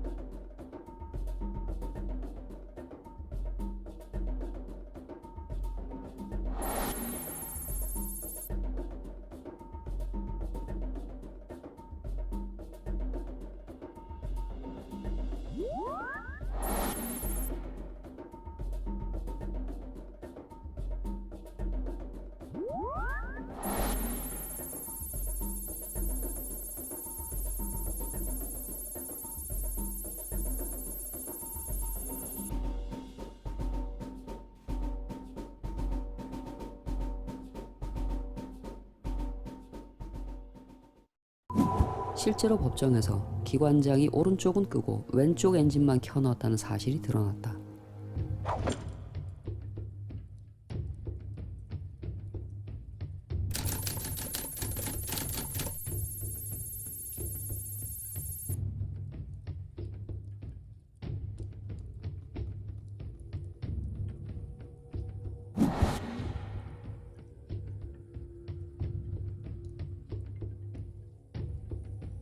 근데 여기서 각속도라는 얘기는 배 속도를 얘기하는 게 아니라 배가 가면서 오른쪽 엔진으로 확 돌렸을 때 얘가 탁탁탁 꺾어지는 시간분의 이 각도, 이걸 각속도라고 그러고 초당 몇 도씩 도냐 이거야. 몇 도씩 한마디로. 얘가 몇 도씩 도냐 이것만 보는 게 각속도 테스트인데 여하간에 오하마나오는 1초당 1도 돌고 세월호는 1초에 한 최고 공선시 짐을 안 실었을 때 1.8도가 된대요. 짐을 실으면 둔해져요. 근데 아주 몸이 날렵할 때 최대 그때 신품일 때 1.8도 돌았다고 해요. 이번에 제가 이 승희 사진 때문에 교수님을 만나고 하다가 이 얘기를 나누는 중에 교수님이 중요한 말씀을 하시더라고요. 자기가 정부 AIS 이 데이터를 분석하는데 정말 이해가 안 가는 부분들이 있더라 말씀하시는 뭐냐면 각속도가 이상하대요. 여기에 배가 이렇게 내려오다가 탁탁탁탁 꺾이는 이 각의 속도가 1초에 2도를 넘는데요.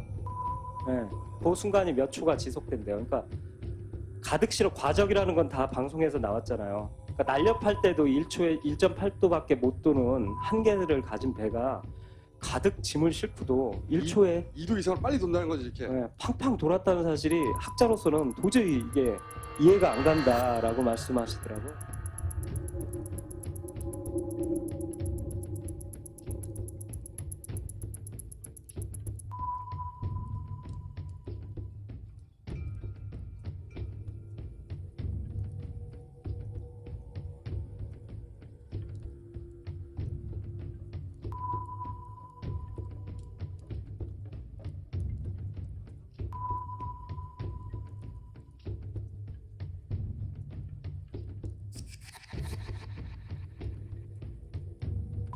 다 그렇게 구명조끼를 학생들은 입었다고 하는데 그렇게 발견하기가 힘듭니까 지금요? 갇혀 있기 때문에 구명조끼가 의미가 크게 없는 것 같습니다. 그래서 지금 갇혀 있. 그래서 지금 지금도 다 동원을 하고 있는 걸로 알지만 중앙재난대책본부를 중심으로 동원 가능한 모든 인력을 다 하여튼 장비 다 동원해가지고 좀 최선을 다해 주기를 바랍니다. 그리고 지금 무엇보다도 가장 힘든 분들이 그 가족들이실 텐데 그분들에게 조금이라도 뭐 도움이 되는 일이라면 주저하지 말고 모든 그 편의를 다 좀 제공해 드리고 설명도 해 드리고 지금 현장으로 달려가는 분들도 있는 것으로 압니다. 그분들이 현장 가는데도 좀 뭔가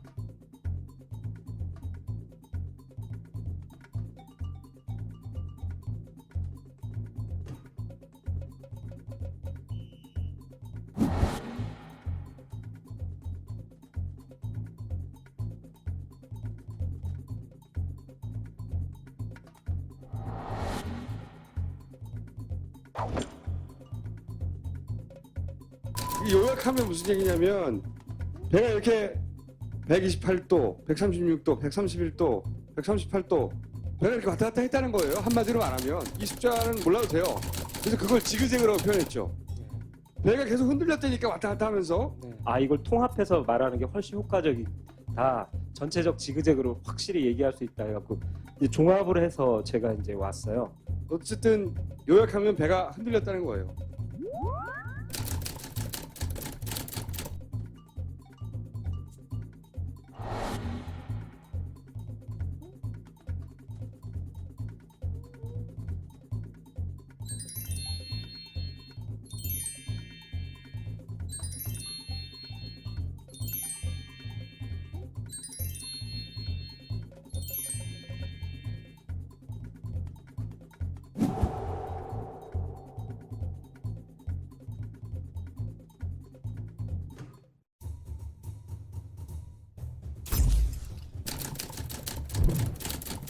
그러니까 130도로 유지한 게 아니라 좌회전했다라는 게 아버님을 굉장히 놀라게 하신 거예요. 좌회전할 필요가 없거든요. 제주도 밑에 있잖아요. 인천에서 오다가 맹골소 쪽에서 이제 제주도 가려면 아래쪽으로 가야 되거든요.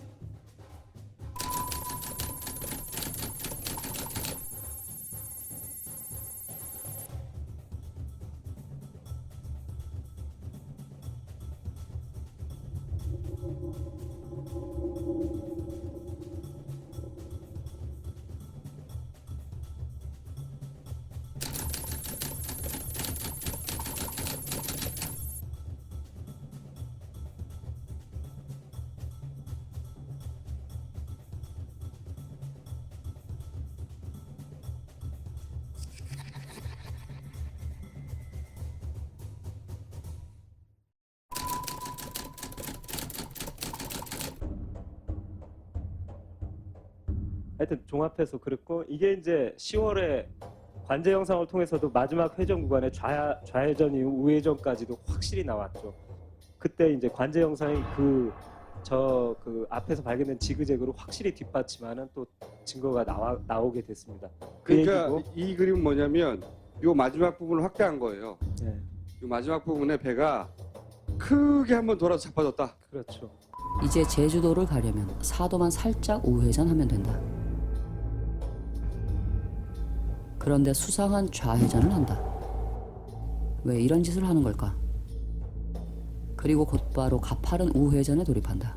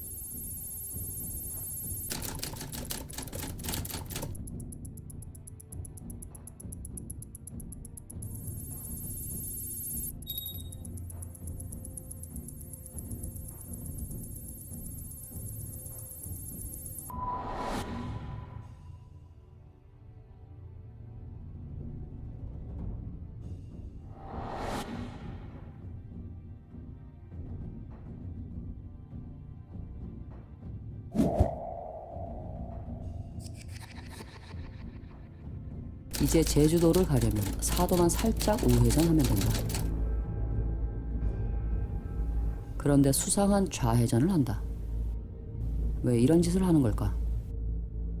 그리고 곧바로 가파른 우회전에 돌입한다.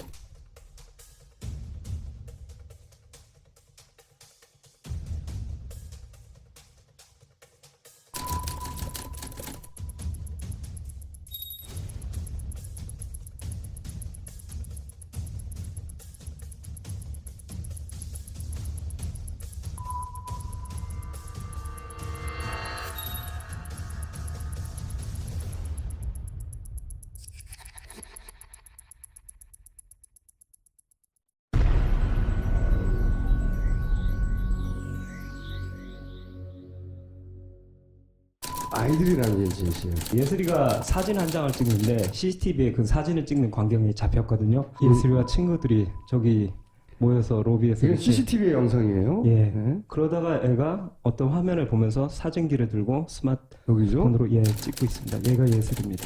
예슬이가 이 사진을 찍었어요. 세월호 조타실에 GPS 수신기가 있거든요. 세월호가 지금 위치가 어디다. 이것을 로비에서 그대로 방송하고 있었어요. 예슬이가 찍은 거에 지금 현재 시간 찾았다는 게 너무 기뻤어요. 왜냐면 정부 발표들 되는 거 하다못해 해경이 온 시간부터 캠코더 시간 해갖고 시간이 다 뒤죽박죽이에요. 일치하는 게 없어요. 시간 찾기가 힘든데 예슬이가 하나의 기준점을 딱 줘버리는 거예요. 정부 발표 AIS 정보하고 여기 예슬이가 남긴 당시 위치하고 간격이 127m가 차이가 나요.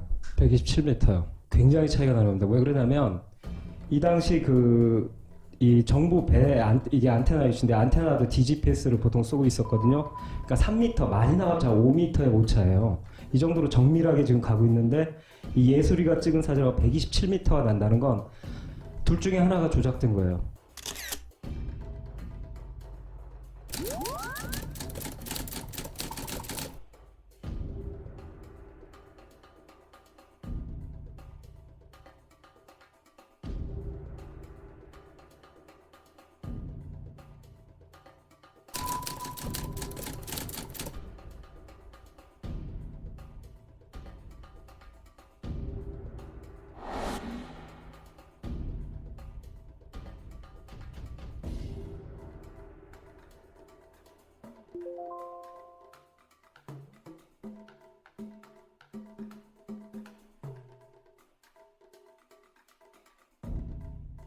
이 AR사 GPS도 안테나에 대해서 물타기가 들어올 수 있어갖고 정보를 옹호하는 전문가들이 GPS 안테나 위치가 멀었겠지. 뒤에 달려 있었나 보다. 뭐 앞에 달려 있었나 뭐 이런 식으로 들어와요.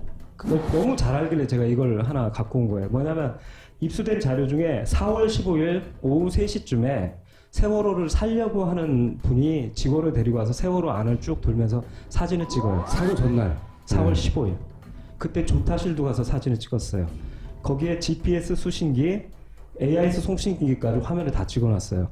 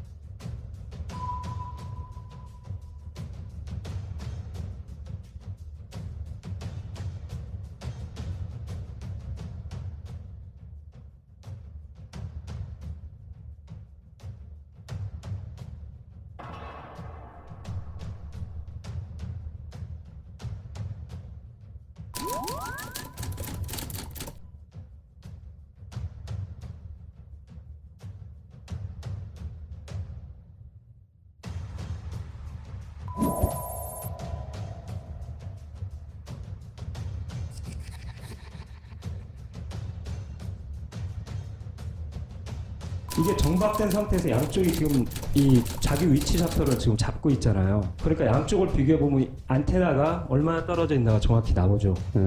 딱 재보니까 3m 나옵니다. 그러니까 AIS 안테나하고 이 GPS, 예슬이가 본 GPS 수신기 안테나는 3m 떨어져 있었어요. 그런데 120 몇 미터가 떨어져 있다? 이건 분명히 정부 좌표가 잘못되어 있다는 거죠.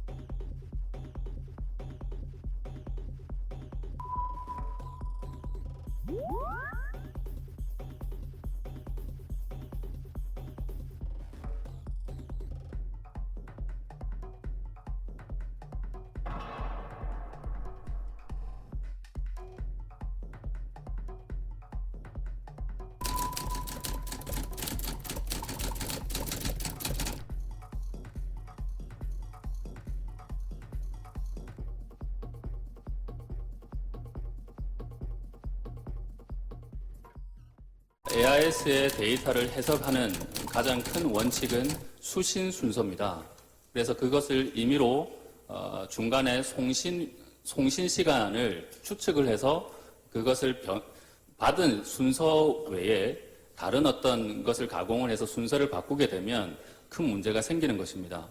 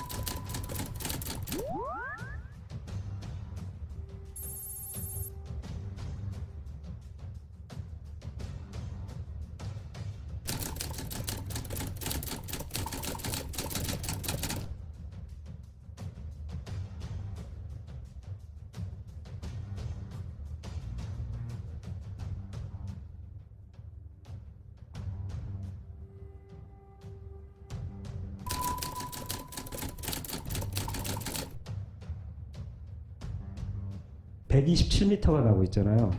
거기다 얘는 예술이가 지금 찍은 거기에는 와스 수신으로 DGPS로 돼 있어요. 근데 이렇게 있어야 될 항로에서 127m가 난다면 둘 중에 하나가 무조건 잘못된 거예요. 가짜예요. 그러니까 벌써 이미 여기에 와 있는데 예술이가 탄 세월호는 정부는 안 왔다고 위로 말하자면 인천에부터 쭉 내려오잖아요. 이 쭉 내려오는 항적을 127m 위로 끌어올린 거예요.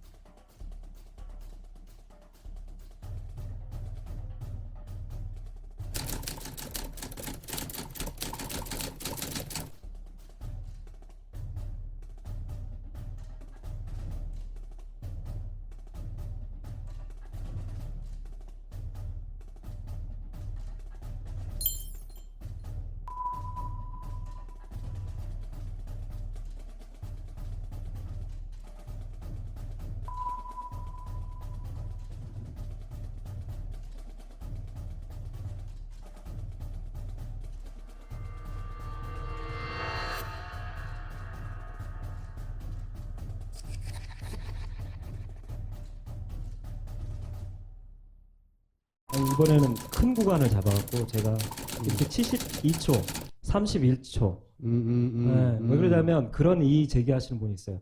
아, 좌표가는 편차에서 뭐 레이더도 그렇고 GPS도 그렇고 편차가 있는데 그러니까 순간적으로 속도가 좀 올라가거나 내려갈 수 있는데 전체적으로는 맞으면 평균 속력이 여기서부터 나와. 여기까지 속도는 전체가 맞지 않냐. 그렇게 이의 제기하시는 분이 있어서 일부러 제가 해드리는 거예요. 그러니까 역시 17.5노트에서 72초 동안 16.5노트로 속력 떨어졌다 그러는데 평균 속력 18.3노트로 나옵니다. 그리고 저 밑에도 보면 32초 동안을 봐도 17.5노트에 17.1노트 떨어졌다 하는데 20.5노트로 달립니다. 이거 말이 안 되는 거죠.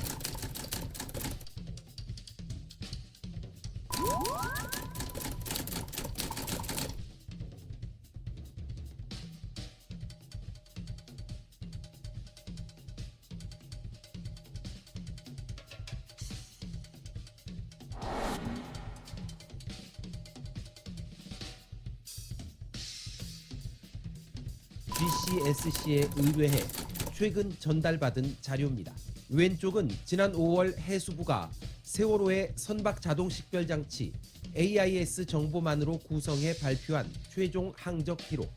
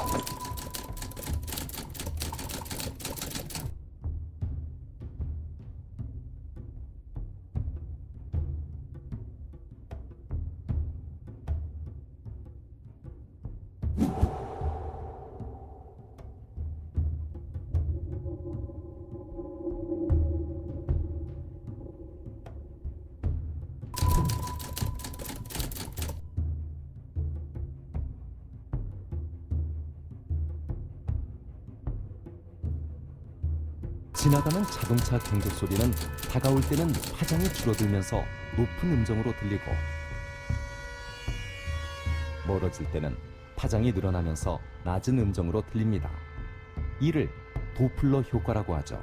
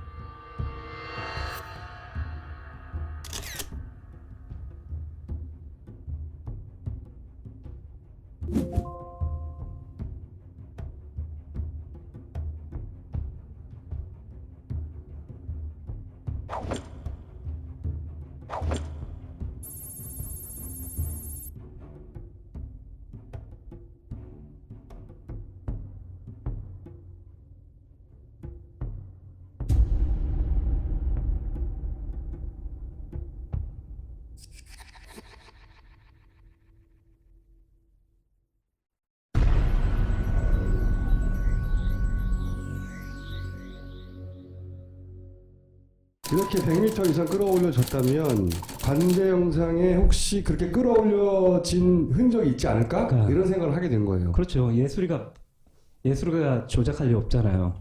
그러니까 뭔가 단서가 있을 거야. 예술이가 맞기 때문에. A2N이라는 게 아주 간단해. Add to Navigation이라고 했고 항해 도움이 쉽게 설명하자면 전자등대예요. 어떤 특정 위치에 전자등대가 있는 거예요. 그래서 AI 정보를 계속 쏘면 내 전자해도에 전자등대 위치가 저기다 하고 계속 쏘아지는 게 여기 나타나는 거죠. 그렇죠.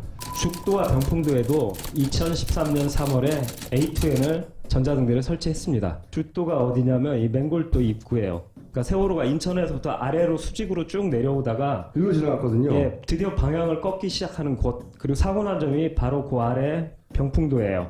사고 당일 진도 VTS의 관계자들이 보고 있던 바로 그 영상입니다. 오른쪽에 있는 것이 맹골도입니다. 이 사이를 세월호가 지나가고 있었습니다. 여기 있죠. 여기 있는 게 아니라 등대가 올라갔어요. 등대가 이사를 간 거예요. 그 표시가 이 표시인데 이 표시가 이 등대에 있는 데 있어야 되는데 여기 위로 끌어올려져 있다고. 그러니까 이런 소위 지도 위에 표시하는 뭐 속도든 황적이든 위치든 뭐든 다 그렇게 끌어올리는 거 아니냐 이거죠. 둘 중에 하나죠. 항로를 끌어올리다 보니 등대가 움직이는 게 아니겠는가 하나 하고, 두 번째는 진짜로 등대가 이사 갔거나. 그렇죠.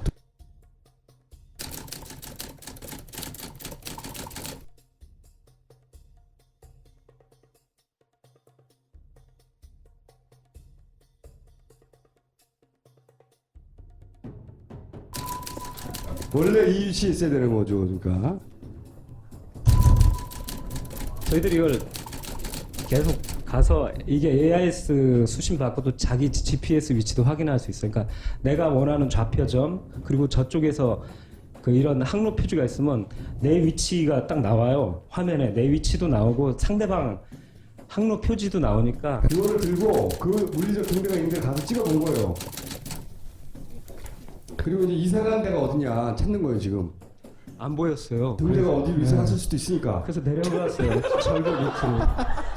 여기가 절벽 밑인데. 여기야! 위치가! 여기 있어야 되는 거야! 바위밖에 안 보이는 거예요. 그리고 설치할 수가 없어요. 여기란 말이에요 여기. 여기에 등대가 이만하게 있어야 돼.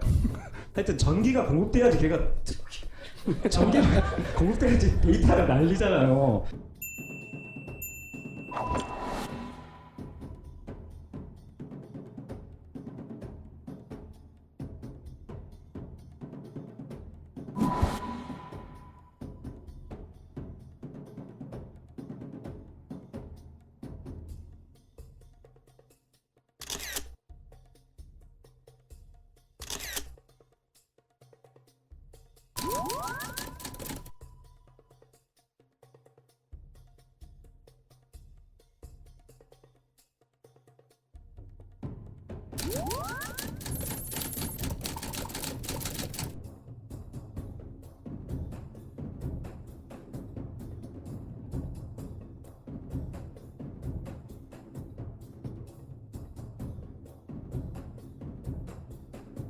사고가 난 이후에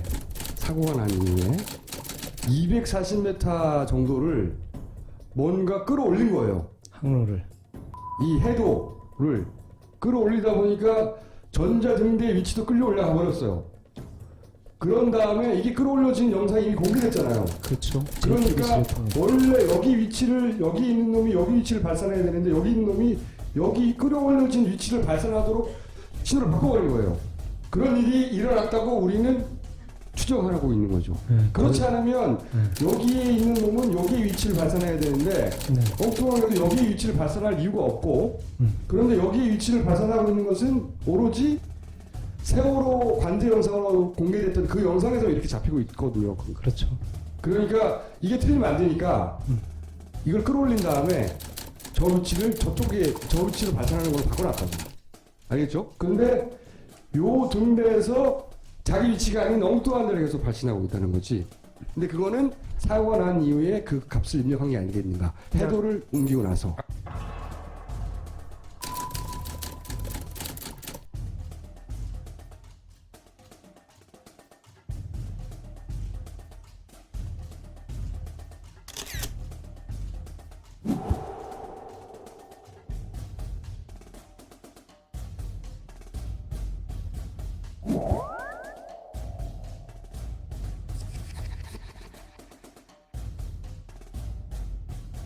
아까 A2N이 이 죽도 말고 다른 데도 한 군데 또 설치됐다고 하셨잖아요. 아유, 굉장히 많아요. 우리나라. 제가 사실 이걸 하고서 다른 곳도 혹시 이런 잘못 입력한 뭐 이런 거에 다른 가능성 찾기 인천 앞바다에 이게 또 인천지방해양청인가에서 공개했어요. A2N의 뭐 좌표들이라든가.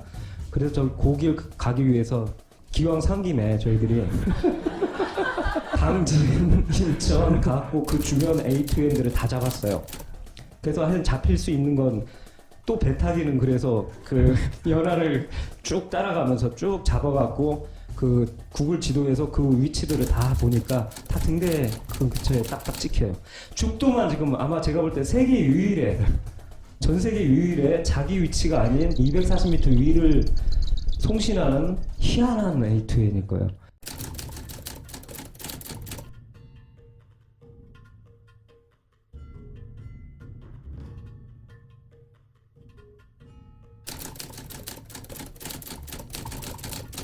내비도 보면 계속 업데이트하죠 우리.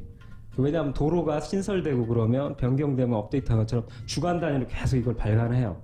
그리고 이게 재밌는 게 뭐냐, 전 세계에 통보해요. 전 세계에 등록된 죽도 A2N인데 아주 좋은 문서 찾았습니다. 영국 해군성 수로국에서 2013년 제가 3월 28일 공문서를 입수했는데 거기도 이 영어로 해갖고 죽도 JUKDO 그래갖고 위도 경도가 이 섬의 위치 이 엄지손가락을 이렇게 하는 것처럼 보이잖아요. 죽도가 거기에 한가운데라고 딱 저 그 위치에 등록되어 있습니다. 어쨌든 그날 그때 3월에 설치가 됐다. 아까 전문가님이 말씀하셨던 것처럼 외국 것들을 다 뒤지고 우리나라 그 국립해양조사원 쪽 문서들을 봤어요. 이게 뭘 알아보려고 했냐면 세월호가 사고가 난 이후에 이걸 바꿨나 안 바꿨나를 알아보려면 세월호 사고가 4월에 났으니까 5월에 혹시 변경되어 있는지 없는지를 알아보려고 했다는 거지. 그렇죠. 혹시 네? 3월에 변경이 나왔나? 뭐 그래갖고. 혹은 사고 이전에 바꿨을 수도 있잖아. 무슨 우리가 알 수 없는 이유로. 그런데 확인해 보니까 2014년 5월 사고가 난 이후 한 달 후에도 그 등대가 발신하고 있는 위치 정보는 변하지 않았더라는 거예요. 그러니까 사고가 날 때는 저 위치를 발신하고 있지 않았다는 거예요. 사고가 난 이후에 누군가 바꿨다는 거죠. 감독님 때문에. 내가 보기에는. 아니 그게 아니라 손석희 씨 때문인 것 같아요.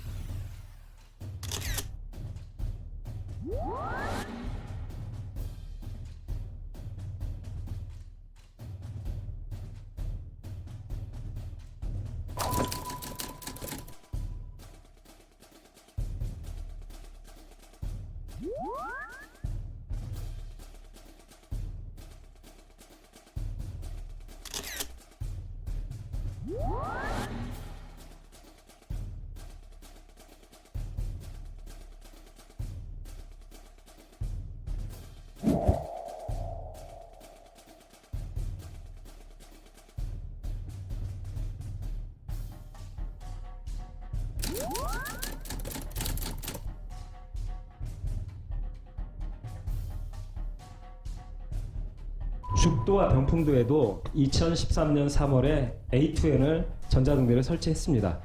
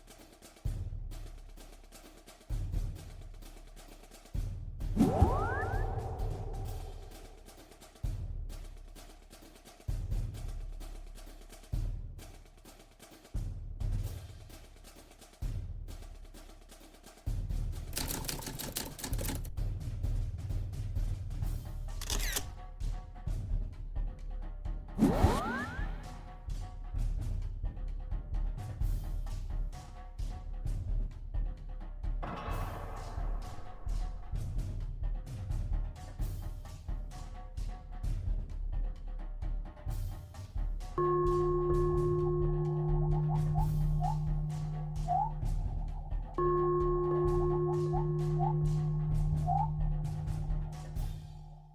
영상을 보면 이렇게 레이더, AIS 이게 합쳐져 갖고 이렇게 구현되고 이게 관제사들이 이렇게 보고 있거든요. 이 프로세스를 아시면 되게 좋아요. 뭐냐면 따로따로 저장돼요. 패킹은 레이더 따로, AIS는 AIS 따로. 이제 공개를 할 때 업체가 이걸 복원하거든요. 그때 어떻게 되냐면 전자해도라는 걸 이제 입력하거든요. JTBC에서 보면 이 등대가 위로 올라가 있거든요. 여기에 대해서 전문가한테 이제 말씀드리니까 해도 조작 얘기를 꺼내셨어요. 이게 무슨 얘기냐면 이 해도를 전체를 갖다 미묘하게 축소를 시키는 거예요. 그럼 큰 해도에서 줄어들면 이 부분이 몇 퍼센트를 줄어들면 240m가 줄어들거든요. 그러면 해도가 바꿔치기 되면서 이런 해도로 바뀌는 거예요. 그러니까 말하자면 여기 정확하게 보면 내려와 있는 해도, 줄어든 해도 이걸 놓고서 이게 이제 만약에 조작된 해도라고 치죠. 그렇게 되면 어떻게 될까요? 이렇게 되죠. 등대가 위로 올라가게 돼요. 이 원리를 아시면 돼요. 그러니까 지도와 AIS 레이더 레이어를 갖고 로 데이터를 건드리지 않으면서 얼마든지 항적을 자기 마음대로 움직일 수 있다. 우리가 생각하는 것처럼 전자해도에서 입력받아 관제 영상 같은 거에서 쓰는 지도들은 조각조각 퍼즐 조각을 이렇게 맞추는 것 같아요. 어디 구역 해갖고 다 코드를 줘갖고 그것들이 이 PC 화면상에서 탁 맞춰지는 거거든요. 근데 제가 이것들 다 보고 전문가한테 가서 상의를 드리니까 이게 가능할 수 있는 게 만약에 조작을 한다면 뭐냐면 항로가 올라갔다는 얘기는 뭐냐면 그 전문가는 지도를 비율적으로 축소시켰을 것이다. 지도를 찌그러뜨렸다는 거지. 그렇죠. 비율적으로. 그리고 이게 약간 세로꼴이에요. 이 병풍도 쪽 지도가 또 마침. 이거 이렇게 찌그러뜨리면 이 레이더 영상과 AIS 위치들이 다 위로 뜨게 돼요. 누군가 의도를 갖고 이 기준점을 흔들면 이 항로 전체를 움직일 수가 있는 거예요. 그러니까 지도를 우러뜨리면 레이더하고 AIS가 위로 올라가는 효과가 나오고.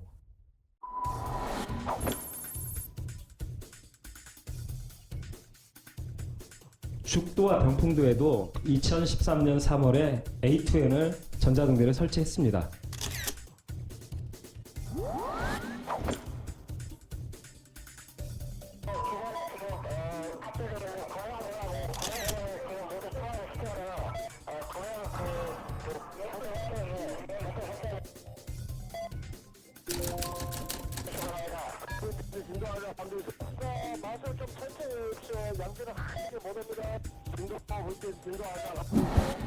예, 그 드라이스 지금 기존에 탑재되어 있는 구명정하고 구명부를 지금 다 소환하십시오. 진동.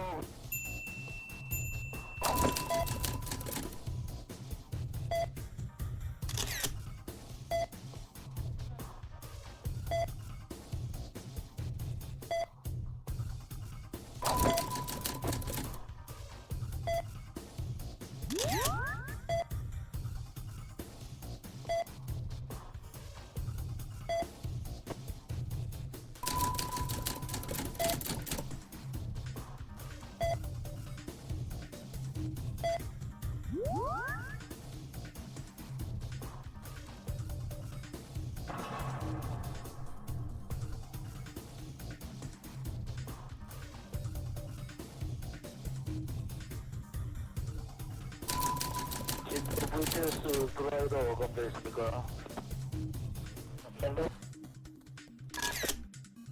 예, 드라이더입니다. 드라이더 말씀하세요. 예, 드라이더 장시우리의 북쪽 VTS 라인 통과합니다. 전 초당지 대상 목적지 부산입니다. 선박번호 03 전자등대 위치 이동이 있었는데 그 목적은 뭘까 그럼? 그 목적은 지그재그를 숨기고 그냥 일직선으로 달려온 것처럼 만들기 위한 게 아니었을까? 이것을 잡아들이는데 지도를 우러뜨린다는 건 이게 잡아들여지는 효과잖아요. 얘를 잡아들면 어떻게 되냐면 이렇게 오다가 만약에 여기 가서 지그재그를 했다고 해요. 한번 상상해 보세요. 근데 이걸 잡아서 느려서 위로 이렇게 올라가면 고글고글했던 게 어떻게 될까요? 펴지죠. 매끈하게 직선화돼요. 그래서 이 구간에서는 지그재그 운항을 평평하게 만드는 효과를 위해서 저렇게 한 게 아닐까라고 추정하는 거죠.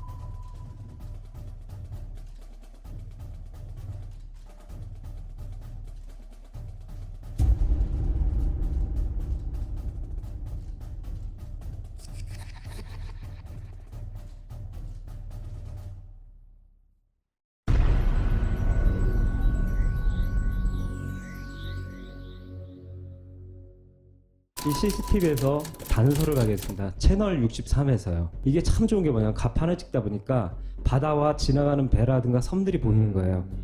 그렇기 때문에 항로를 알 수가 있었어요. 병풍도가 촬영돼 있었어요.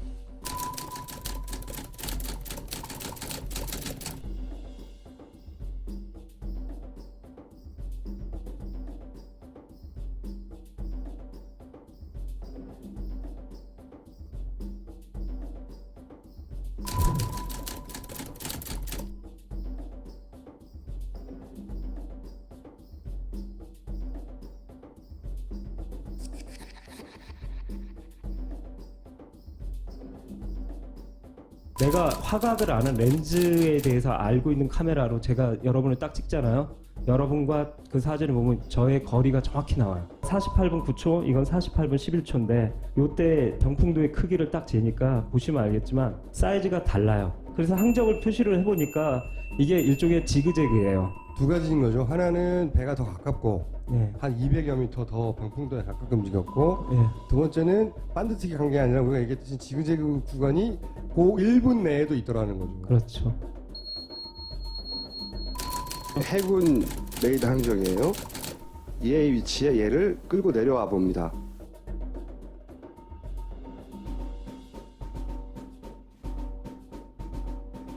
보시죠. 저는 이걸 처음 보고 소름 끼쳤어요.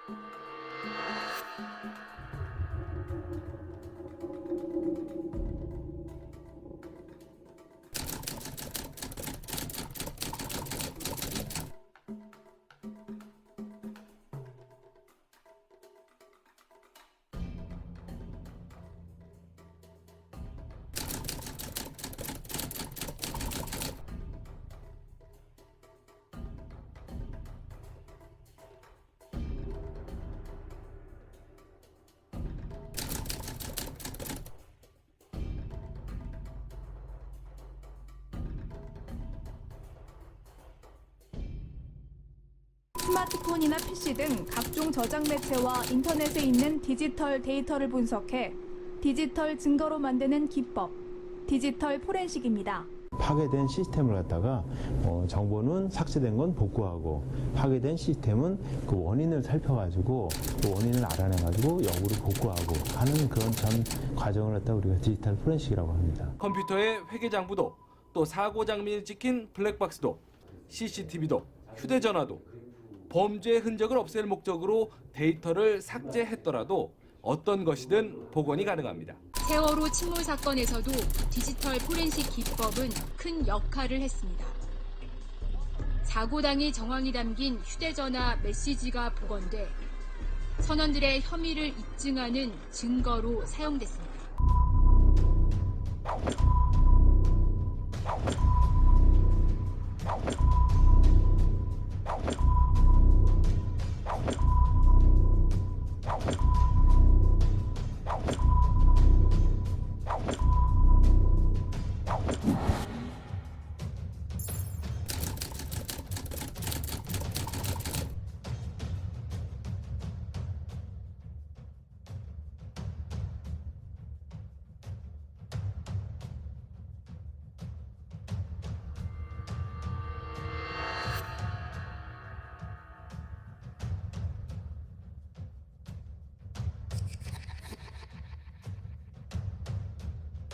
참사 원인을 규명하기 위해서는 이제 AIS 항적은 좀 참고 자료로 옆에 두고 좀 더 광범위한 자료를 수집해서 참사 원인을 밝혀야 하지 않나.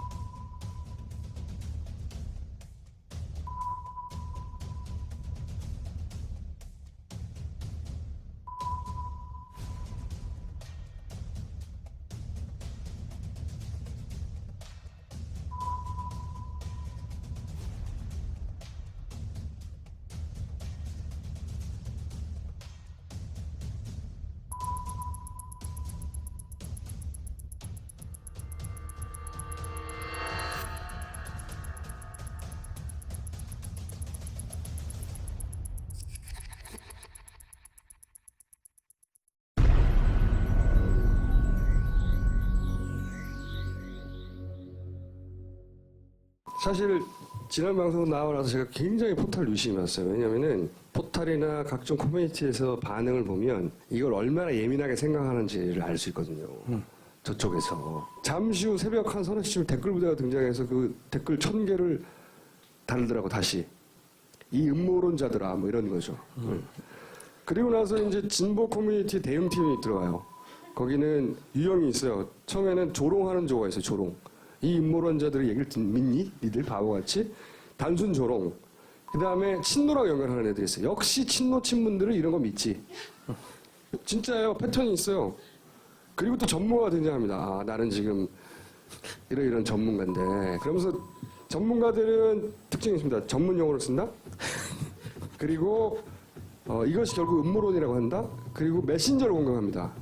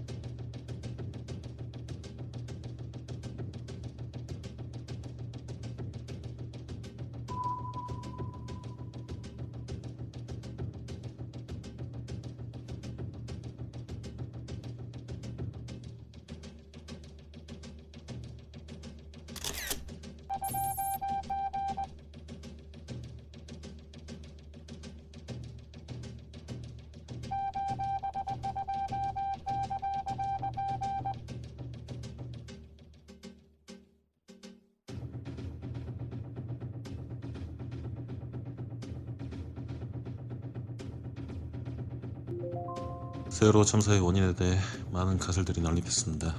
특히 이 원인을 파헤치는 어떤 다큐멘터리 제작자의 가설에 대해 항해사의 직업적 관점에서 반박하는 여러 의견을 제시하였지만 제 표현력의 한계로 인해 많은 역풍을 맞이했습니다. 오히려 진상규명을 방해하는 입장으로 비춰지기까지 했죠. 이 기회를 빌어 다시 한 번 더 말씀드리고 싶습니다. 제발 진실의 양면성을 무시하지 말아주시기를 바라겠습니다. 검증되지 않은 가설이 감성을 자극하고 이런 오해가 또 다른 오해를 불러일으키는 악순환에서 벗어나기를, 보다 중립적이고 객관적인 입장에서 세월호 참사에 접근해 주시기를 바랍니다.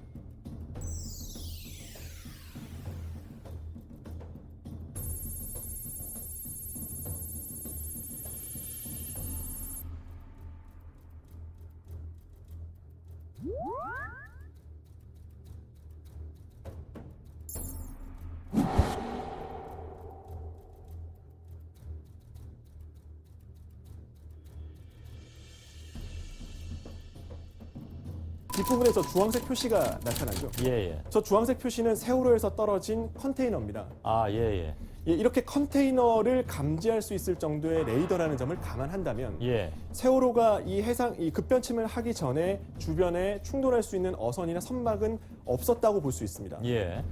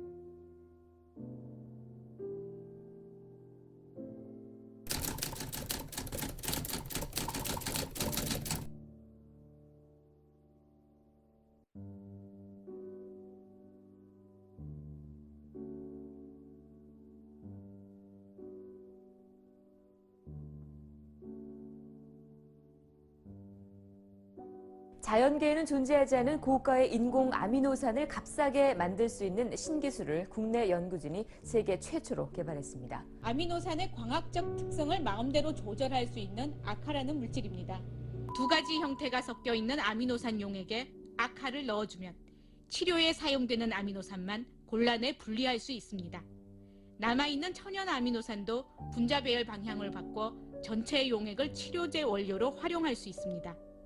간단한 추출 방법으로 모두 디아미노산을 바꿀 수 있는 이 방법은 세계적으로 전례를 찾을 수 없는 저희만의 독특한 기술입니다. 아미노산 전환 기술 상용화는 고부가 가치 제약 시장에서 우리나라가 입지를 넓힐 수 있는 또 하나의 전기가 될 것으로 평가됩니다.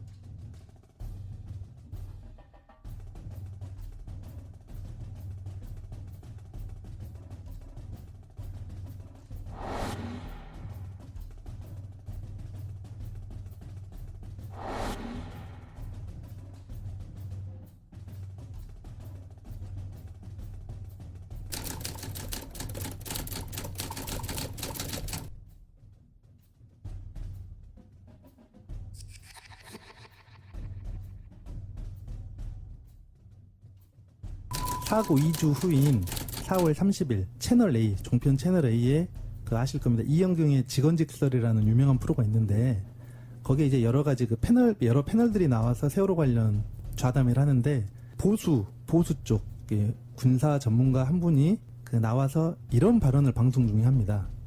지도선 저렇게 열심히 민간인들을 구조하고 있는데 해경은 저때 선원들을 구조하고 있었죠. 그러니까 선원들하고 무전을 하고 또 구조해놓고 저 사실 뭐 해경하고 감정도 없고 해경하고 좀 잘 지내는 사이인데도 불구하고 이 모습을 보고는 저는 분노하지 않을 수가 없었어요. 해경은 배의 제일 앞부분인 선교 쪽으로 갔는데 그것은 해경이 그렇게 구조를 해놓고 뭐라고 했냐면 우리는 선원인지 몰랐다 그렇게 이야기를 했어요.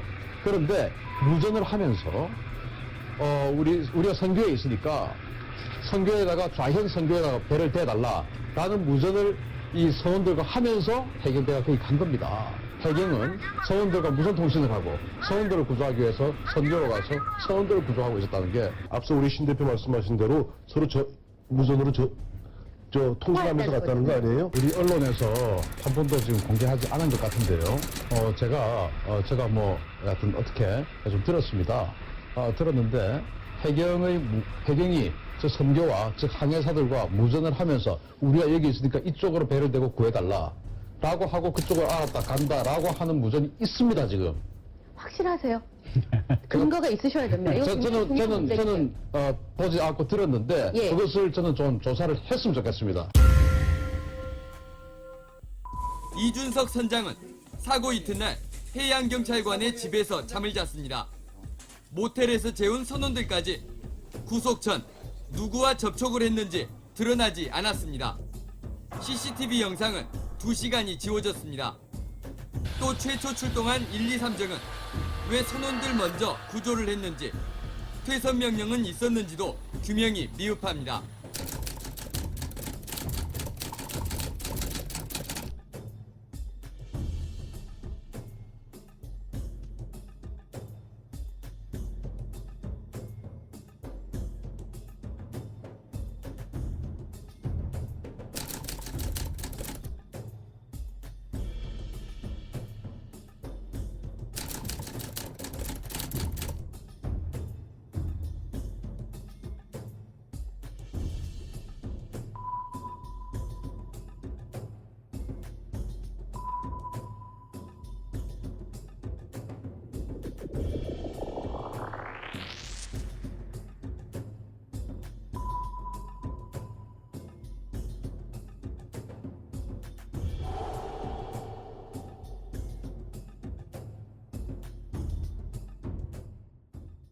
정부가 어제자로 세월호 특조위 활동의 강제 종료를 통보했지만 세월호 특별조사위원회는 오늘 정상 출근했습니다.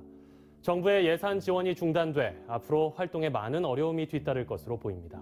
정부가 아무리 강제 종료를 하라고 한들 저희는 국민과 유가족의 뜻을 따라서 끝까지 진상규명 활동을 계속하겠습니다.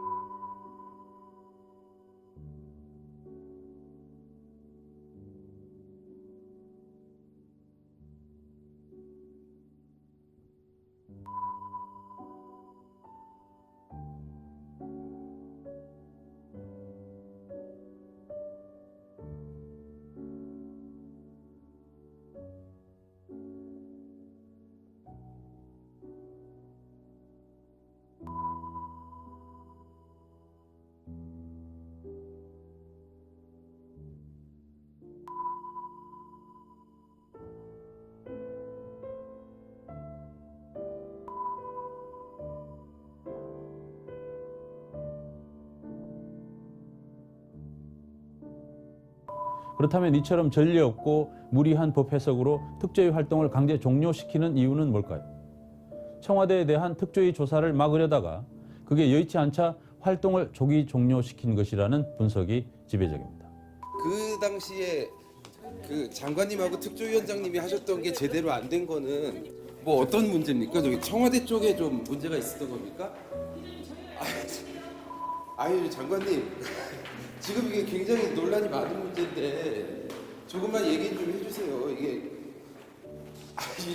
이렇게 하고 가시면 더 이상하잖아요.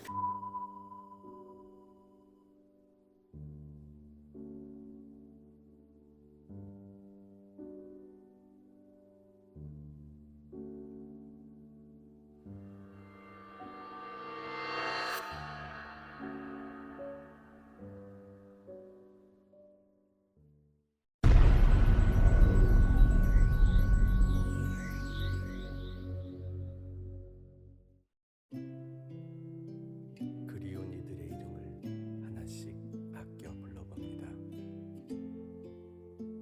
잊지 않겠습니다.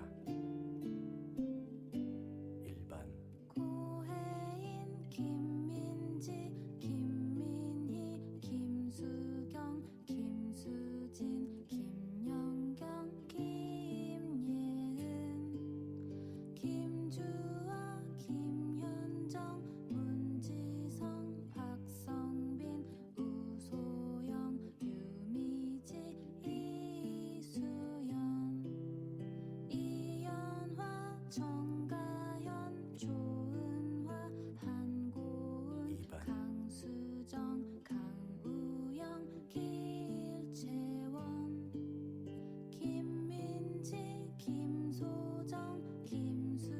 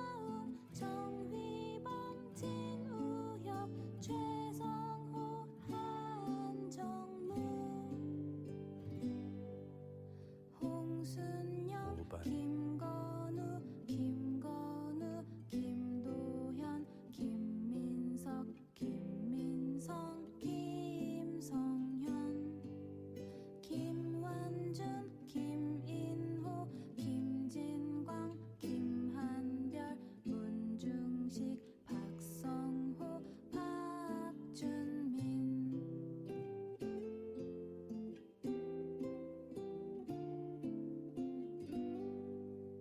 박진리, 박홍래, 서동진, 오준영, 이석준, 이진환, 이창현, 이홍승, 인태범, 정이삭, 조성원, 전인호, 최남혁, 최민석, 6번 구태민, 권순범, 김동영, 김동협, 김민규, 김승태, 김승혁, 김승환, 남현철, 박세도, 박영인, 서재능, 선우진,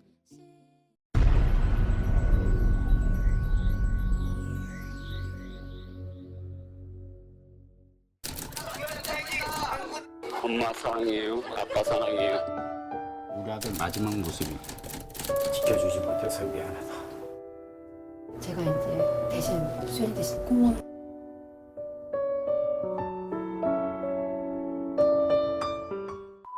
고 박수현 군이 사고 당일인 16일 오전 6시 26분에 세월호에서 찍은 사진입니다. 뒤에는 안개 자욱하고 바다 위에 그냥 선만 이렇게 가로 세로로 가 있는 사진인데 애가 6시 26분에 일어나서 왜 이걸 과연 찍으려 했을까요? 수학여행을 갔다가 유골함에 담겨 집으로 돌아온 아들. 늘 앉아있던 책상 대신 장식장 한켠에 자리를 잡았습니다.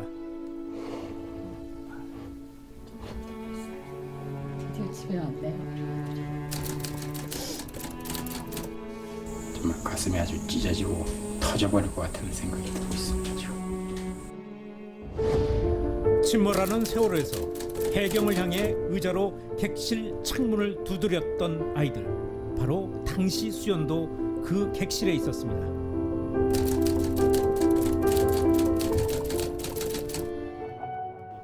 아들의 마지막 모습에 분노한 아빠. 박 씨는 회사를 그만두고 수사 기록을 모으기 시작했습니다.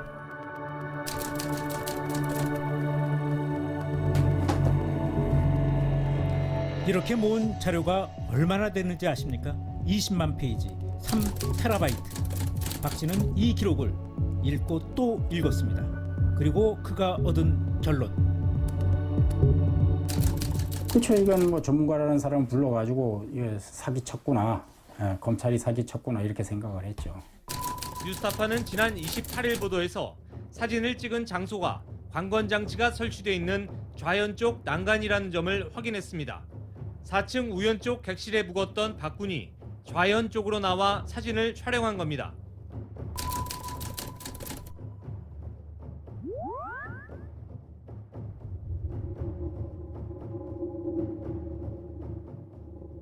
어린이방 바로 옆에 위치한 이 객실.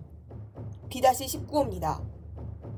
수영군이 사고 당일 9시를 전후에 촬영한 영상을 보면 수영군의 객실이 B-19호임을 알 수 있습니다.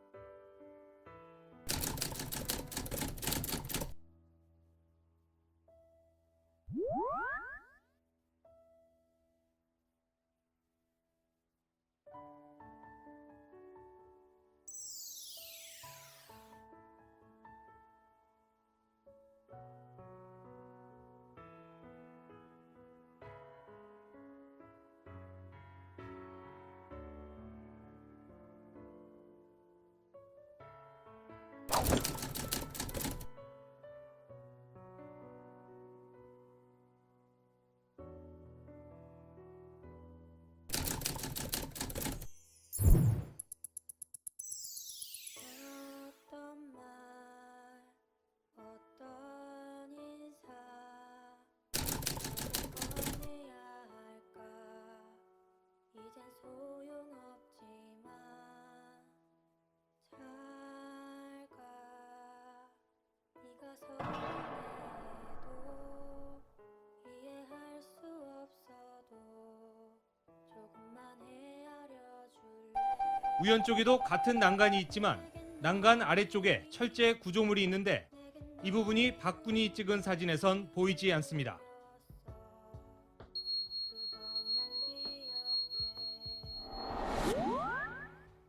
이젠 저 하늘이 푸른 너의 작고 고운 세상이 내겐 전부겠지만 널 잊지 않을게. 너를 기억할게. 두려움에 떨던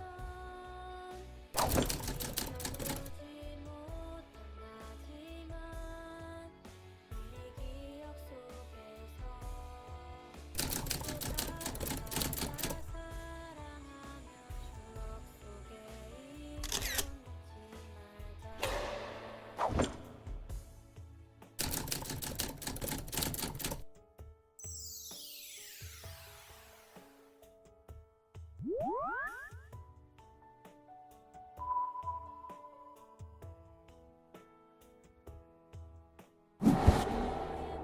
목소리 네가 걷던 그 길이 소중했어. 기억해줘. 이젠 저 바다가 품은 너의 작고 고운 세상이 전부겠지만 널 잊지 않을게. 너를 기억할게. 두려움에 떨던 날 지켜주지 못한 나지만 우리 기억 속에서 함께 살아가자.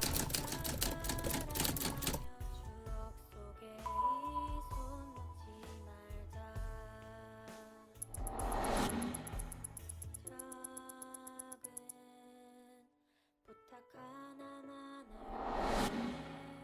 네가 그리워질 때 나의 손 찾아와 줄래.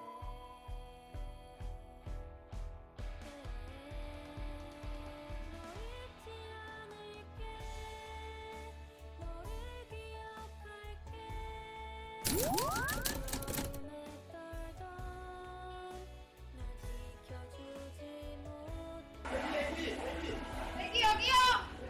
여기! 애기 여기 있어요!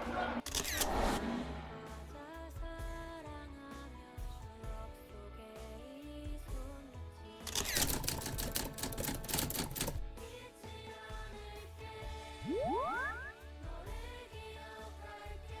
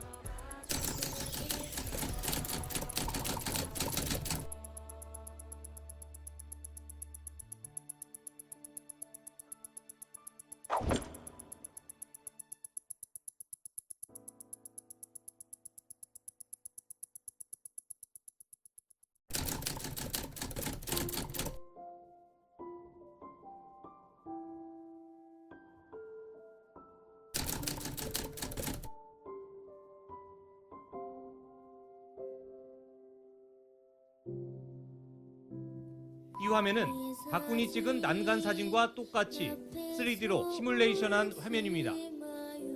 이 화면으로 분석해보면 박군의 휴대전화는 촬영 당시 바다 쪽으로 약 15도 정도 기울어 있는 상태였습니다.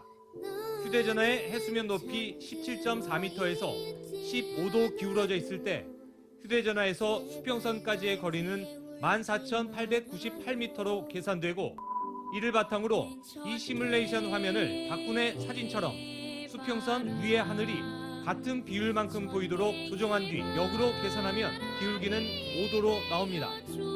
그렇다면 15도에서 5도를 뺀 10도가 배의 실제 기울기가 되고, 오차를 감안하면 당시에 최소 5도 이상 기울었다는 게 전문가의 설명입니다.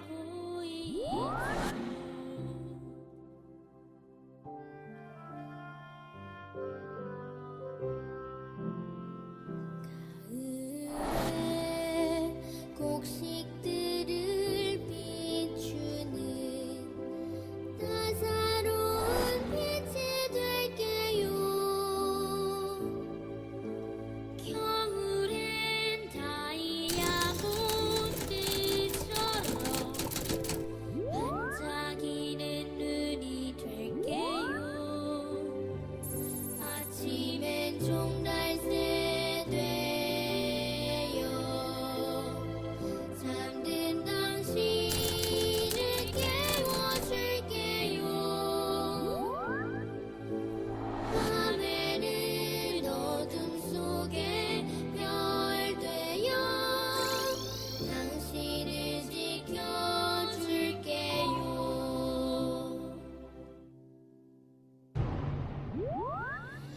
나는 천개의 바람, 천개의 바람이 되어줘. 저 넓은 하늘 위를 한 20도 이상 기온 상태다 그러면은 한 번만이라도 20도 이상 기온이면 그건 문제가 있다라고 판단할 수 있는데, 5도 정도는 기울어진 거는 이게 지속적인지 아니면 한 번만 기울었는지는 모르는 상태이기 때문에 크게 이게 뭐 문제가 있다라고 단정지어서 말하기는 힘들다는 겁니다. 수연아, 마지막.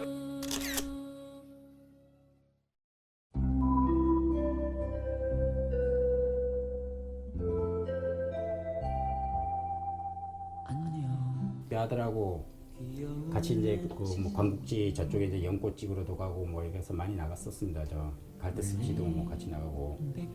그때 이제 아들이 나한테 물어본 게 있었어요. 아빠, 이 사진이 어떤 사진이 좋은 사진이야? 네, 저한테 그걸 물어보더라고요. 그래가지고 그래서 아빠도 뭐 아마추어니까 모르겠다. 그런데 아빠가 생각할 땐 두 가지 요건만 갖추면 된다. 하나는 누가 보더라도 멋있고 이렇게 눈에 확 들어오면 좋은 사진이다 일단은. 또 하나는 작가의 의도가 이 사람이 뭘 담으려고 노력을 했느냐, 예? 그걸 볼 수 있어야지만 좋은 사진이다. 제가 그런 얘기를 한 적이 있거든. 내가 얘기하렴 아무도 모르게 울면서 멀리 멀리 갔다고.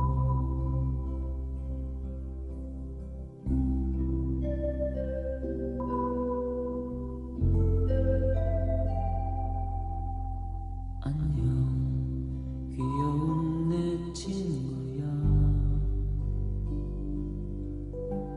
멀리 백고동이 울리면 네가 울어주렴 아무도 모르게. 모두가 잠든 밤에 혼자서. 안녕 내 작은 사랑아. 멀리 별들이 빛나며 네가 얘기하렴 아무도 모르게.